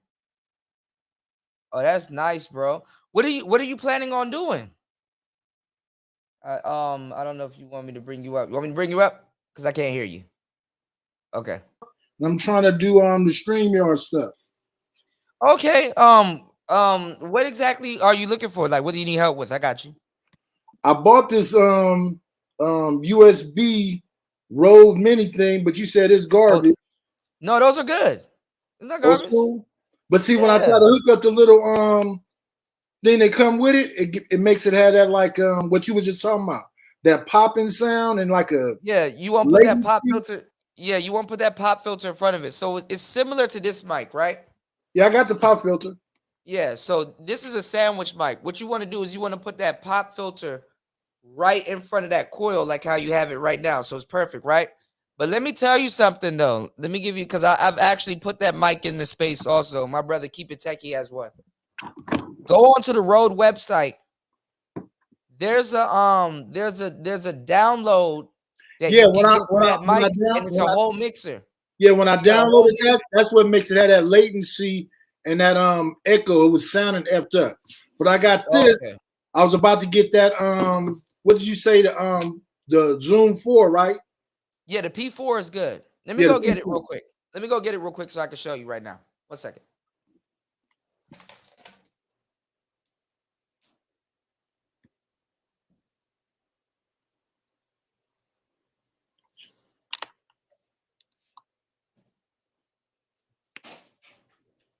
Where's my thing? Where's my avatar? When they didn't hear. Let me come through the other side.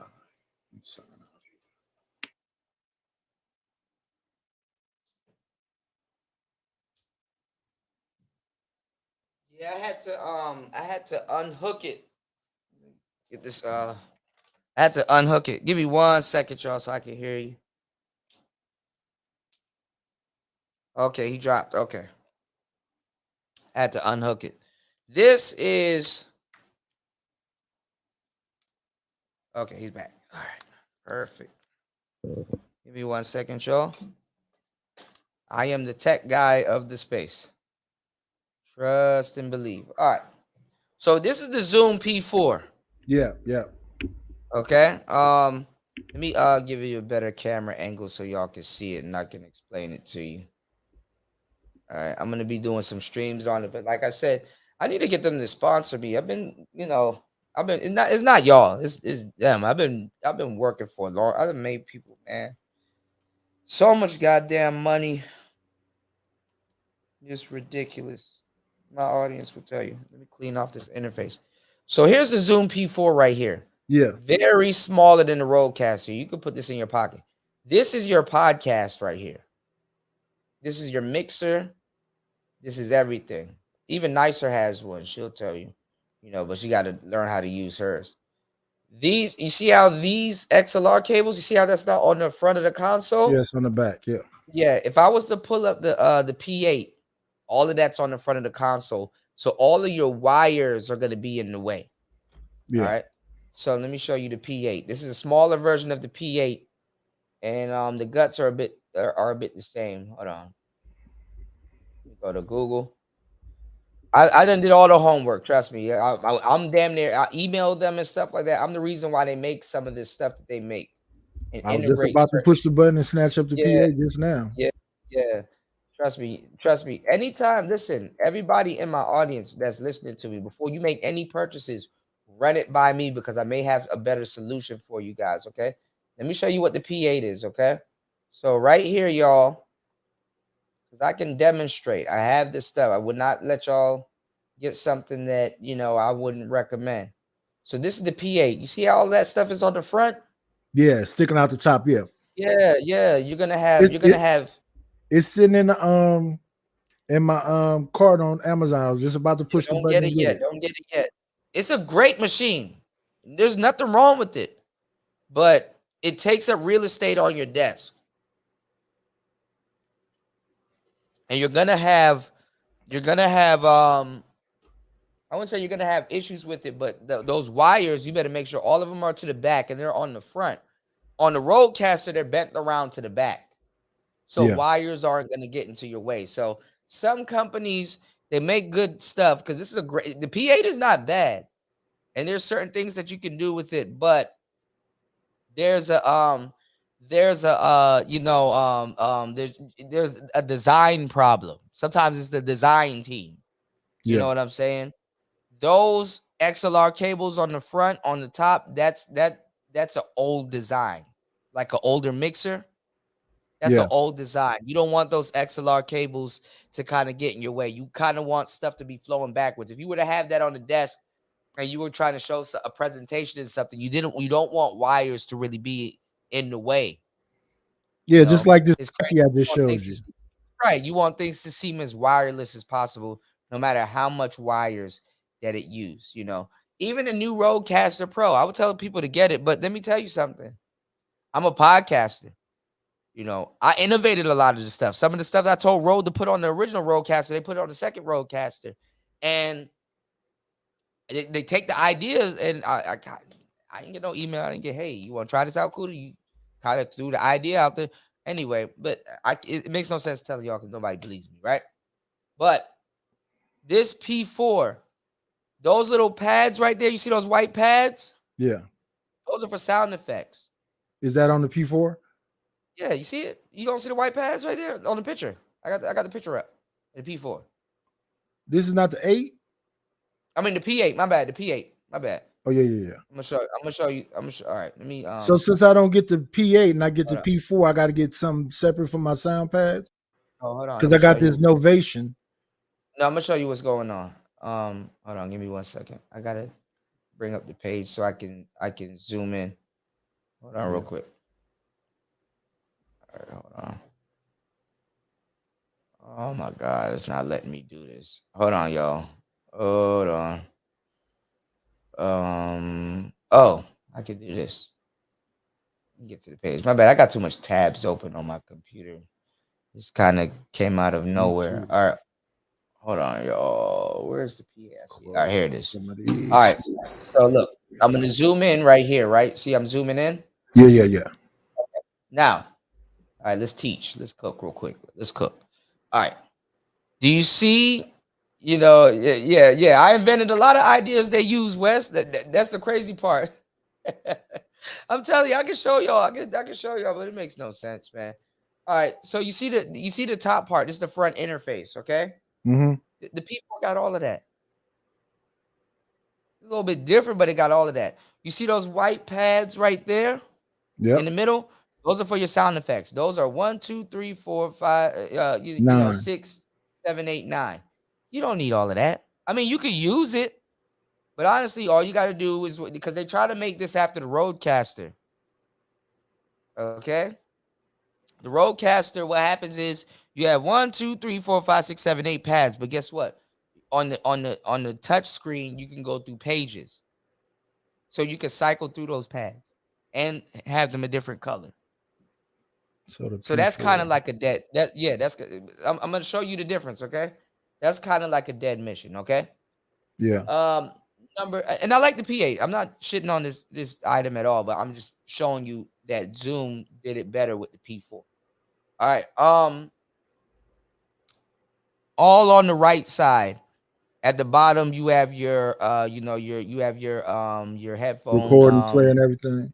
Yeah, you have your headphone volume, you have the output volume, you have the record, you have the play and stuff like that, because you can put an SD card in, and you can And it's the full size SD, right?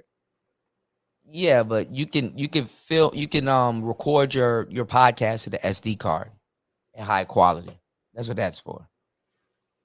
So a lot of times you might not use that. Number two, let's just keep it a hundo. We're not about to have 4 or 5 people hanging around this all the time to start a podcast. No. You're gonna be doing it alone for the most Pretty part. much me, yeah. Okay, so you don't need all those channels. You get where I'm going? And then all of that other stuff at the top right side, those are all your channels, all your audience's channels and stuff like that. One is always going to be the master channel. So if you run a music or something like that, it's going to duck automatically.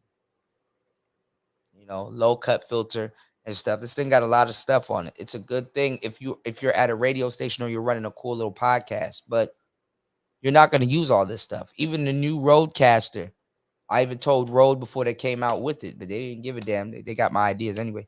I told them before they came out with it, I'm like, look, the majority, it's overkill. Yeah. And then y'all not doing what I'm doing. Y'all had no reason to do what I'm doing. I'm insane. The other thing is, when I was listening to this review, they was saying that, see, I'm listening to you out of a monitor right now. Yeah. On speakers, not headphones. And they saying when you had a P8, something about it's made for headphones, not for monitors. So is the P4 cool with me listening out of the monitor? So it's actually better, because even with the Rodecaster, you'll get what's called latency issues. Yeah. And the latency issues where it's like your thing will be behind like probably, and then with your camera, you gotta make sure it syncs up with your camera, your audio. So it might be behind a second or two. So what people do is before they record something, they clap, and then when they go to edit the video, they line up the sound bar with the clap, and then everything should be on par. But the Rodecaster Pro is a little bit depending on your equipment. That's why I tell people to get quality equipment so you won't run into latency issues and have to edit everything. And you can even do live stream and won't have to have a whole unsynced live stream. Is to have quality equipment. And I know which equipment can run better. The Rodecaster has about a slightly under 0.3, 0.2 latency. Most people won't catch it, but I do. Because other people that are podcasters, they could check out your audio and stuff and be like, and they can tell. You know, those are the people you kind of want to reach out to also, other than your audience, okay? Yeah. And this thing takes batteries also, and it takes a lot of batteries to run this thing. It just it's a cool machine, but it's not practical. All right. So let's get to the teaching now versus this thing right here. Okay. So check this out. Check out what I'm about to tell you and show you. All right. So let me do this. And let me do this. Okay. This thing right here, you have 4 channels. Yeah. More realistic. You have 4 channels. Yeah. It's small. It's not gonna look at this MPC versus how big this thing is. It's not gonna take up that much real estate on your desk. Okay? Yeah. Now, your channels are in the back. So your wires are not going to be on the front where your hands are going to be. Whereas the P4, look at that. It could be covering your screen. You probably got to move a wire out the way to touch something on your screen. Those white buttons lighten up. Well, guess what? You got 4 sound effects right here, and you can change the page with them. Okay. You have 4 sound effects right here. Right here on the side. I know my hands are sweaty. It's hot as shit in here. I'm in Southeast Asia. My bad. You got your SD card right here. Mm-hmm. All right. Now mine's a little bit dated because I use it a lot. Did it run off the USB? You can run it off the USB right here from your computer, which I use, or you can run it from a power outlet. Or if you don't have it from a power outlet, the batteries. There you go. 2 of them, not 8 of them like that motherfucker takes, or 4 of them, or whatever, right? Yeah. And it's not going to take it for long depending on how much you trying to put in it, right? Now, this is the trick. Okay, cool. You got 4 channels. These are for your audience's headphones. Yeah. But guess what these serve when you don't have an audience? These serve as outputs. You got 4 outputs. Your headphones that you're going to be monitoring everything going on in here is going to be right here. So now you got 3 outputs. So if I wanted to run this into my headphones and I wanted to run this one from right here into my camera, or this one, or this one, or this one, I can. And the master volume will be my headphone volume. See how that works? So now you got an output. Now you're like, Kuda, well, I'm trying to run a show. Yeah, you can run a show. Because on channels, you can't really see it, but on channels 1 and 2, you have 2 toggles right here for dynamic mic and phantom power. Dynamic, phantom power. Dynamic, phantom power. So you can run a condenser, and you can run an AKG. It's a condenser mic. You can run a condenser, and you can run a dynamic. Now, this thing has 63 decibels of gain. Way more enough to run an AKG, an SM7B. You can run 4 SM7Bs from this thing. 4. Whereas some interfaces can't run 1, because you're gonna have your preamp all the way turned up, and you're gonna have to use what's called a cloud lifter. So you turn on the phantom power, so it gives your preamp a break. So the phantom power is running the cloud lifter, and the cloud lifter is boosting the sound signal for your SM7B. You have to run it with a cloud lifter. Everything sounds better with a cloud lifter, but if you don't have a cloud lifter, you can run this bare bones and it'll sound good. Yeah. Okay. That's what they were saying about the Rodecaster. He had the cloud lifter on the back of the Rodecaster because it's better to have the cloud. It's better to have the cloud lifter because you're gonna hear hissing coming from the microphone. Those microphones are sensitive still. They're dynamics, but they're sensitive still. Now watch this. It's a party trick. Okay. So you got 2 functional channels. You got 4. But you got two functional channels right here. Now, on channel 3, you have 3 toggles. Instead of dynamic and condenser, you have a phone. What's that phone for, Kuda? I'm glad you asked. Right here on the side, you can get a Bluetooth adapter, or you can just get an aux cord and plug it into a tablet or a phone or anything else that you have with you. And guess what? Now you got music. So basically, you can bypass channel 3 and use that as your music channel. And then channel number 4 has a USB cable, a USB signal right there. So you can bypass channel number 4 and get the audio coming in from your computer. So all you got to do is keep in your headphones, and channel number 4 going to be your computer. Channel number 3 going to be whatever music or whatever you want to play and run into the device. And channels 1 and 2, you can still have a guest. Both of y'all hear the music. Both of y'all hear people that's talking to you on your computer. Both of y'all hear everything. And you and your second guest. I'm going to be using it a lot when my brother Pete come out here. I'm going to show y'all. But this is valuable information. This is information people charge for. So I want y'all to really take heed and listen, because I've been saying this for years. And then all of this right here, this volume knob, this is for your sound effects. Yeah. And you can preload all your sound effects onto the SD card. And I got all of my shit is in use right now. I'll show it to you later when I turn it on. But you could turn everything on right here. This is what you need. Save your money, man. Yeah. For cables and some other stuff. That P8 is nice, but it's not practical. This competes with the Rodecaster. Listen to me when I tell you. I'm the guy. I'm the guy. You didn't find just some random nigga that's on the street that just knows, but I am the guy. Trust me. I know what I'm telling you.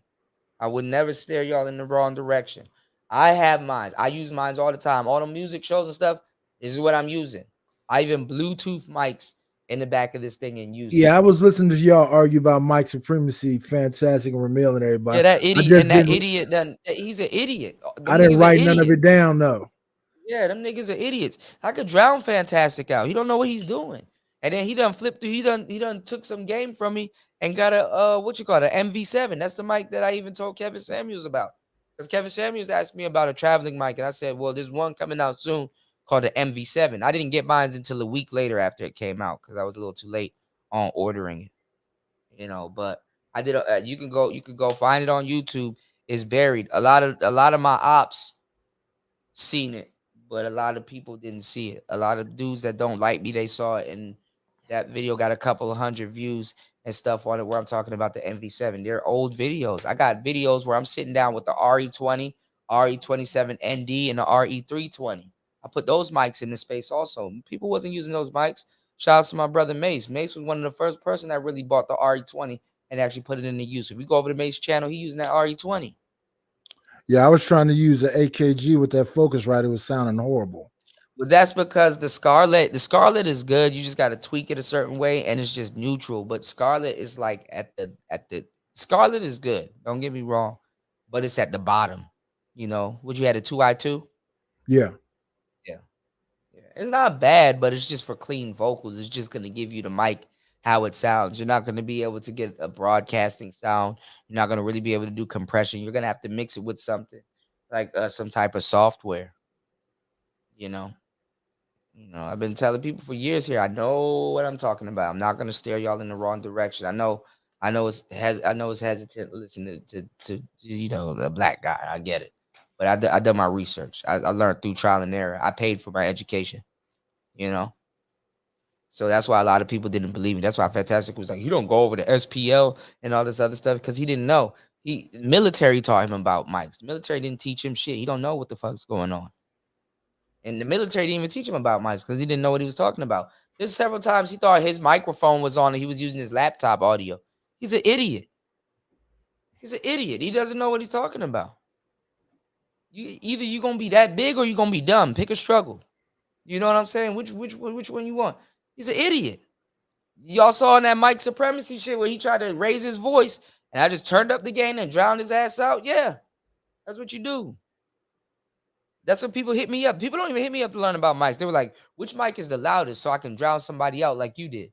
I don't got to really do nothing. If I want to, look, I can show y'all right now. If I really want to get loud, right? Because microphones got 2 to 3 volumes. A lot of people don't know, right?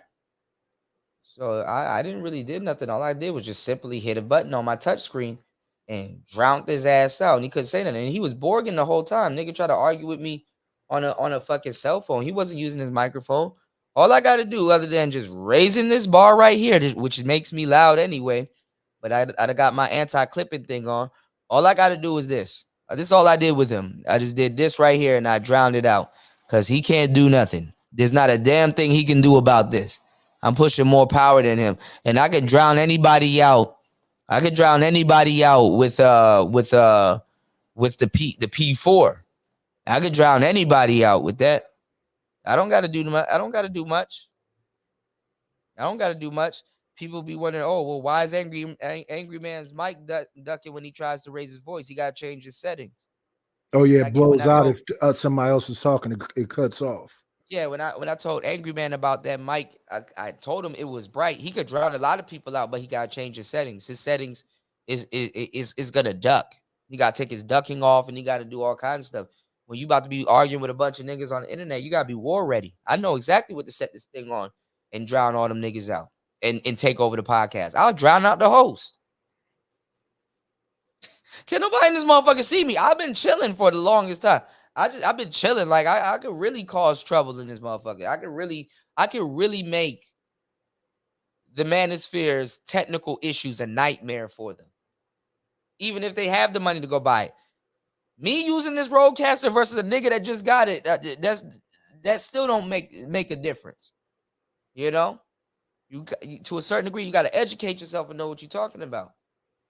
You know? I am that guy. You know, and then I didn't ask for this. The stream gate thing in front of you, that's for what? Just Stream Deck. And I told Kevin Samuels about this. Yeah.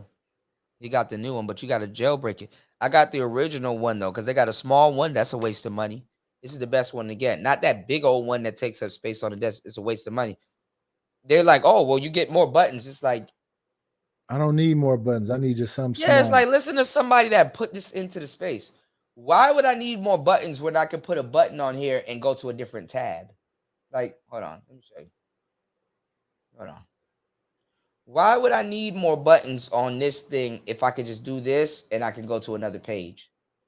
And then I can just set up another one and go to another page. All I got to do is just have my pages organized.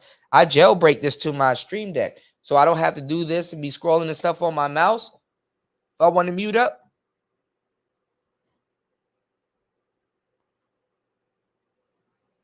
now you can hear me. If I want to bring up a video and pause and play, I just hit this button. And what's that one called? This is a Stream Deck. It's a regular Stream Deck. Oh, it's just called Stream Deck? Yeah, El Gato.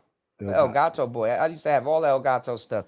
I get my El Gato mic. I gave one nicer, and I just like I said, like I'm that guy. They just this place ain't for brotherhood. Don't nobody give a damn about none of that shit. You know, you said don't make me plug in my channel strips and graphic EQ. Yeah, Wes. Like when you know shit, you know shit. Like I tech dudes were coming over here getting information from me. Yo, Kuda, what mic can I use? Damn, I didn't know about that. Damn, I didn't. It don't matter if somebody's a tech dude. What matters is if they know what's coming out, what's going on, and if it makes sense. You're when you guys consult with me, if you say, yo, Kuda, I want to be a podcaster, yo, I want to have I'm doing a conference calls, or I'm working at home from COVID and stuff like that, or anything. I done got it all. Okay, I done gave people the game. The game's so good, I probably won't see you ever again. That's how good the game is. And then they disappear. Yeah, they disappear and enjoy their success. I got it. See you later. Yeah. Yo, thanks. You know, and then if something happens or they break something, then they come back. I get that. You know, I see the Orkin man and the Terminex man, when he comes in and sprays shit in your house, if he does a good job, guess what? He's out of a job. So he got to spray some shit in your house that after a while turns into food. So more roaches or a little bit less roaches comes in. It's controllable. So he's like, I have to come back every 2 weeks. Why? Because this and that, this, that, and all that other stuff. And it's like, all right, whatever. He come back in, you know? Like I said, you know, the cool thing about the Rodecaster is that you do have Bluetooth, though. So you can Bluetooth your phone and take one of your channels. Then you can hardwire a phone into it, or you can do whatever you want. What's going on, DJ Seth? Shout outs to you. Yeah, but like I'm the guy. I know what I'm talking about. Yeah, I want to save y'all some money, man. You know, I want to save y'all some money, man. Like y'all my brothers. I'll look out for y'all. You know what I'm saying? I'm not, you know, I'm not in the business of conning people. I don't want to be conned, and I fear that, you know, even though it happens, you know, just certain people, but I wouldn't dare do that to y'all. Y'all my audience. I treat y'all like brothers. I would tell y'all the same thing I tell my brothers. Yo, this is what it is, you know? Yeah. You know. Yeah, and I care about y'all. I care about y'all setups. I care about everything. No problem, Nightish. How you been, man? And thank you for supporting the channel. I appreciate you. You know, y'all hit me up if there's anything y'all need to know. If y'all are supporting my channel, if there's anything y'all need to know, I got y'all. You know what I'm saying? Yeah, got y'all. All right, appreciate it. No problem. Make sure you do your homework. Don't spend no more than 200, 250 for this. You can get it for like 180 on Amazon. It's gonna come with a whole bunch of other accessories and headphones and stuff. You don't really need that. This is the most important thing you need out of that pack. Yeah. I see it. Okay. All right. Yeah. All right. And be safe. When you get it, hit me up so I can help you on stream, hook it up and everything. Oh yeah. There's a mixed minus that you got to turn off and some other stuff. I'll help you out with all of that. Yeah. All right. All right. All right. All right. Be Peace. safe, brother. All right. Peace. Yes, sir. Yes, sir. So yeah, make sure y'all make sure y'all hit me up. This is not a bad unit. You know, Jessica X has one. This is what I recommended to Jessica X because she wanted something that's kind of a little bit different and stuff. I don't know if she spilled juice on it. You know, shout outs to Jessica. But yeah, you know, and she could, if she knows what she's doing, if she sits down one night and really pay attention to it and stuff and know what to do with it, she could drown a motherfucker out. You know, and you don't even have to raise your voice. You don't have to raise your voice. Who wants to wake up tomorrow with no goddamn voice? You know, I've done it before, so I'm telling you, it's not fun. You know, you turn that man, drown a nigga smooth out. It is ugly, but it's actually beautiful. I actually like it. I like the design. It's just where the XLR cables is, you know, because War Master got a Rodecaster too. So War Master knows where the XLR cables is, it's just not practical, you know? I don't know who was in charge of the designs. I don't know what the sprocket board and all that shit look like, but it's just not practical. Like, you really gonna have to have your wires to the back. And then let's say if you wanted to display this, like if Zoom was gonna send this to me and they listen to me, so they're getting vital information, just me talking about this. If Zoom wanted to send this to me, and I was to put, the first one, yeah.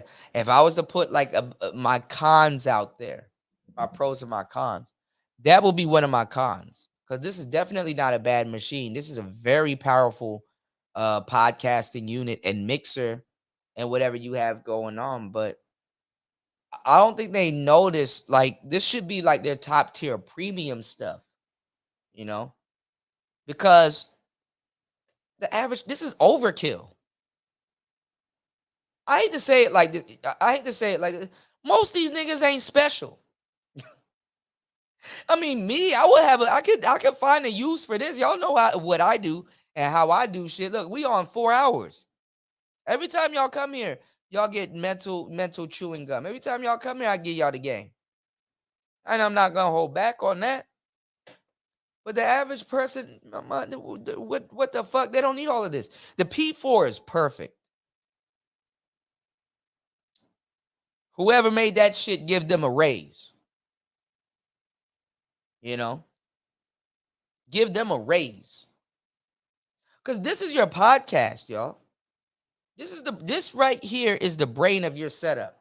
Oh, never mind. Let me stop showing this. You know, I'm the microphone boy. I'm the microphone boy. Well, consultation over, man. If I tell y'all anymore, you'll have to come up off that bread. You'll have to, you know, a little payola. It is ugly. This motherfucker. This is an ugly piece of. It's an ugly piece of equipment, bro, but it's dope. It's so, look, things that are ugly is beautiful. Me and my bro Fredo, we used to talk about the Mustang LX. That's an ugly fucking car. Till you realize what it can do. Like, oh, it's kind of handsome. You know, oh, damn, 5.0 engine, damn. It had the biggest engine. It looked like the smallest Mustang ever. Let me show y'all what we're talking about. If Fredo, if you still here, this nigga about to laugh his ass off. Bruh, this is an ugly fucking car. But if you know what it is, it's like, damn, though. Let's go back. Let's zoom out. Zoom. Zoom, zoom, zoom.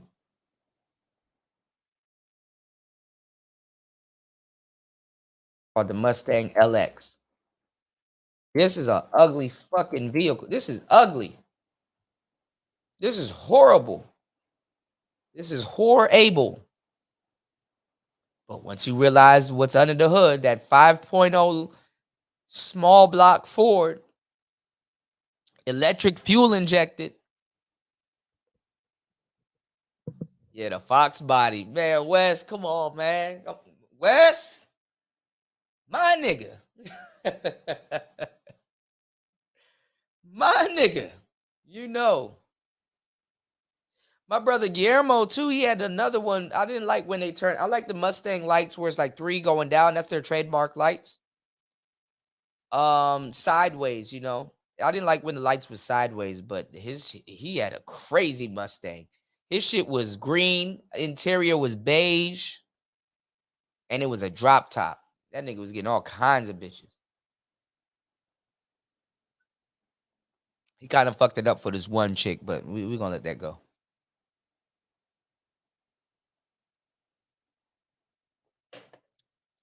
Some of y'all, I'm gonna tell y'all right now, some of y'all simps, when y'all be simping, let me tell you the worst situation you can never get yourself in being a simp. That's why we say simps need more game than niggas with the game.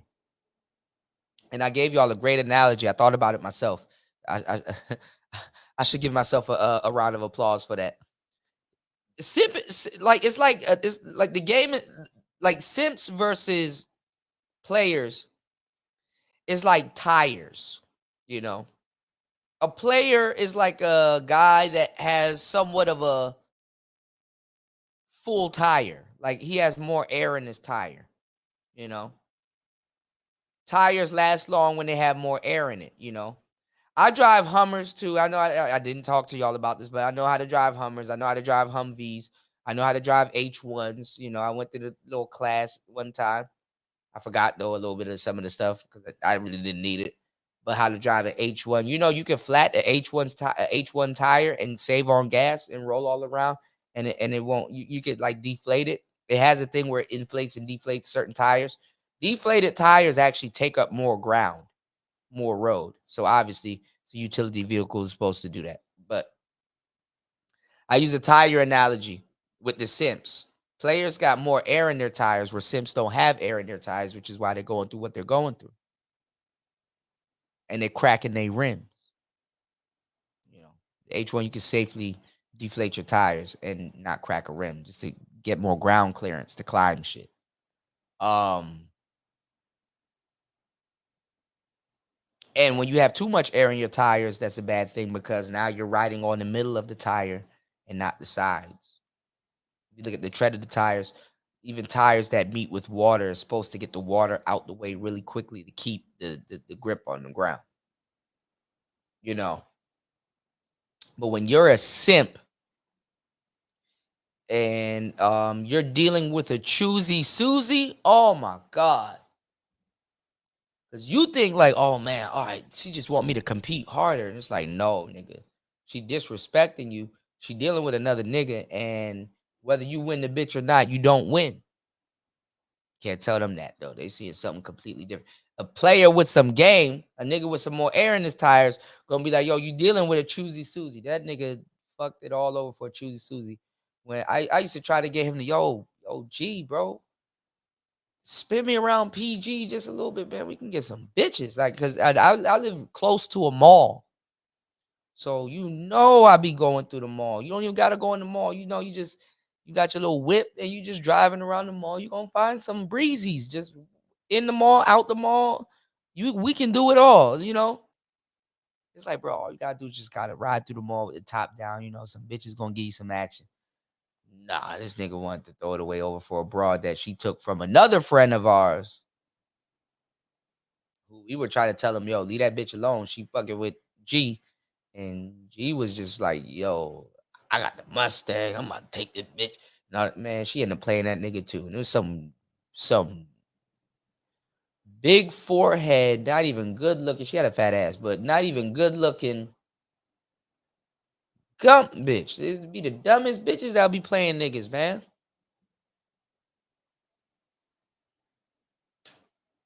Damn.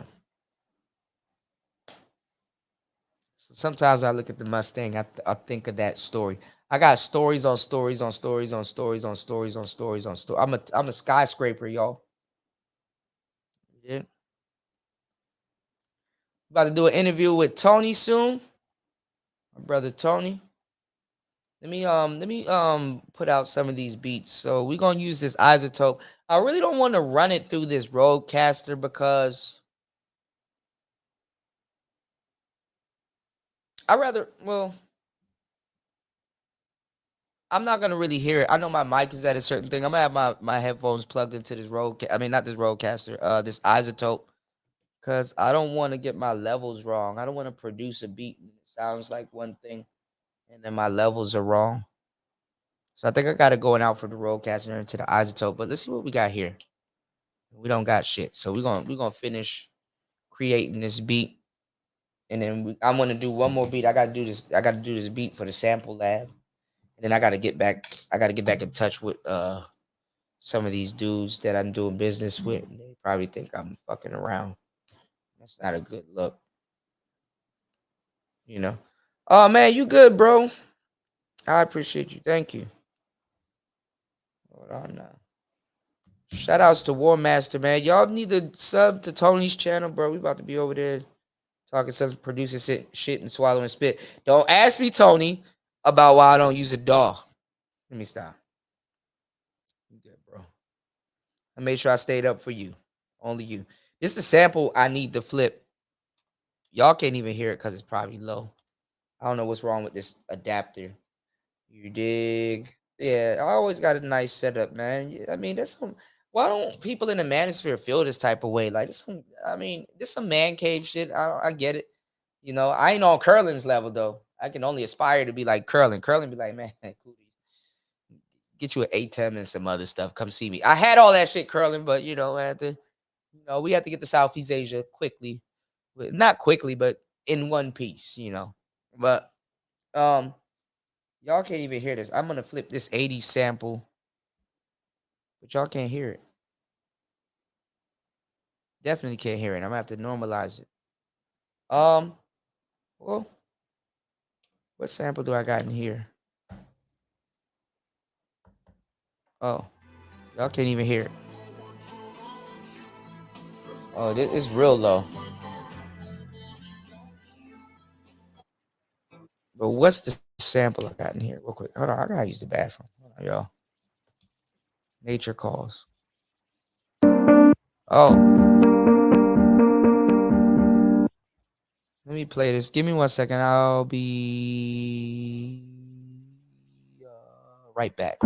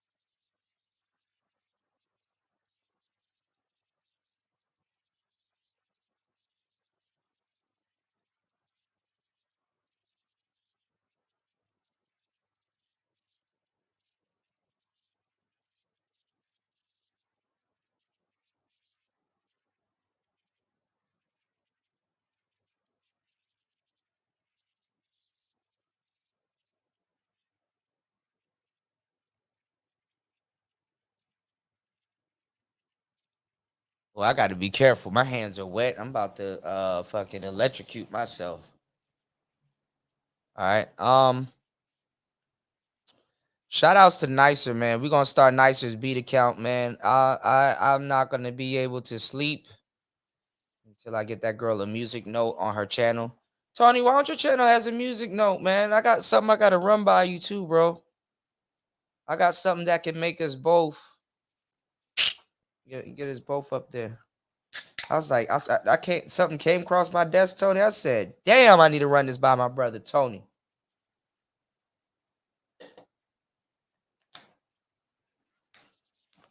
I said, shit.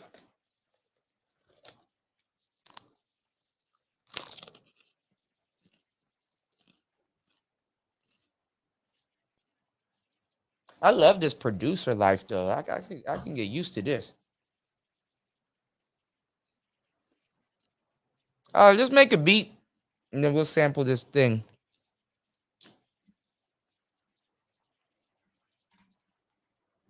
That's my thing, to learn something and then put all my brothers on, man.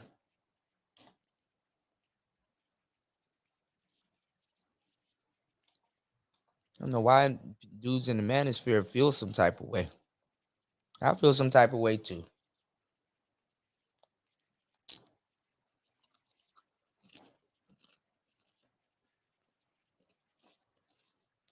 Oh, man. Thank you, Night Ish. I appreciate you, man. Thank you so much. Hit me if you need anything, bro. I got you. Just once you follow what I'm saying, you're gonna be like, damn, yo, my man.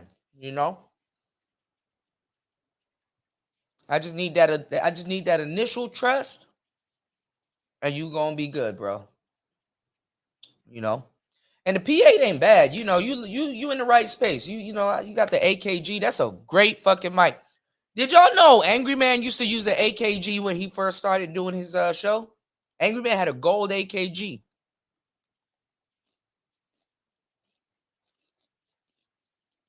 Now I forgot exactly which one, but I got to go back to it. Like, it was a condenser mic. He used to have a bed behind him, and he would have the green screen. His shows was always top notch. Brothers decided to hate on him instead of follow him. I said, damn, dog. That shit wild. Shouts to my brother Night-ish.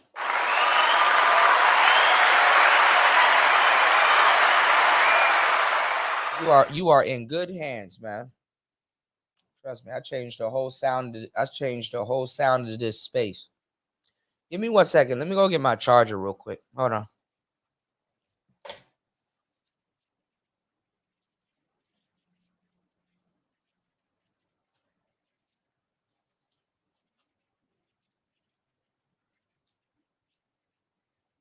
The whole kill of the situation, right, is that when you tell the truth, I didn't even think I always knew telling the truth is some rabble rousing shit, but I didn't believe that when you tell the truth,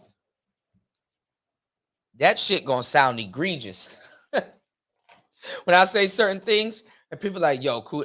I even hear it too. I'm like, bruh, I'm surprised. You know? All right, I'll come from this. I'm gonna star this so I can come from this show and go straight to that. You said if you say that one more time about Dawless, you said, Kuda, I actually cook up Dawless. I'm hip. I'm not dumb. You said, like I said, it's more to use the workstation to hit the button and the keys than the mouse. Yeah, I know.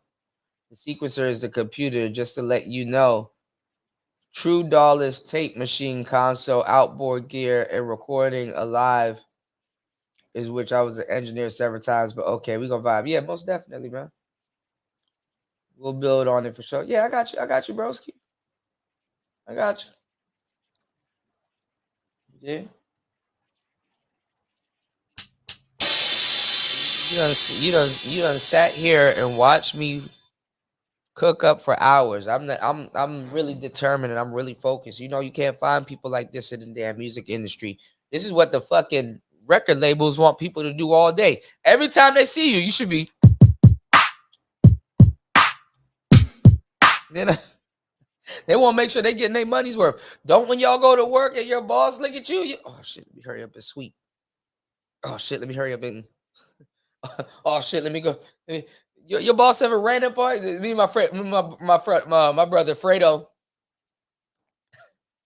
Me and my brother Fredo got a joke like this, like somebody come up on you, you just start doing anything, like, oh shit. What you doing? I'm working. Somebody run up on you. You just start doing anything and shit, you know?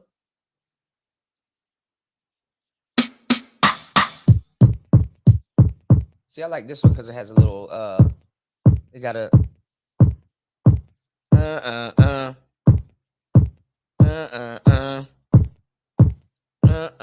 fuck talking, get to it, boy. Look at here, boy. Look at here. This is that Pole of the Dawn joint. Like I normally wouldn't like if I wasn't into lo-fi, wouldn't use that. Wouldn't use that. Who would have thought that you can make music with this?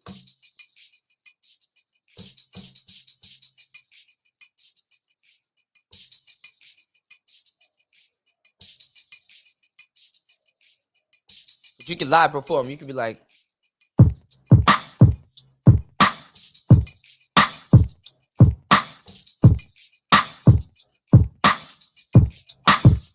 you go.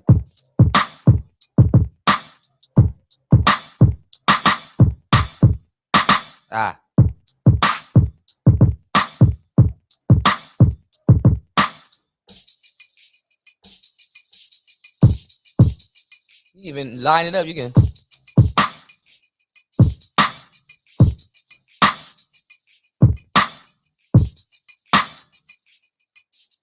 Play around.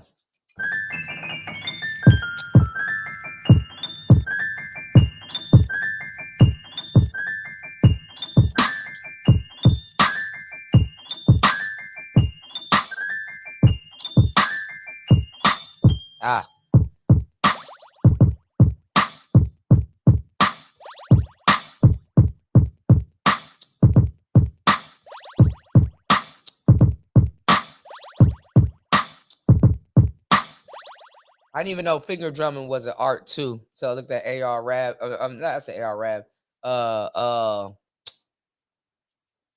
A-Rab music. I said that nigga was like, I said.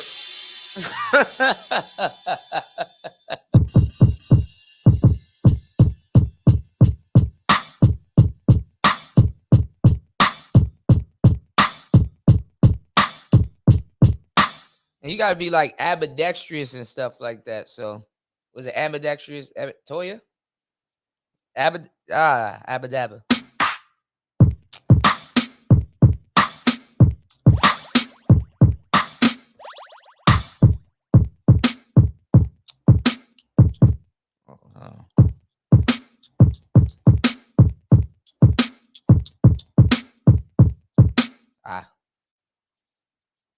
The finger drum, yeah.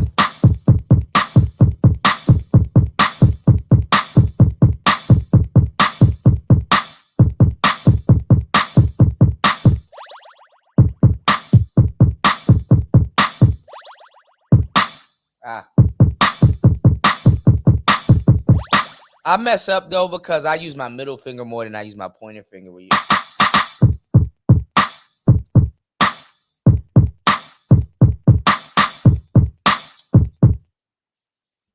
be like, fuck the world.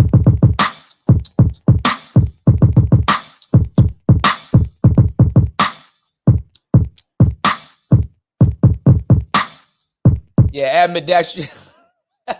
Ambidextrous. Ambidextrous, yeah. My grandmother was left-handed. I think it skips the generation, and then, you know, I'm left-handed. I'm fucked up in the game. And left-handed, ambidextrous, fucked up in the game.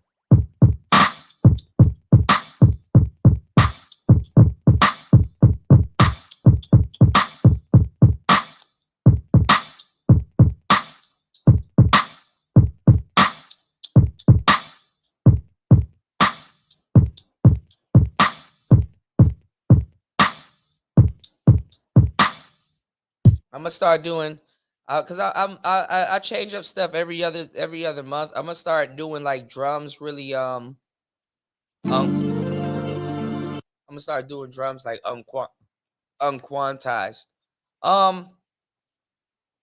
This is another thing too, Night-ish, that I wanted to tell you. You know how I do these shows, right? And I do like the overhead view, and I do like the shows where I'm like showcasing a piece of gear and stuff like that. Usually I use the mixer, and honestly, these are interfaces and these are mixers also. But this is one of the best. This is one of the best mixers I've ever used. You know, all my synthesizers, because I'm analog. And so I got to route the audio. I got to know where the audio, I got to know what's going in, no homo, and I got to know what's coming out. I route my audio to this thing. And literally just that's how I run my shows. And the shows, the audio be clean. I literally, when I make those beats, I'm literally running those beats through this, and you know, this thing is a fucking beast. This thing is a beast. You know, this is the best. I need to get some more because this is the best $200 I've ever spent in my life. And people are getting these for like $190, $180. I done sold about 13 of these in the space already. I actually got a number on that one. I sold about 13. And that's just one piece of gear. That little thing is a monster. No homo. You know. I was going to be a Tascam boy. I didn't like Zoom at first. I mean, I didn't really care too much for Zoom. I was like everything Tascam because most of my gear was Tascam at the time. Nah, Zoom got it. Even the camera that I'm using right now, this is a Zoom camera. And honestly, I can use the microphone on this camera because Zoom's microphones are better than their cameras, but this camera is good. This is my whole stream right now is in 780p high res because this is shooting in 1080p. But this camera right here goes up to 4K.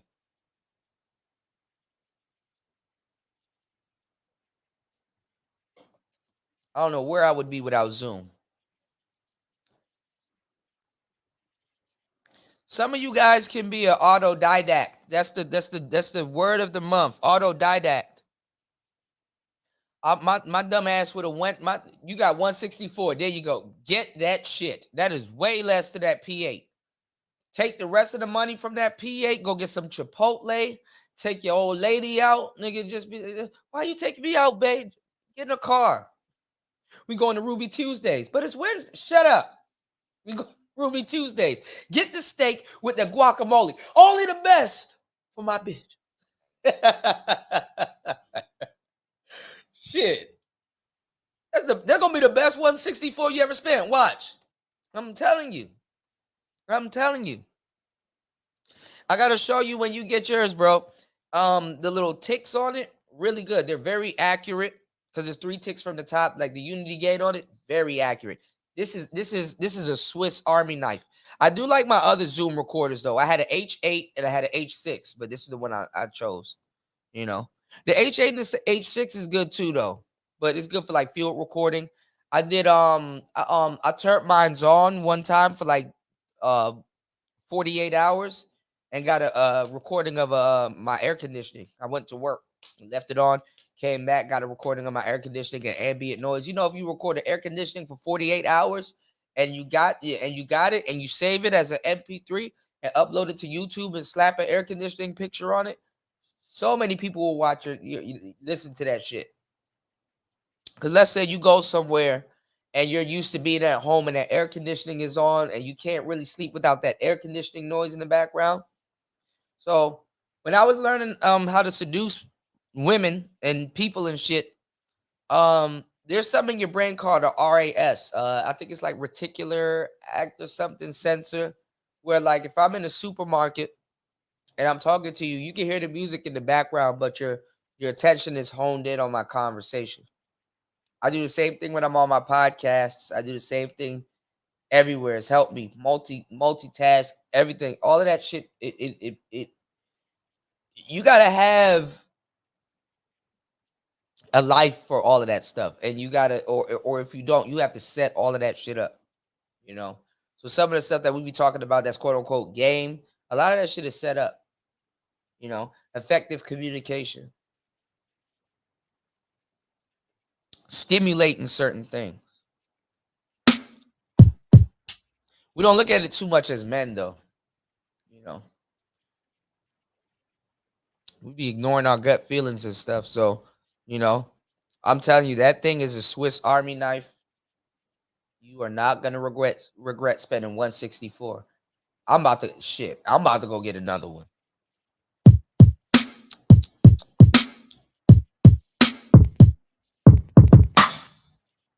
I'm telling you, like once you know how to really use what you got, shit. Okay, yeah. I knew the acronym, yeah. I learned all of that shit back in the day. I used to study all that stuff. I was past psychology. I was studying neurology. I was deep into NLP, neuro linguistic programming.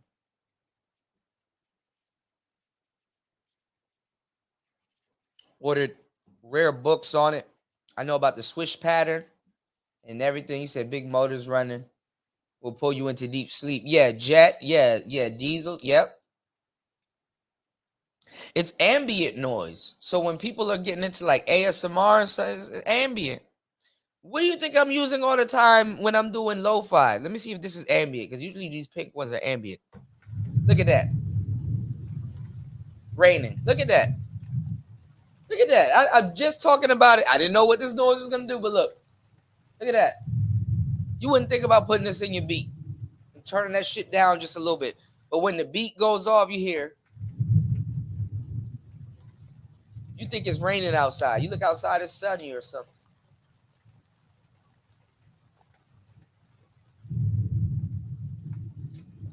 All right, when I tell you dudes in this space are straight up gumps, I'm not fucking lying. Talking about women all day, and you don't never hear nothing that's pushing forward. Okay, a motherfucker did you wrong. What you gonna do about it? Okay, you don't like this.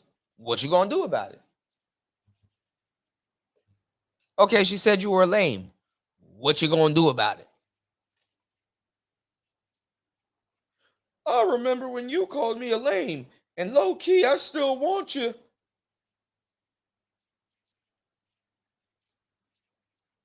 What you gonna do about it?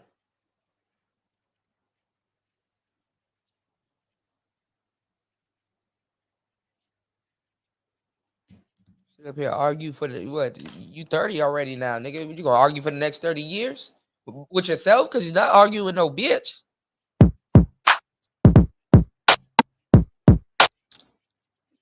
Nigga, run up on me 2, 3, 4, 5, 6 years later and think you're gonna catch me doing the same thing. Y'all niggas, some of y'all niggas never lived at all. You trapped in a jail that's built of your own construction.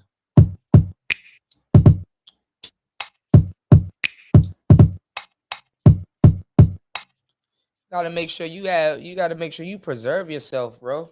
Stressing yourself out. Everybody I know damn near my age, grade up and everything. I'm like, damn, God, I'm not even gonna ask you for shit. Thank you. Y'all ain't gonna see me for like 2 months. I found a gray hair. War Master's right about that diesel engine though, and the engines running and stuff like that, airplanes and stuff. MacBook Air, not bad, but not the best neither. Good computer. Logitech C922 Pro, cool. That's dope. I'm trying to figure out where mine is. Listen, I tell y'all, I don't talk about it. I got it. What's this? That's that C922 thing. I'll pull that shit out. That shit is within arm's reach.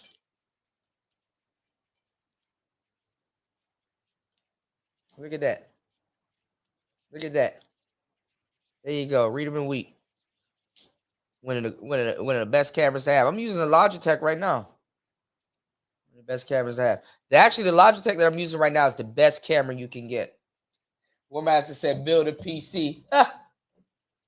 I will eventually, man. I'm not gonna lie. This M1 MacBook kind of. Actually, I'm in the place to do it. I need to. You know where I need to go, War Master? I need to go back to that place in Thailand. I'm just scared you and Raven gonna tag team me and be like, "Yo, Kuda, just please buy this and send it to me." And I'm gonna have to figure out how to send that shit to y'all. I need to go. I need to go back to Thailand. I need to go to that place. I don't want to fall too deep in the rabbit hole like y'all though. Were you here earlier, War Master? Midwest was asking for a computer build. West gave him a good recommendation. West, what you tell him to get? See if it's War Master approved. I re-released that beat too, War Master. I'm about to put it on my Spotify. That joint gonna take off. Your War Master beat. I'm about to do a part 2 very soon. Wait till y'all hear this Robert Benjamin beat. and the RG3 beat and the Link series.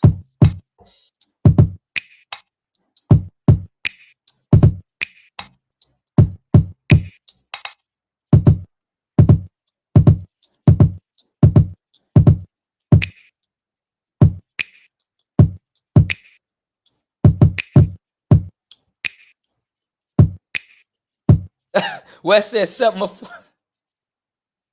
affordable.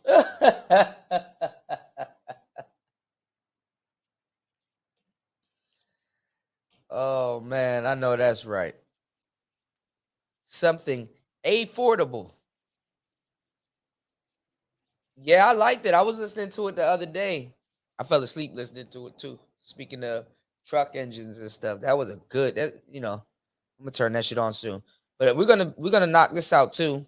This is at 102 BPM. But all right, let me hurry up before I gotta run over to Tony's joint. We got like almost an hour. I can make 2-3 beats in an hour. I'm having too much fun, he said, I'm having too much fun, Charlie Murphy.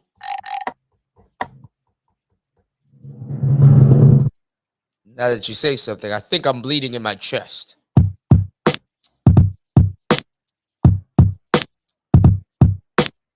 You still have a Dell? God damn, I haven't heard of Dell in a long time. I used to have a couple of Inspirons.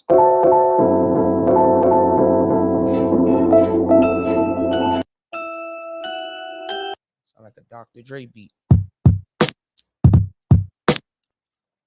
All right, so the sample we got here that we're working with today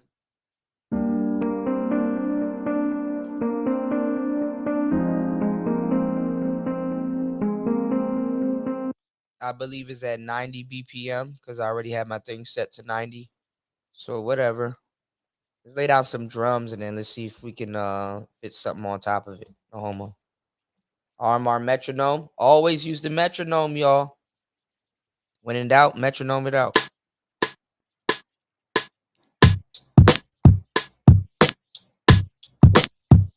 Ah! God damn it. Be on beat, though. Y'all was around me when I hated the metronome, so.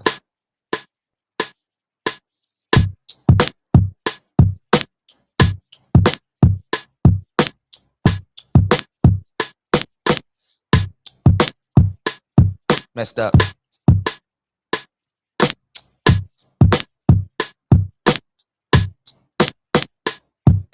Ah.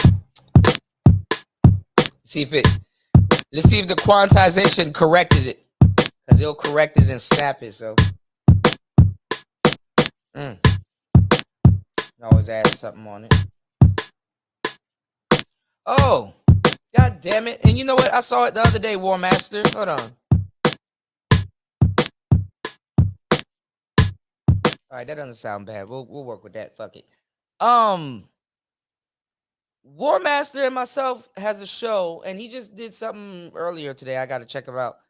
Me, War Master, I think Raven was in the chat, and Ciova got a whole show that you guys can still get good information and game from about building a PC. Now, I don't know, War Master, would you say that information is a little bit dated by now? Because, technology goes real fast. What are your thoughts? Is it still recommendable? Because I will put it on my community tab, and then you guys can head over to the community tab and check it out. What I was supposed to do when I bought my desktop, I was supposed to go on Amazon and get some RAM.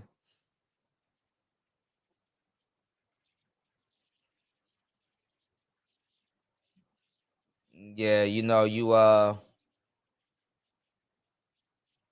spend a little bit on that desktop, it will save you like 2-3 years off of a laptop. I'll be trying to unplug my battery. Like right now, my battery's fully charged. I actually do get a lot of hours out of this fully charged battery, but I'll be trying to unplug the battery when it's charged. DJ, nah. it's not applicable. Scrap it. It's not applicable now. DJ, nah.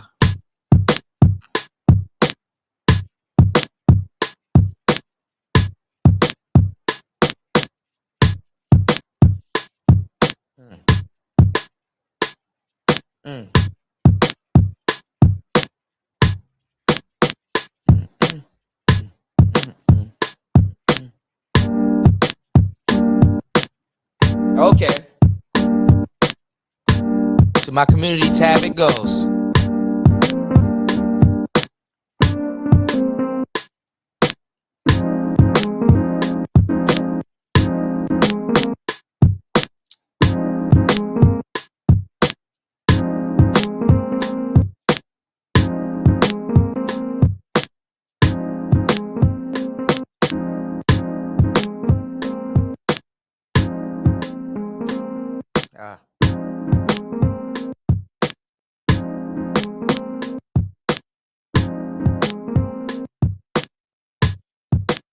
When you get back home too, War Master, we got to do a one-on-one. Because I actually do want to ask you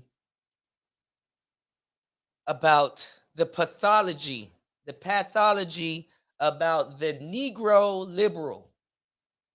What makes the Negro, not liberal, the Negro leftist, what makes the Negro leftist more, like, what's unstandable about the Negro leftist? It seems within the past couple of years, the Negro leftist has become more irritating than an actual racist white man or racist party and stuff. It seems like the delusional Negro has filled the spot even faster. You said they're stupid. Shows up. This is why I can't interview West. They're dumb. Done. He said they're stupid. Go into the details, Wes. You gotta. I'll be like, unpack that. Go into the details. Why are they dumb? Would you ever work with a Negro leftist in the studio? Hell no. He said people will hate you after that show. Okay. Well, at least we know something, that they won't stick together. Them niggas will fight each other. I've seen two leftists fight each other, if that's what y'all call a leftist. I've seen them niggas fight each other all the time to be more left than the other ones. So at least you know they can't stick together and come after you.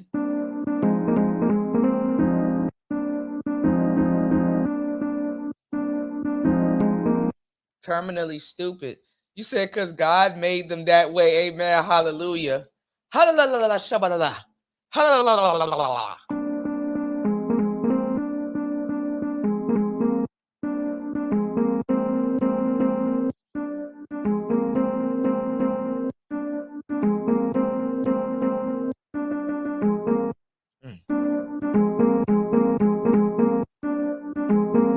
I want something a little more.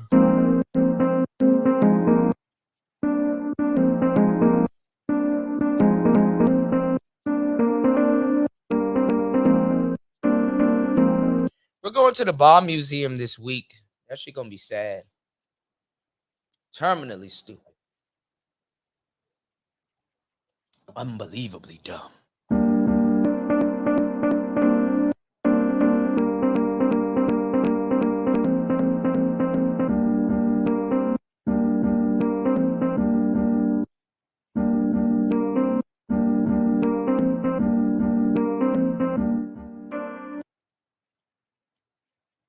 Yeah. All right, so because y'all are good at that stuff. I really even don't know what party I'm in. I don't know what y'all would call me. I don't know what the fuck I don't know what's going on with me. But when women got the rights to vote, they voted for what the man wanted for a good 20, 30 plus years because they kind of really didn't know what the hell was going on. Now they won't even vote for what he says. Supposedly, that Snow might beg the different, War Master. But do y'all think that's what it is? Are they voting for what the women was doing for the last couple of years, or are they? I mean, I know they're influencing because I ain't gonna lie, a lot of black people can't tell you why they're voting for certain people. So is that what they're going off of? They're going off of what their mothers or certain other people have been doing for years. Like, what do you think is, other than the government putting out these fake nigga trinkets? You know what's funny? They put out these fake nigga trinkets and they never give you the shit that they tell you. Like, it's like what Tariq Nasheed say, black people's booty hole is no, the homo pause. He said black people booty hole wide open. He said they just crack their booty open and don't even get what they don't even negotiate. Yeah, 10 years. It took black women 10 years, women 10 years to vote in welfare. West just skipped the bullshit. He said, nah, bro, they dumb. Damn. Who y'all want in 2024? T-Rump? We going back to T-Rump? I ain't gonna lie, nigga. Niggas was balling when Trump was in office. I hate to say, niggas check look a little bit more. Oh, damn, I can move around a little bit.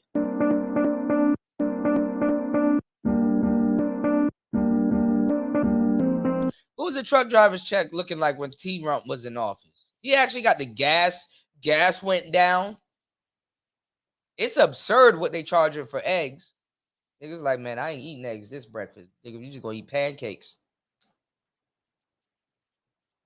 You said the hardest thing in the world is to figure out a dumb nigga. I stopped trying. Yeah. Well, the crazy thing about the government is two heads. It's two heads on the same snake.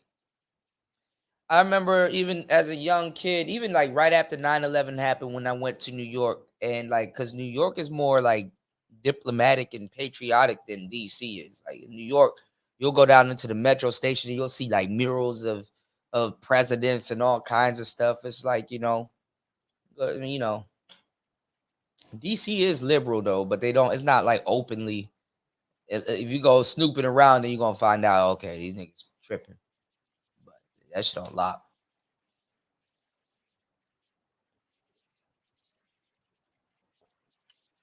Okay. I hear you loud and clear, Wes. Okay. Okay. Trump didn't lead us in the war. He said, I ain't gonna lie, when he said that shit, I said, he got a point there. He's like, that's why I am the only president that didn't lead you guys into war. $1 million.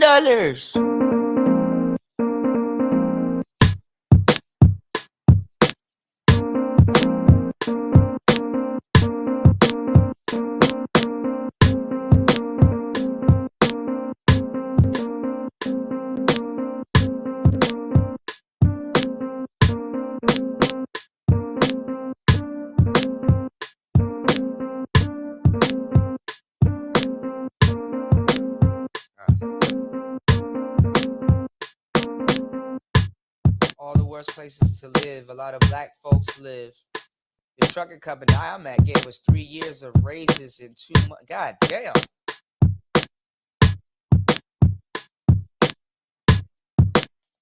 Well, he was supposed to run as a Democrat at first. I don't think that would have worked. I think he would have probably switched too. So a lot of people probably, I think the first time that he was supposed to win, a lot of people probably would have hated him. But now that he kind of went in as Republican, and then I think that's how people liked him. It works that way. It's weird.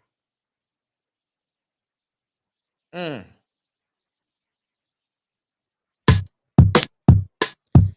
I'm not gonna lie. I think other countries get along with America more when a Republican is in office. To tell you the truth.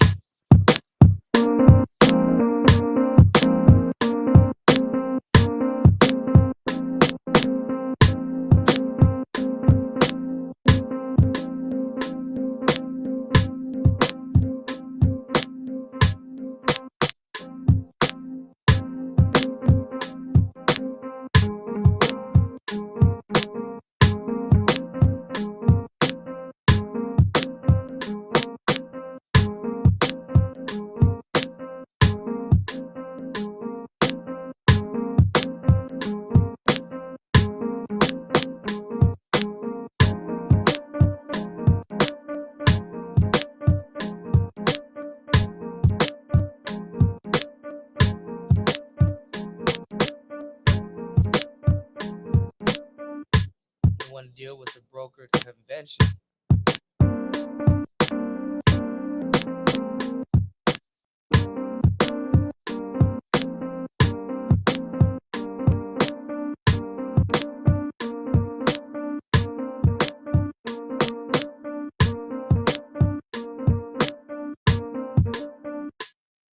Not gonna lie, I remember when I was younger, he was in that ACN shit too, which was funny as hell back in the day. But I'm not gonna lie, I remember reading a little bit of The Art of the Deal, and I'm like, God damn, I'm gonna have to sit down with this book. This nigga know what he talking about.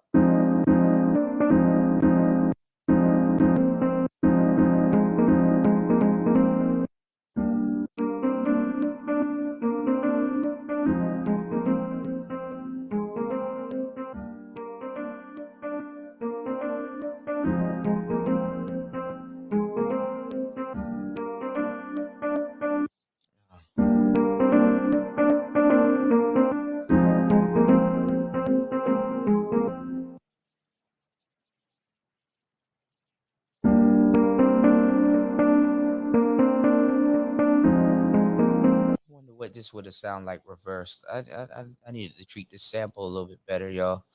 I'm kind of not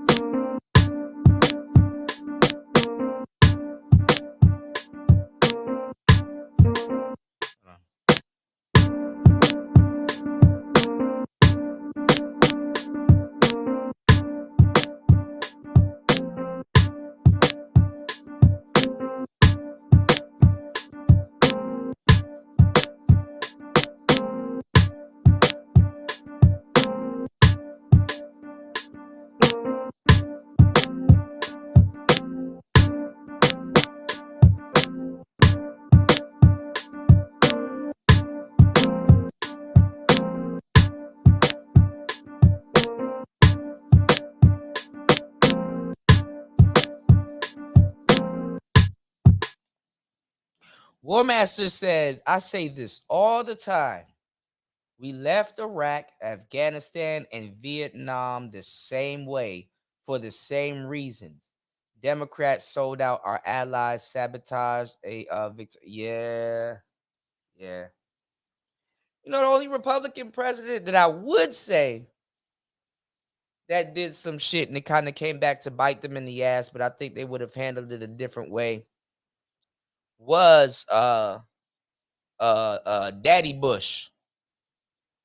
Daddy Bush giving that nigga Osama all of them rockets and shit like that, and the AKs, and arming the Taliban and shit at the time. Okay, I get that. The niggas flip. I understand that, you know. And he's like, okay, well, since I can't get your dad and he not in office no more, I'm gonna fuck with your kid, and you know.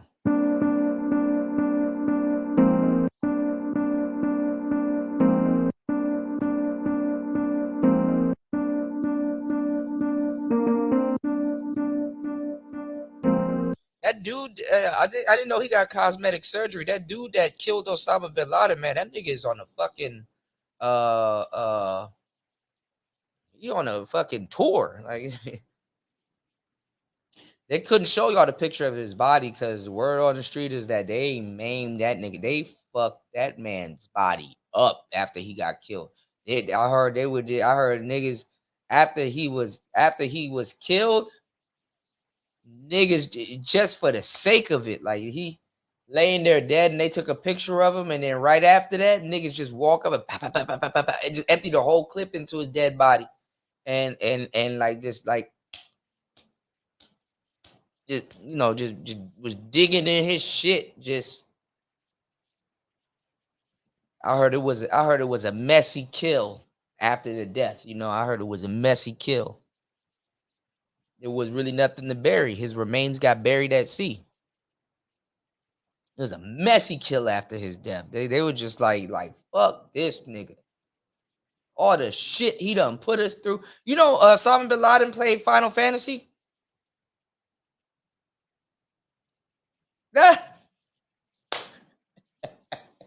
Who needs the quickie mod? I do. That nigga selling Tokistos.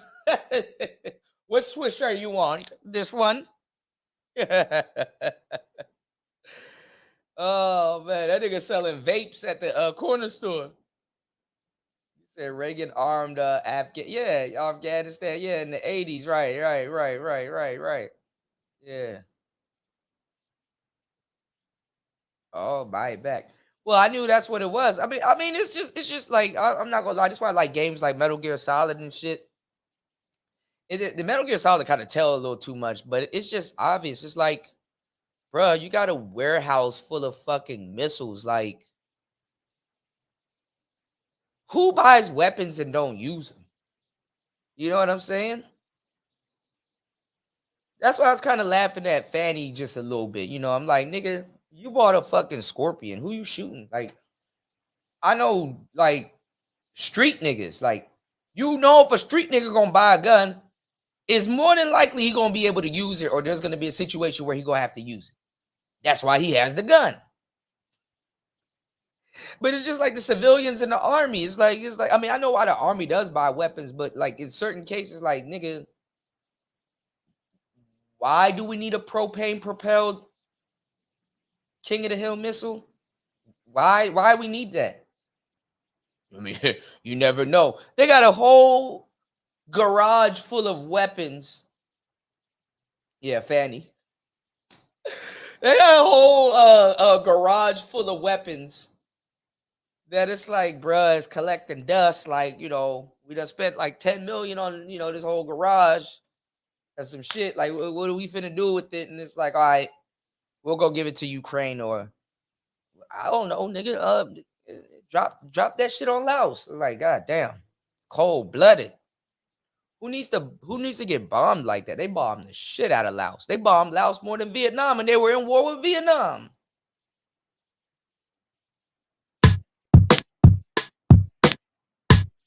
Never mind.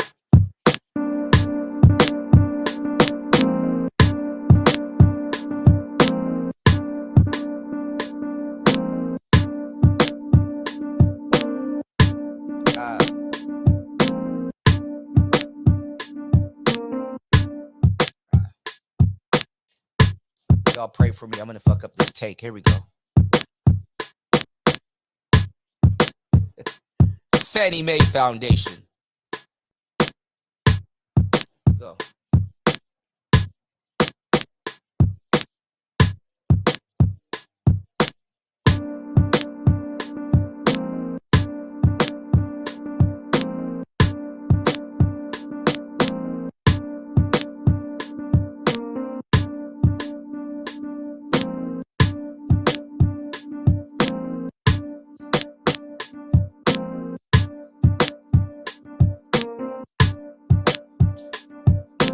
I'm a beast. Let me stop. For every time I get it, y'all see me fucked it up like 3 times. 3, 4, 5, 6 times. I'm gonna add something to it real quick.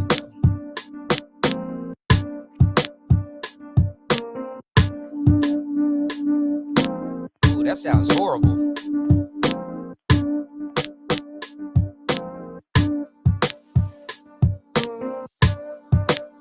I would say our military do got a little nigga complex though. We have to have the biggest and the best as rockets. And I get it though. Cause let you not have the biggest and the best rockets. Niggas gonna think they can, you know, it's like, all right, nigga. But let me make you an example. That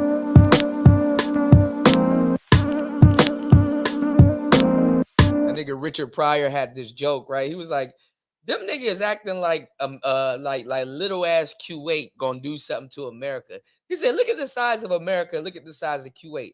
Don't it look like America will be like, shut the fuck up. Sit your ass down. Yo, Richard Pryor was a beast, bro. Cause they be really trying to stir up shit in America. It's like, oh my God, Kuwait gonna do something. Man, get the fuck out of here.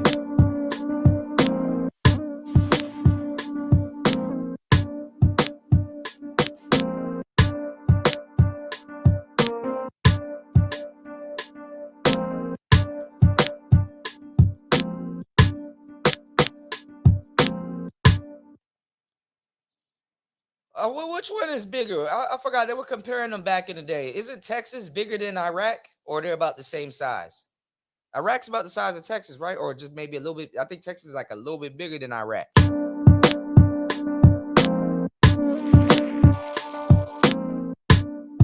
was just watching something the other day too. About Saddam Hussein and stuff like that. I remember when he got hung, and the video was on YouTube. Ironically, talking about some community guidelines, nigga. The video was on YouTube. That was a big ass rope around that nigga's neck. His shit when they showed the floor under him collapsing, and his shit just did this. He was done. Like they showed a picture. I even seen the picture after it, and you know the cameras was horrible back then, but it was good enough to see what the fuck happened. When you look under, like there was like a space between the rope and his neck. When you look under it, like you could just see like the bone and everything, just kind of like it looked like his skin was like stuck to the rope, and he was just like he was just because you know he was an old ass nigga when he got hung and shit. They found him in a hole when they found him, so you know he didn't get the shave, no none of that, you know, and you know. I didn't know he was like a guerrilla warfare leader. They were talking about like the first time he killed a kid while he was a little boy. I think like he killed a kid at the age of 9. And I think he had like a stepfather, and the stepfather was like, "Fuck you, I hate you. I treat dogs better than you," or something like that. He killed a dog, he killed kids. It was all kinds of shit that happened with him. And then he ran away. And then, like, I think 2 or 3 years before he rose to power in Iraq, he was in prison somewhere, and then somebody helped him get out of prison and shit like that. And then he studied like he studied law somewhere. It was just a weird story. I was like, damn, so many people had a fucked up ass life. Some of these people that became, you know, dictators. When the Saddam's general's head popped off when really? Damn. Yeah, they were talking about how he looked up to, I think, like Stalin and all kinds of shit. Groznygrad.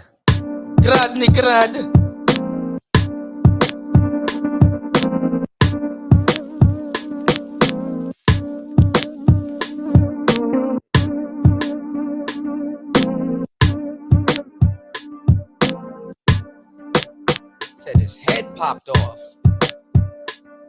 His head popped off. That damn. Yo, I was looking at something too. I just watch shit for the sake of knowing shit. I don't know why I have an appetite for information. But do you know like those old like execution traps, like you know how you have I forgot what they call it. I think it's called the guillotine, right? Where they put your head in that thing, and that like you know that blade that got a slope on it. Because I remember they were talking about they got like real deep into the details. It's so gruesome and grim, right? I'm a little this is kind of like my black pill side coming out just a tad bit. When the blade was straight, you know, it's like a letter cutter. You know how you have a letter cutter, how the blade is like at a slant because the blade cuts at an angle, and then you know the rest of the blade once it goes, it's a clean slice because it's heated through. So some of these contraptions, like the Iron Maiden and all of like these like weird contraptions, they weren't perfected until like later on. So they were talking about the guillotine being like a straight blade, right? And sometimes they'll pull the cord and the blade will come down, but like it'll chop the neck, but it'll be like, oof, I just had thought of it. It'll be like halfway stuck through the neck. Like it didn't clear the whole, you know what I'm saying? And till, you know, they thought, all right, instead of having a straight blade, we're going to slant the blade, because the blade literally, it's like a, you know, it literally does that. But it's coming down with a little, it was a weighted blade. So it's coming down with a little bit of weight to just to just clear the head. Because like usually when it used to chop, they would have to string it back up and then do it again before it clears. And it's like, that was an inhumane way to die. You know, I kind of gotten into like, you know, even the history of slavery and stuff, man. They did some terrible shit to the slaves, bro. But we'll get to that a little bit later. You two don't like that type of talk. They don't like this type of talk neither, but that slanted blade shit. And there was like stories about how people would still be alive, like even 5 minutes after their shit got cut off. Like they just, you know, your whole head is like that shit is cut.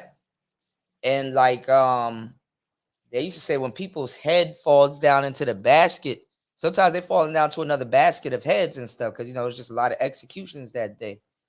And like they said, when their head fall down and roll over and look up, they'd be still blinking and they'd be still, and the body would just be like, that shit is fucking terrible. Even down to the electric chair. You said they used to have Faces of Death on television. Yeah. I used to remember all them shows coming up. These kids nowadays, pussy. Remember Snapped and all that other shit? They don't play none of that shit no more. You said when we removed Saddam, we created a power vacuum and Obama let ISIS destroy Iraq. Yeah, y'all don't be knowing about half the shit that be going on overseas. That's why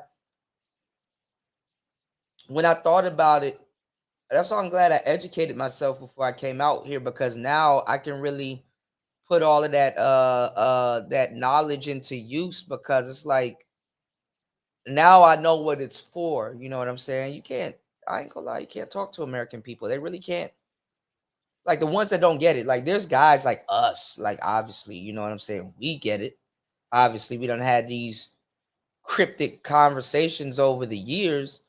But it's like when like if me, you, Wes, you know, and Tony and everybody had to really think about some of the stuff that we're talking about, I would lie too. Like it's like because like you're gonna be dealing with a whole different nigga if you get up there and tell people the truth, and then they're gonna be like, that's not true, you're lying. Then they turn on you and shit.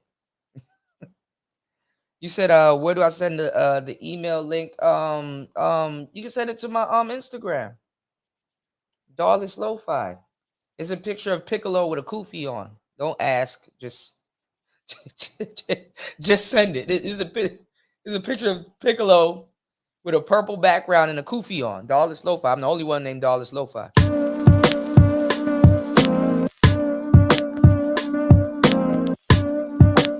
Let me finish this real quick.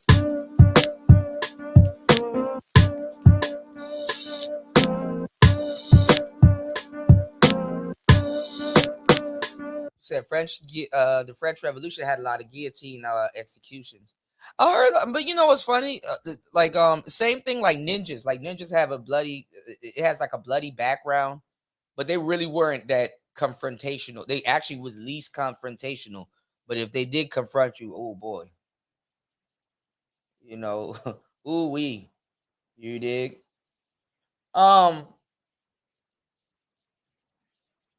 A lot of those things like the Iron Maiden, those were used as they were used more so as tactics. Because believe it or not, people ain't black pilled like that to see somebody get close into a spiky, you know. Actually, you can stand in the Iron Maiden. The Iron Maiden was actually even more worse than y'all think. Y'all think, okay, this person's standing into an Iron Maiden, and when they close it, like the spikes just like pierce them, and they just kind of sit there and nah. They actually had space in the Iron Maiden. You literally had to stay still and have these things pointed at you. But then after a while, you will move, or if you sleep and your body jerks and stuff, and that shit was worse than you thought, you know. You said facts, Kuda. I got a lot of useless information stuck in my head from levels of Jeopardy. Man, rest in peace, Alex Trebek. Yeah, man. I ain't gonna lie. Like when I used to stay home from school, or it was a snow day or stuff, I used to like watching The Price is Right and Jeopardy and shit. As a matter of fact, I watched that shit more than Jerry Springer. I didn't really watch it. I mean, I actually did, but more than I care to mention. But you know.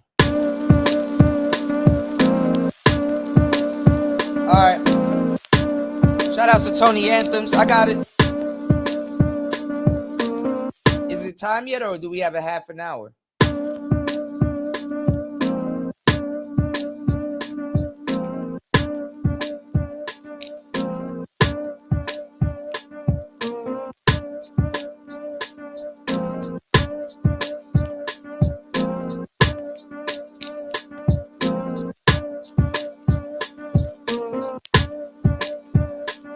A lot of people too were buried alive also. They used to bury a lot of people alive also.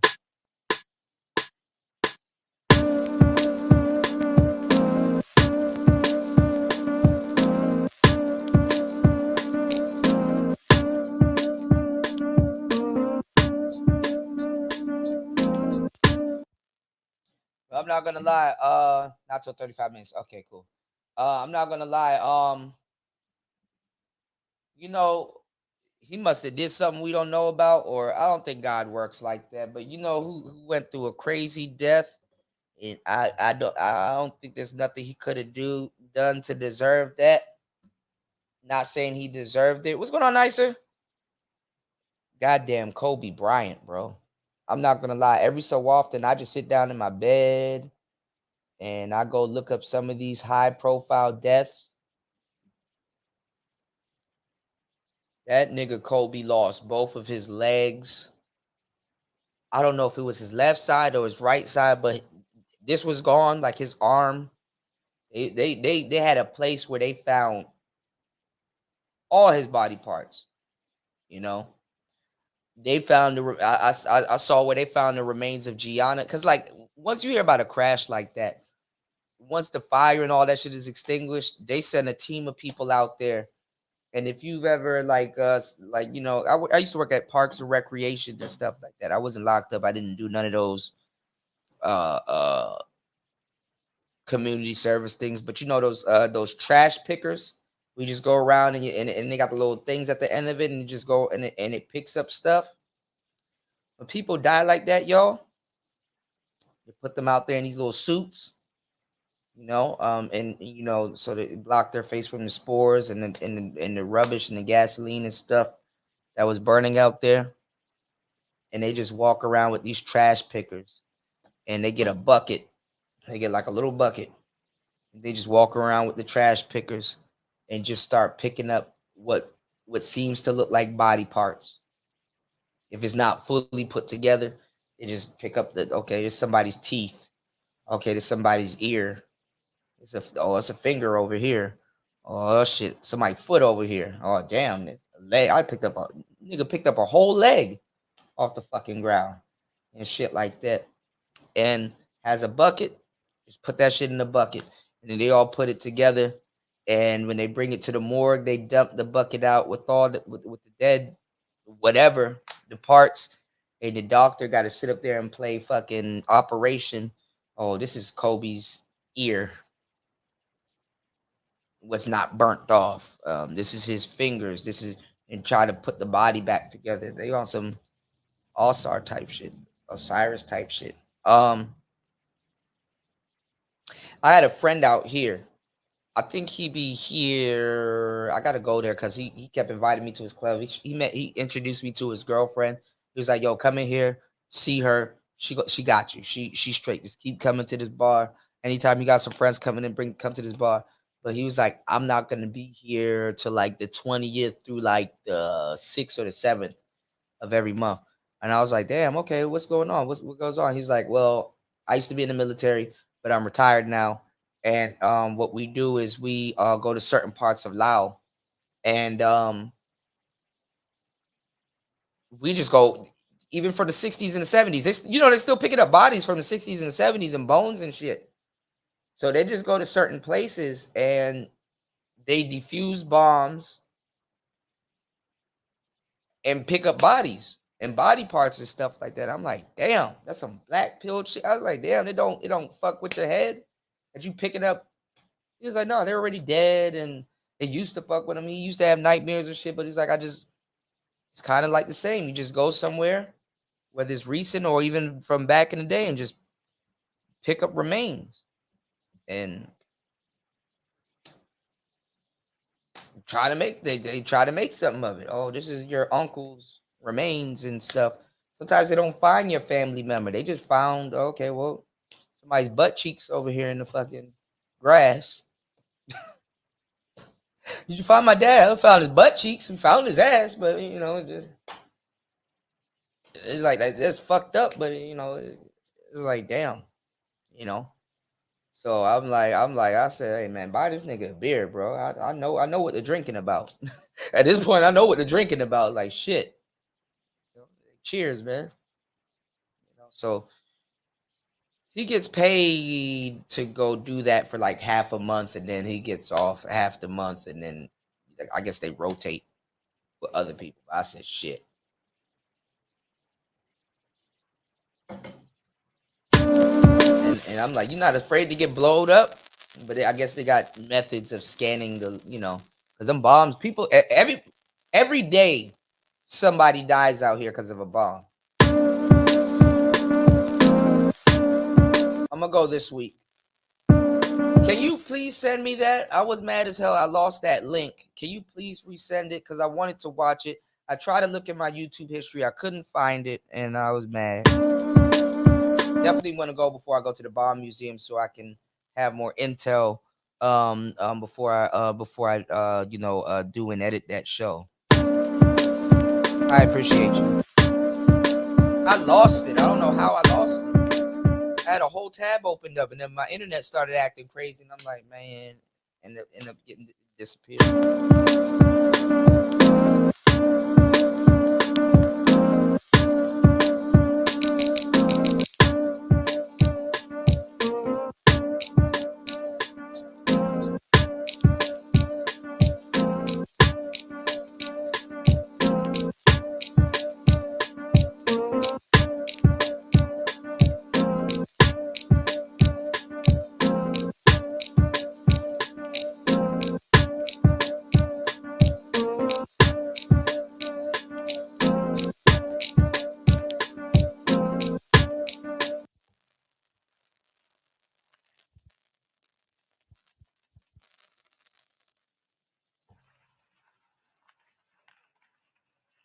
I'll use that.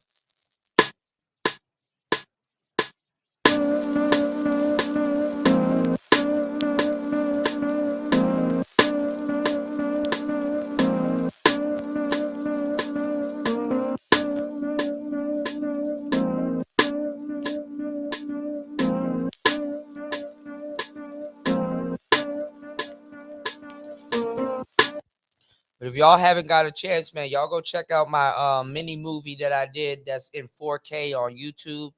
Y'all check it out.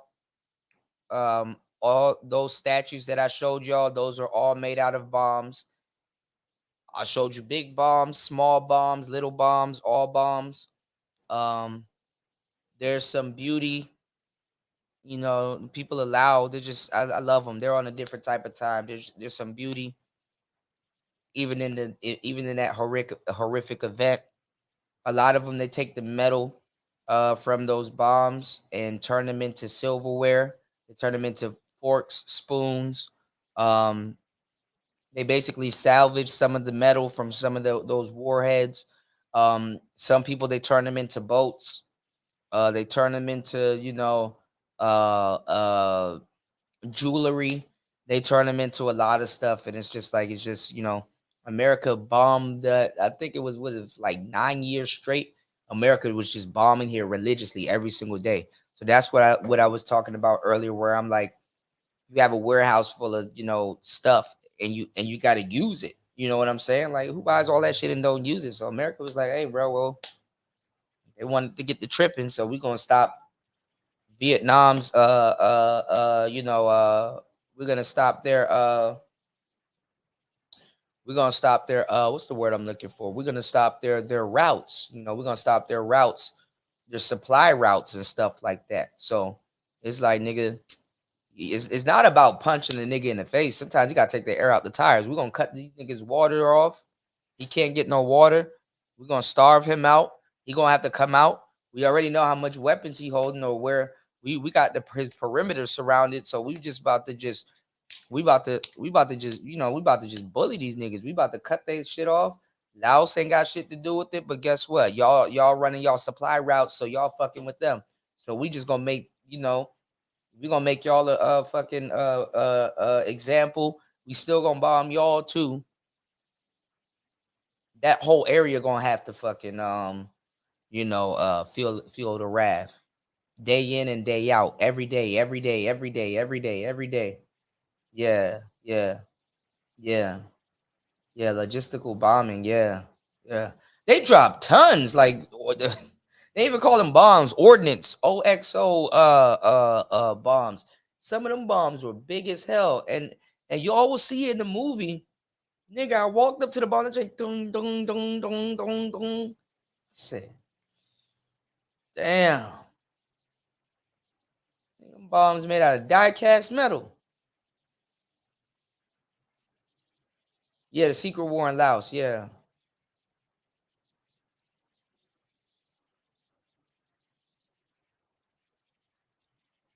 Yeah, I was thinking about Paul Walker too.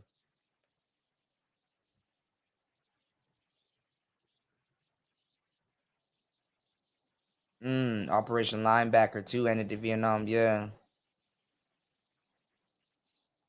Not gonna lie, American intelligence, man, we have a different way of looking at shit. There's no way they can win. I don't know why I keep bringing up Richard Pryor jokes. I remember when he was talking about Japan in Pearl Harbor. He was like, "We bombed Pearl Harbor. They don't fuck with us again."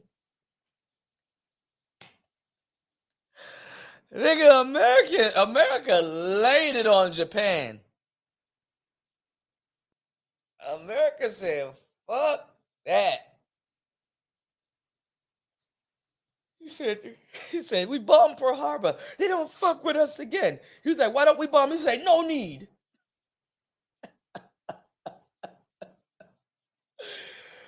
Nigga, America said, "Yeah, all right. We were gonna bomb Kyoto. They were gonna hit Kyoto. I know I think they hit Kyoto. No, they hit Nagasaki and they hit Hiroshima. Yeah, 250 million cluster bombs. Yeah. They fucked up the soil out this motherfucker. And mines too. I like when you if you go look at the statues there, the artist used a proximity mine for the helmet,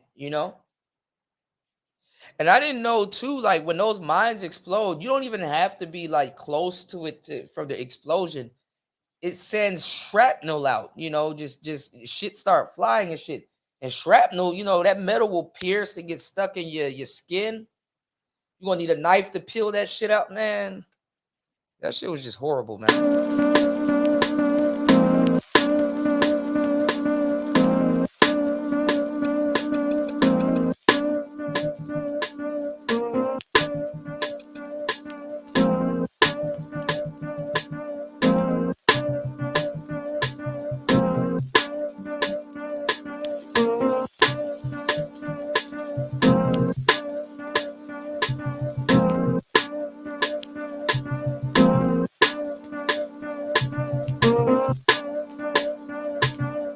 Yeah.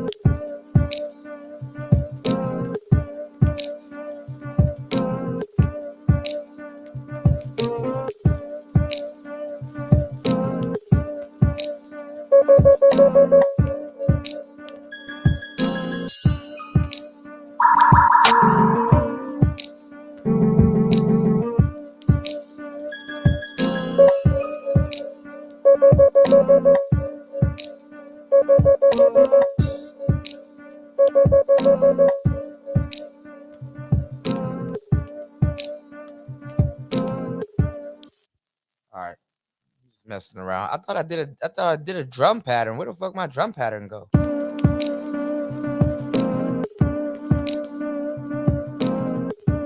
Oh, drum pattern, where art thou? I messed up the drum pattern. Where did it go though?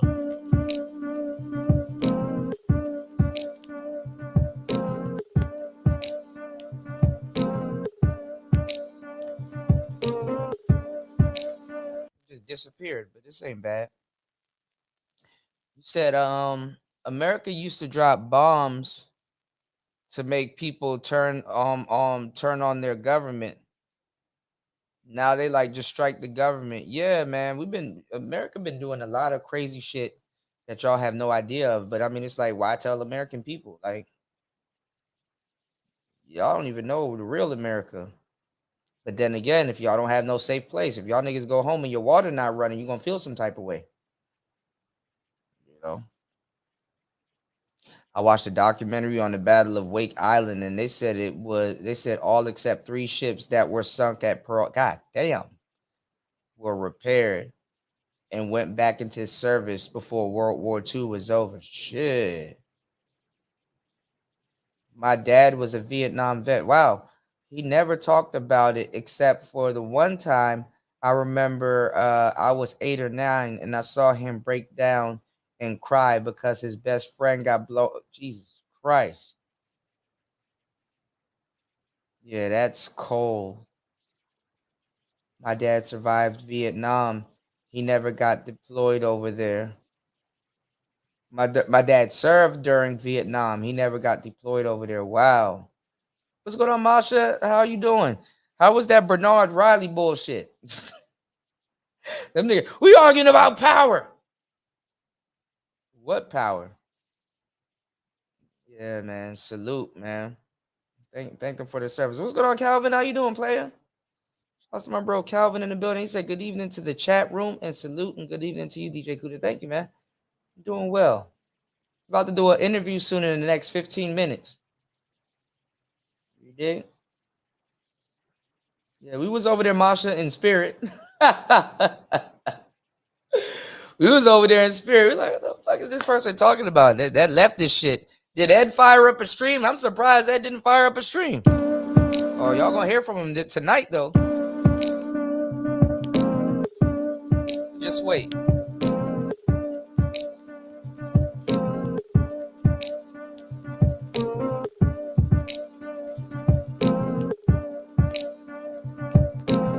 That nigga be busting a blood vessel.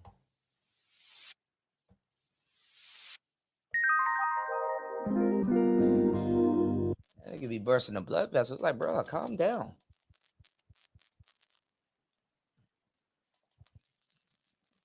We want power. What type of power? V6, V4? What type of power are you talking about?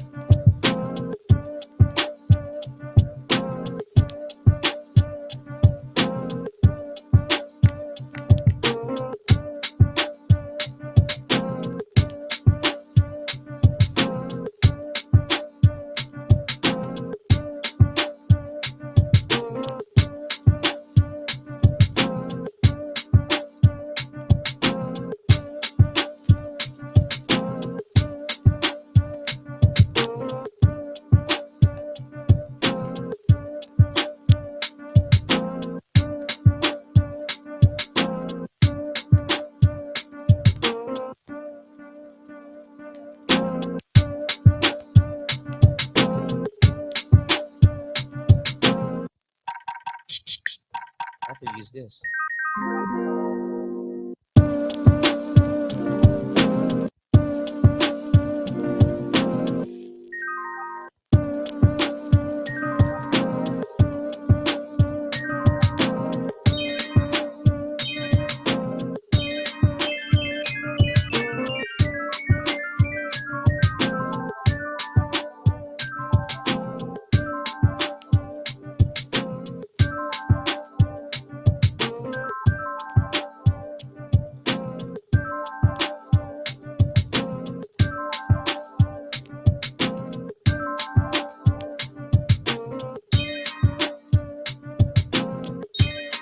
Not gonna use that.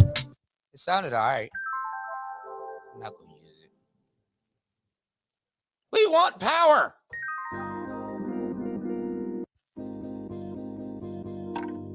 Niggas think they about to get power. How do they get that whole conversation out of white men should leave black people alone, knowing damn well that's not gonna happen? You know damn well they're not gonna leave you alone.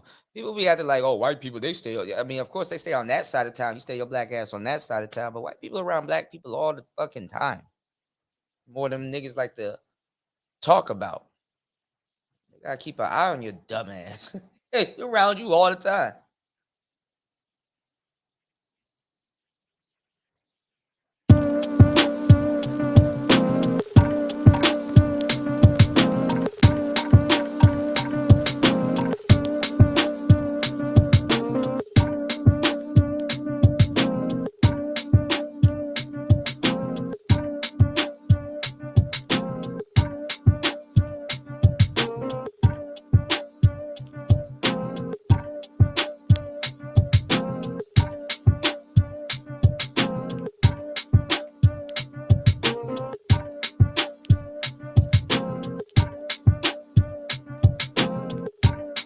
So if y'all want to know why the manosphere ain't going nowhere, that's because motherfuckers sit around all day and talk about nonsense. Every time you come over here, I'm learning something or doing something. Do I talk about nonsense? Of course I do. But hey, look, at least I can say, hey, look, hey, man, I counted some of that nonsense with action. You know? He said facts. An endless conversation part 2 coming soon, man. Listen. Thank you, Nicer. Make sure you pick this up. I need you to pick this up. I need you to be on this religiously. Pick this up. Y'all ever wonder why the black manosphere ain't going nowhere? You got your answer right there, man. Niggas can say what the hell they want to. Oh, the microphone. The microphone. Okay.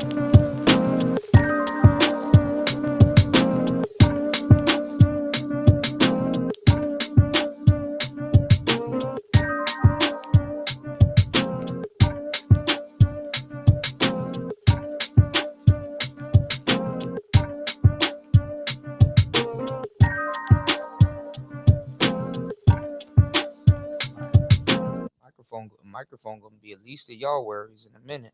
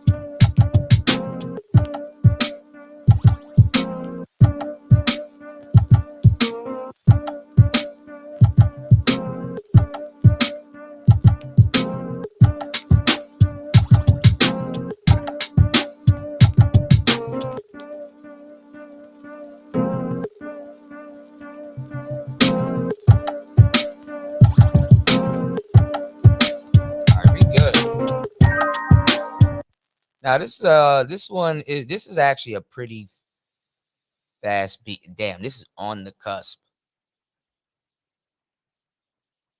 And I already got this lo-fi. Damn, this is on the cusp. What is this?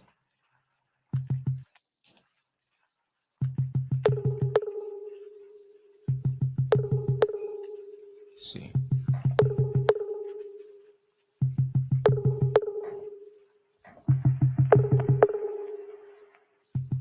You can do this vinyl.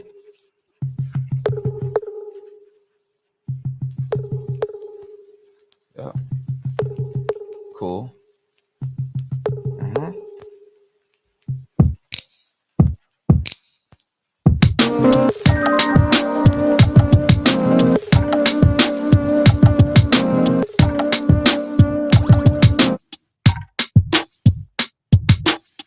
Soften these up.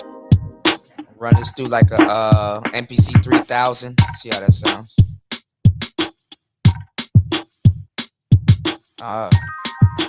Perfect. Yeah, 3000.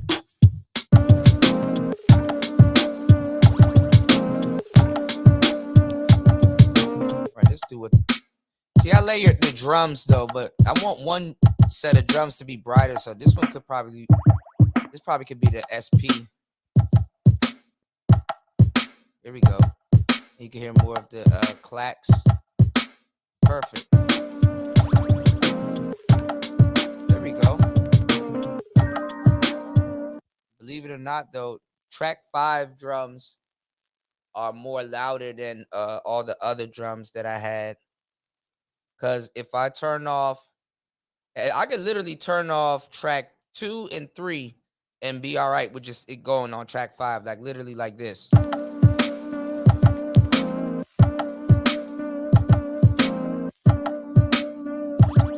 So that's why I made track 5 a little bit louder.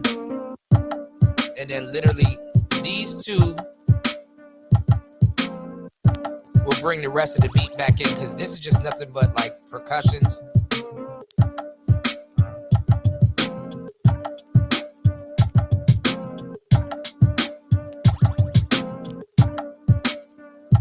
So that's all right. So look, we got ourselves a fast pace. Was not, I didn't even lo-fi it. It was just, it was fast paced. Name this one Masha.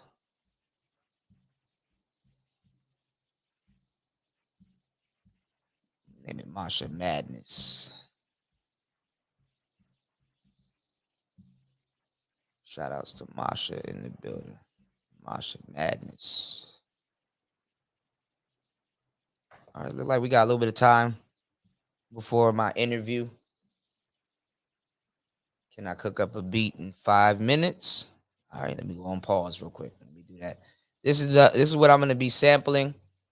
It's at 102 BPM, so I'm gonna have to make a hip hop beat out of this. So I'm gonna be sampling from my favorite.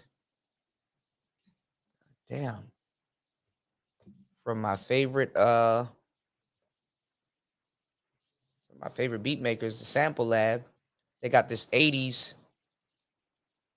vintage sample, and they want to see if somebody could flip it. So this probably be the next beat I put out. So let's run it from the top, and it's a minute. It's a minute sample. So let me hurry up and run that through. That's gonna take a minute. Let me hurry up and run that through, and then we're gonna take that sample and we're gonna make a beat out of it. I don't know if I'm gonna use it and loop it. I don't know if I'm gonna just chop it up into little bitty pieces and just do the same thing like I did. I really want to learn the advanced techniques of sampling, like really taking like little meticulous slices and transients and just kind of play it like an instrument. I want to figure out how to take some of those samples and use the keyboard and really use the keyboard and just kind of whatever. Anyway, go to the sampler, show y'all what I'm doing right here. If this camera is acting right.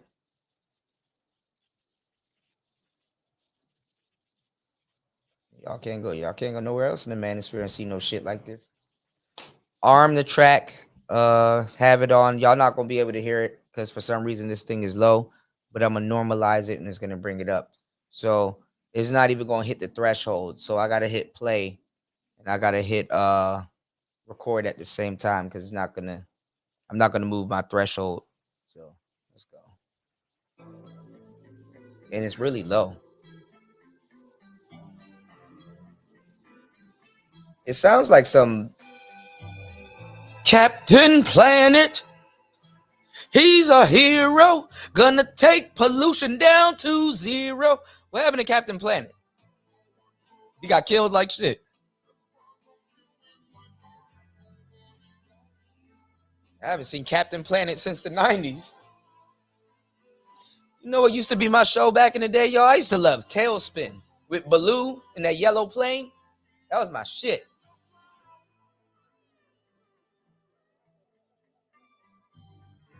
They have that airplane that you can land on water.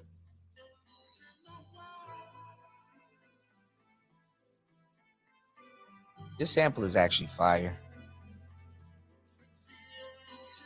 I think I should cut it up. All right, good. All right. Keep it. See, y'all can't hear it. Look, it don't even come up. It's a thin line. So anytime you sample something that's very low, what's going on, Ron?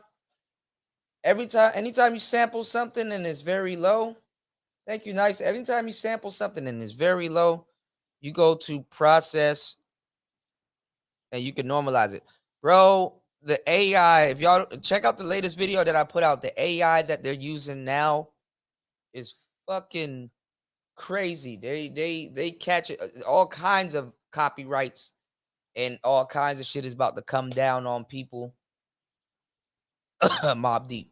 Damn, that's fucked up. And Havoc the only one alive, so he gonna end up having to pay. They could tell if you reverse the sample. They could tell if you did all kinds of stuff. So what they're using right now, Google has something that uses this thing that's similar to this thing that you can't see because the lighting in my studio. Damn, you can't even see it turn on. That's crazy. You look like a damn Dragon Ball.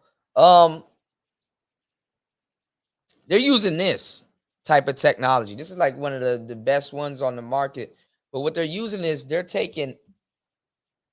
It's not like they could tell your song, but it's not just the song.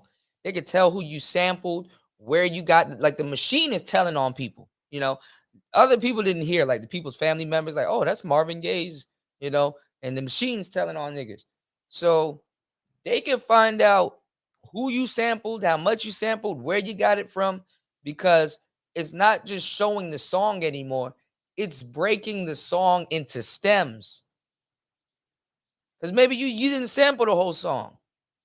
Maybe you just sampled the drums, and then you sampled like a piece of the guitar, and then you know, Jay Dillon, everybody, you know, you chopped it up a little bit different, and then you start playing it chromatically or whatever. Now they're gonna be like, okay, we know where you got this from. We know how you did this. That's reversed. You were like, for example, this reversed will sound like this. This is the sample that we just did.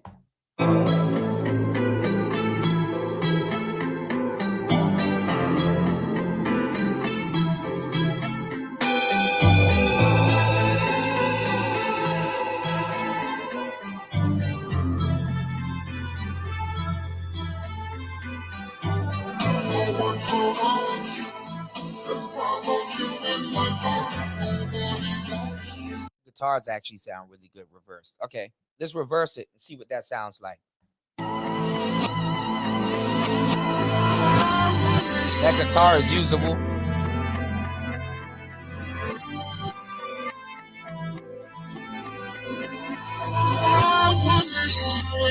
And sometimes they use it going straight and reversed at the same time. So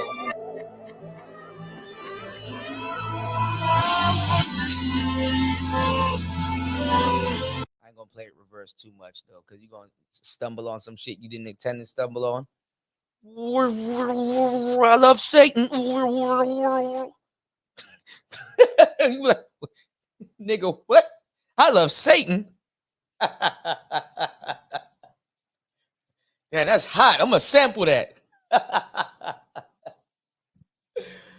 Oh my god.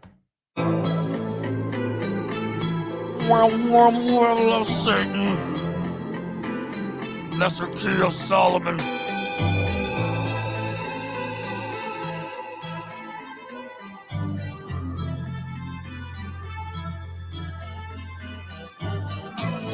All right, too much is going on in that beat. Usually I would loop that. I'll probably loop this part.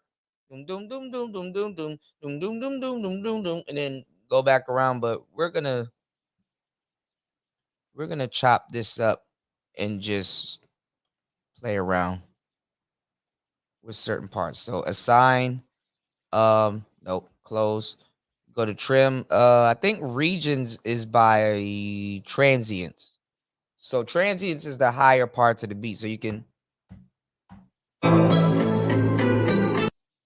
right. First of all, I need to slide this closer because we got a bit of dead air right there. Stop that. Then we chop. There we go. If y'all want another machine that's close to chopping, like the MPC, there's this thing that they do that they used to use in the 80s a long time ago. They got a newer version of it that's dope called a tracker. And it's called this company named PolyN makes it. I actually really want one. It's called a tracker. PolyN tracker is actually fire. But I don't know about using the tracker. The tracker is more like a computer. And all right, let's work together nicer. Pick up that pocket operator. I do everything dollars. I'm not using no computer. Everything about to be dollars.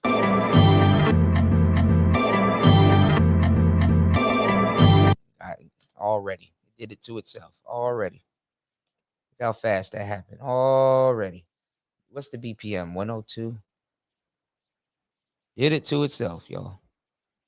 Let's hurry up and make something. Let's get some drums. Let's get some 90s drums. You know where I'm going. Neo Soul Quest. Neo Sunset. Here we go. I like that. Don't even have to hear too much. Just I'll take those drums. I like that kick. I like that snare.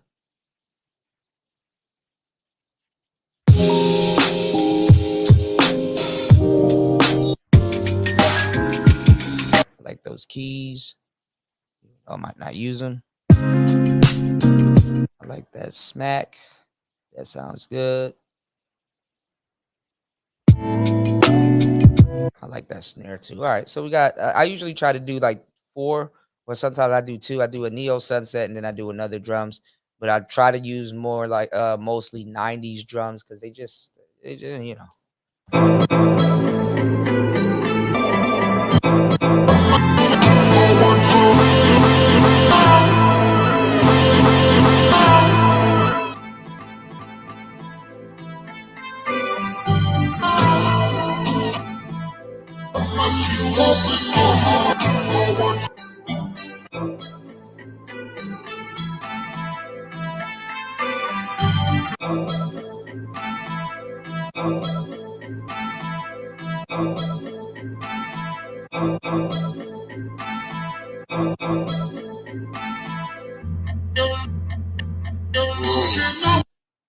That's the thing about cutting at the transients. So transients, y'all, are like the highest part of the beat. I'm really trying to learn how to really like methodically, just like, you know, really look at a beat and look at and really understand what I'm looking at.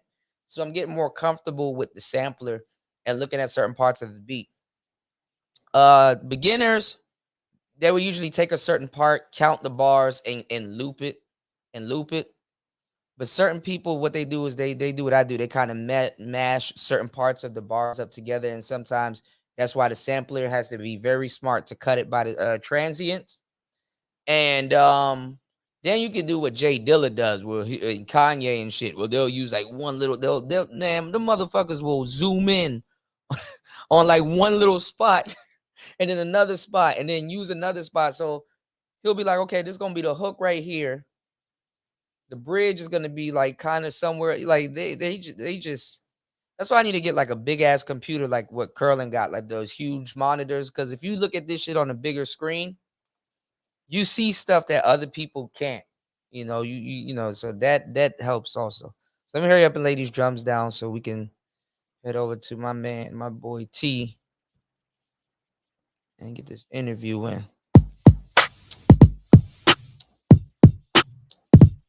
Yeah, we're gonna do these. Something we can layer the drums. Shit.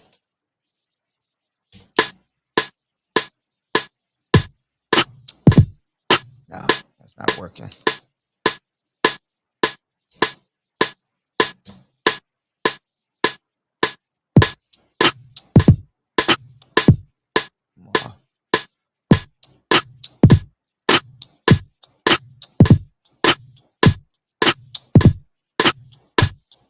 Okay.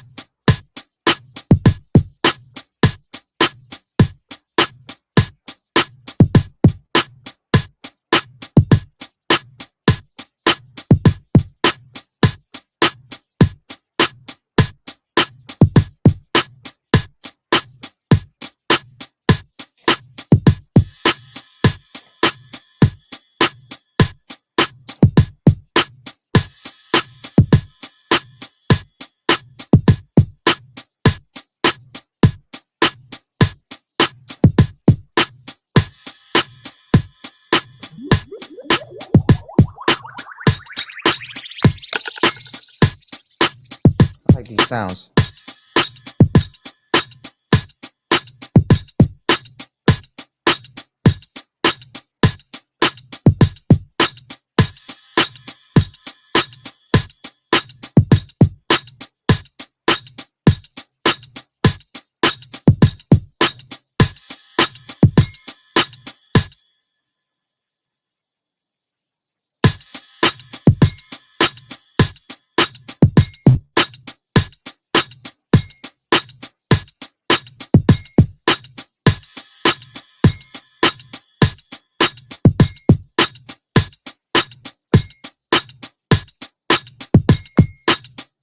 Gotta have something to lay the beat on top, so let me stop adding shit. Oh, I like those though, I'm sorry.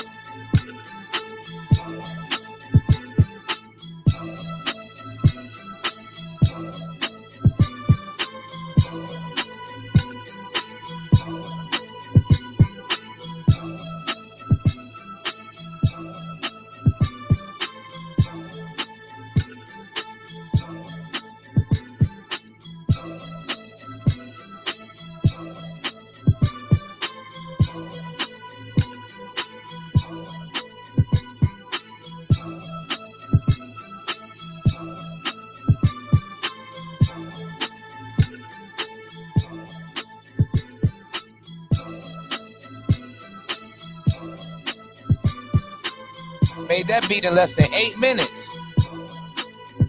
8:15 now.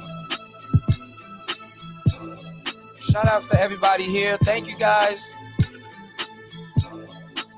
About to head over to my brother Tony Anthems.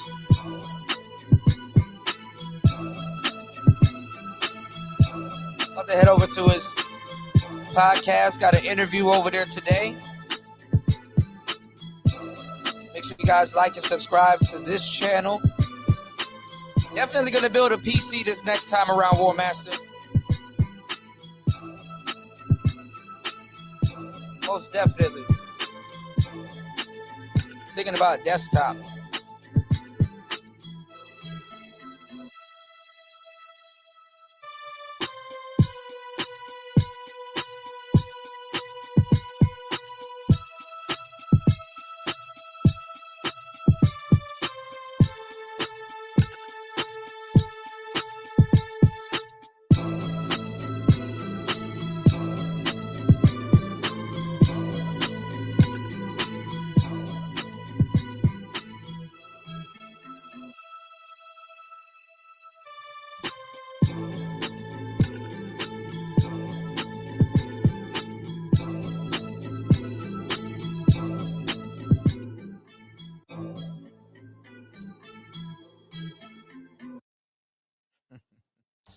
All right, y'all.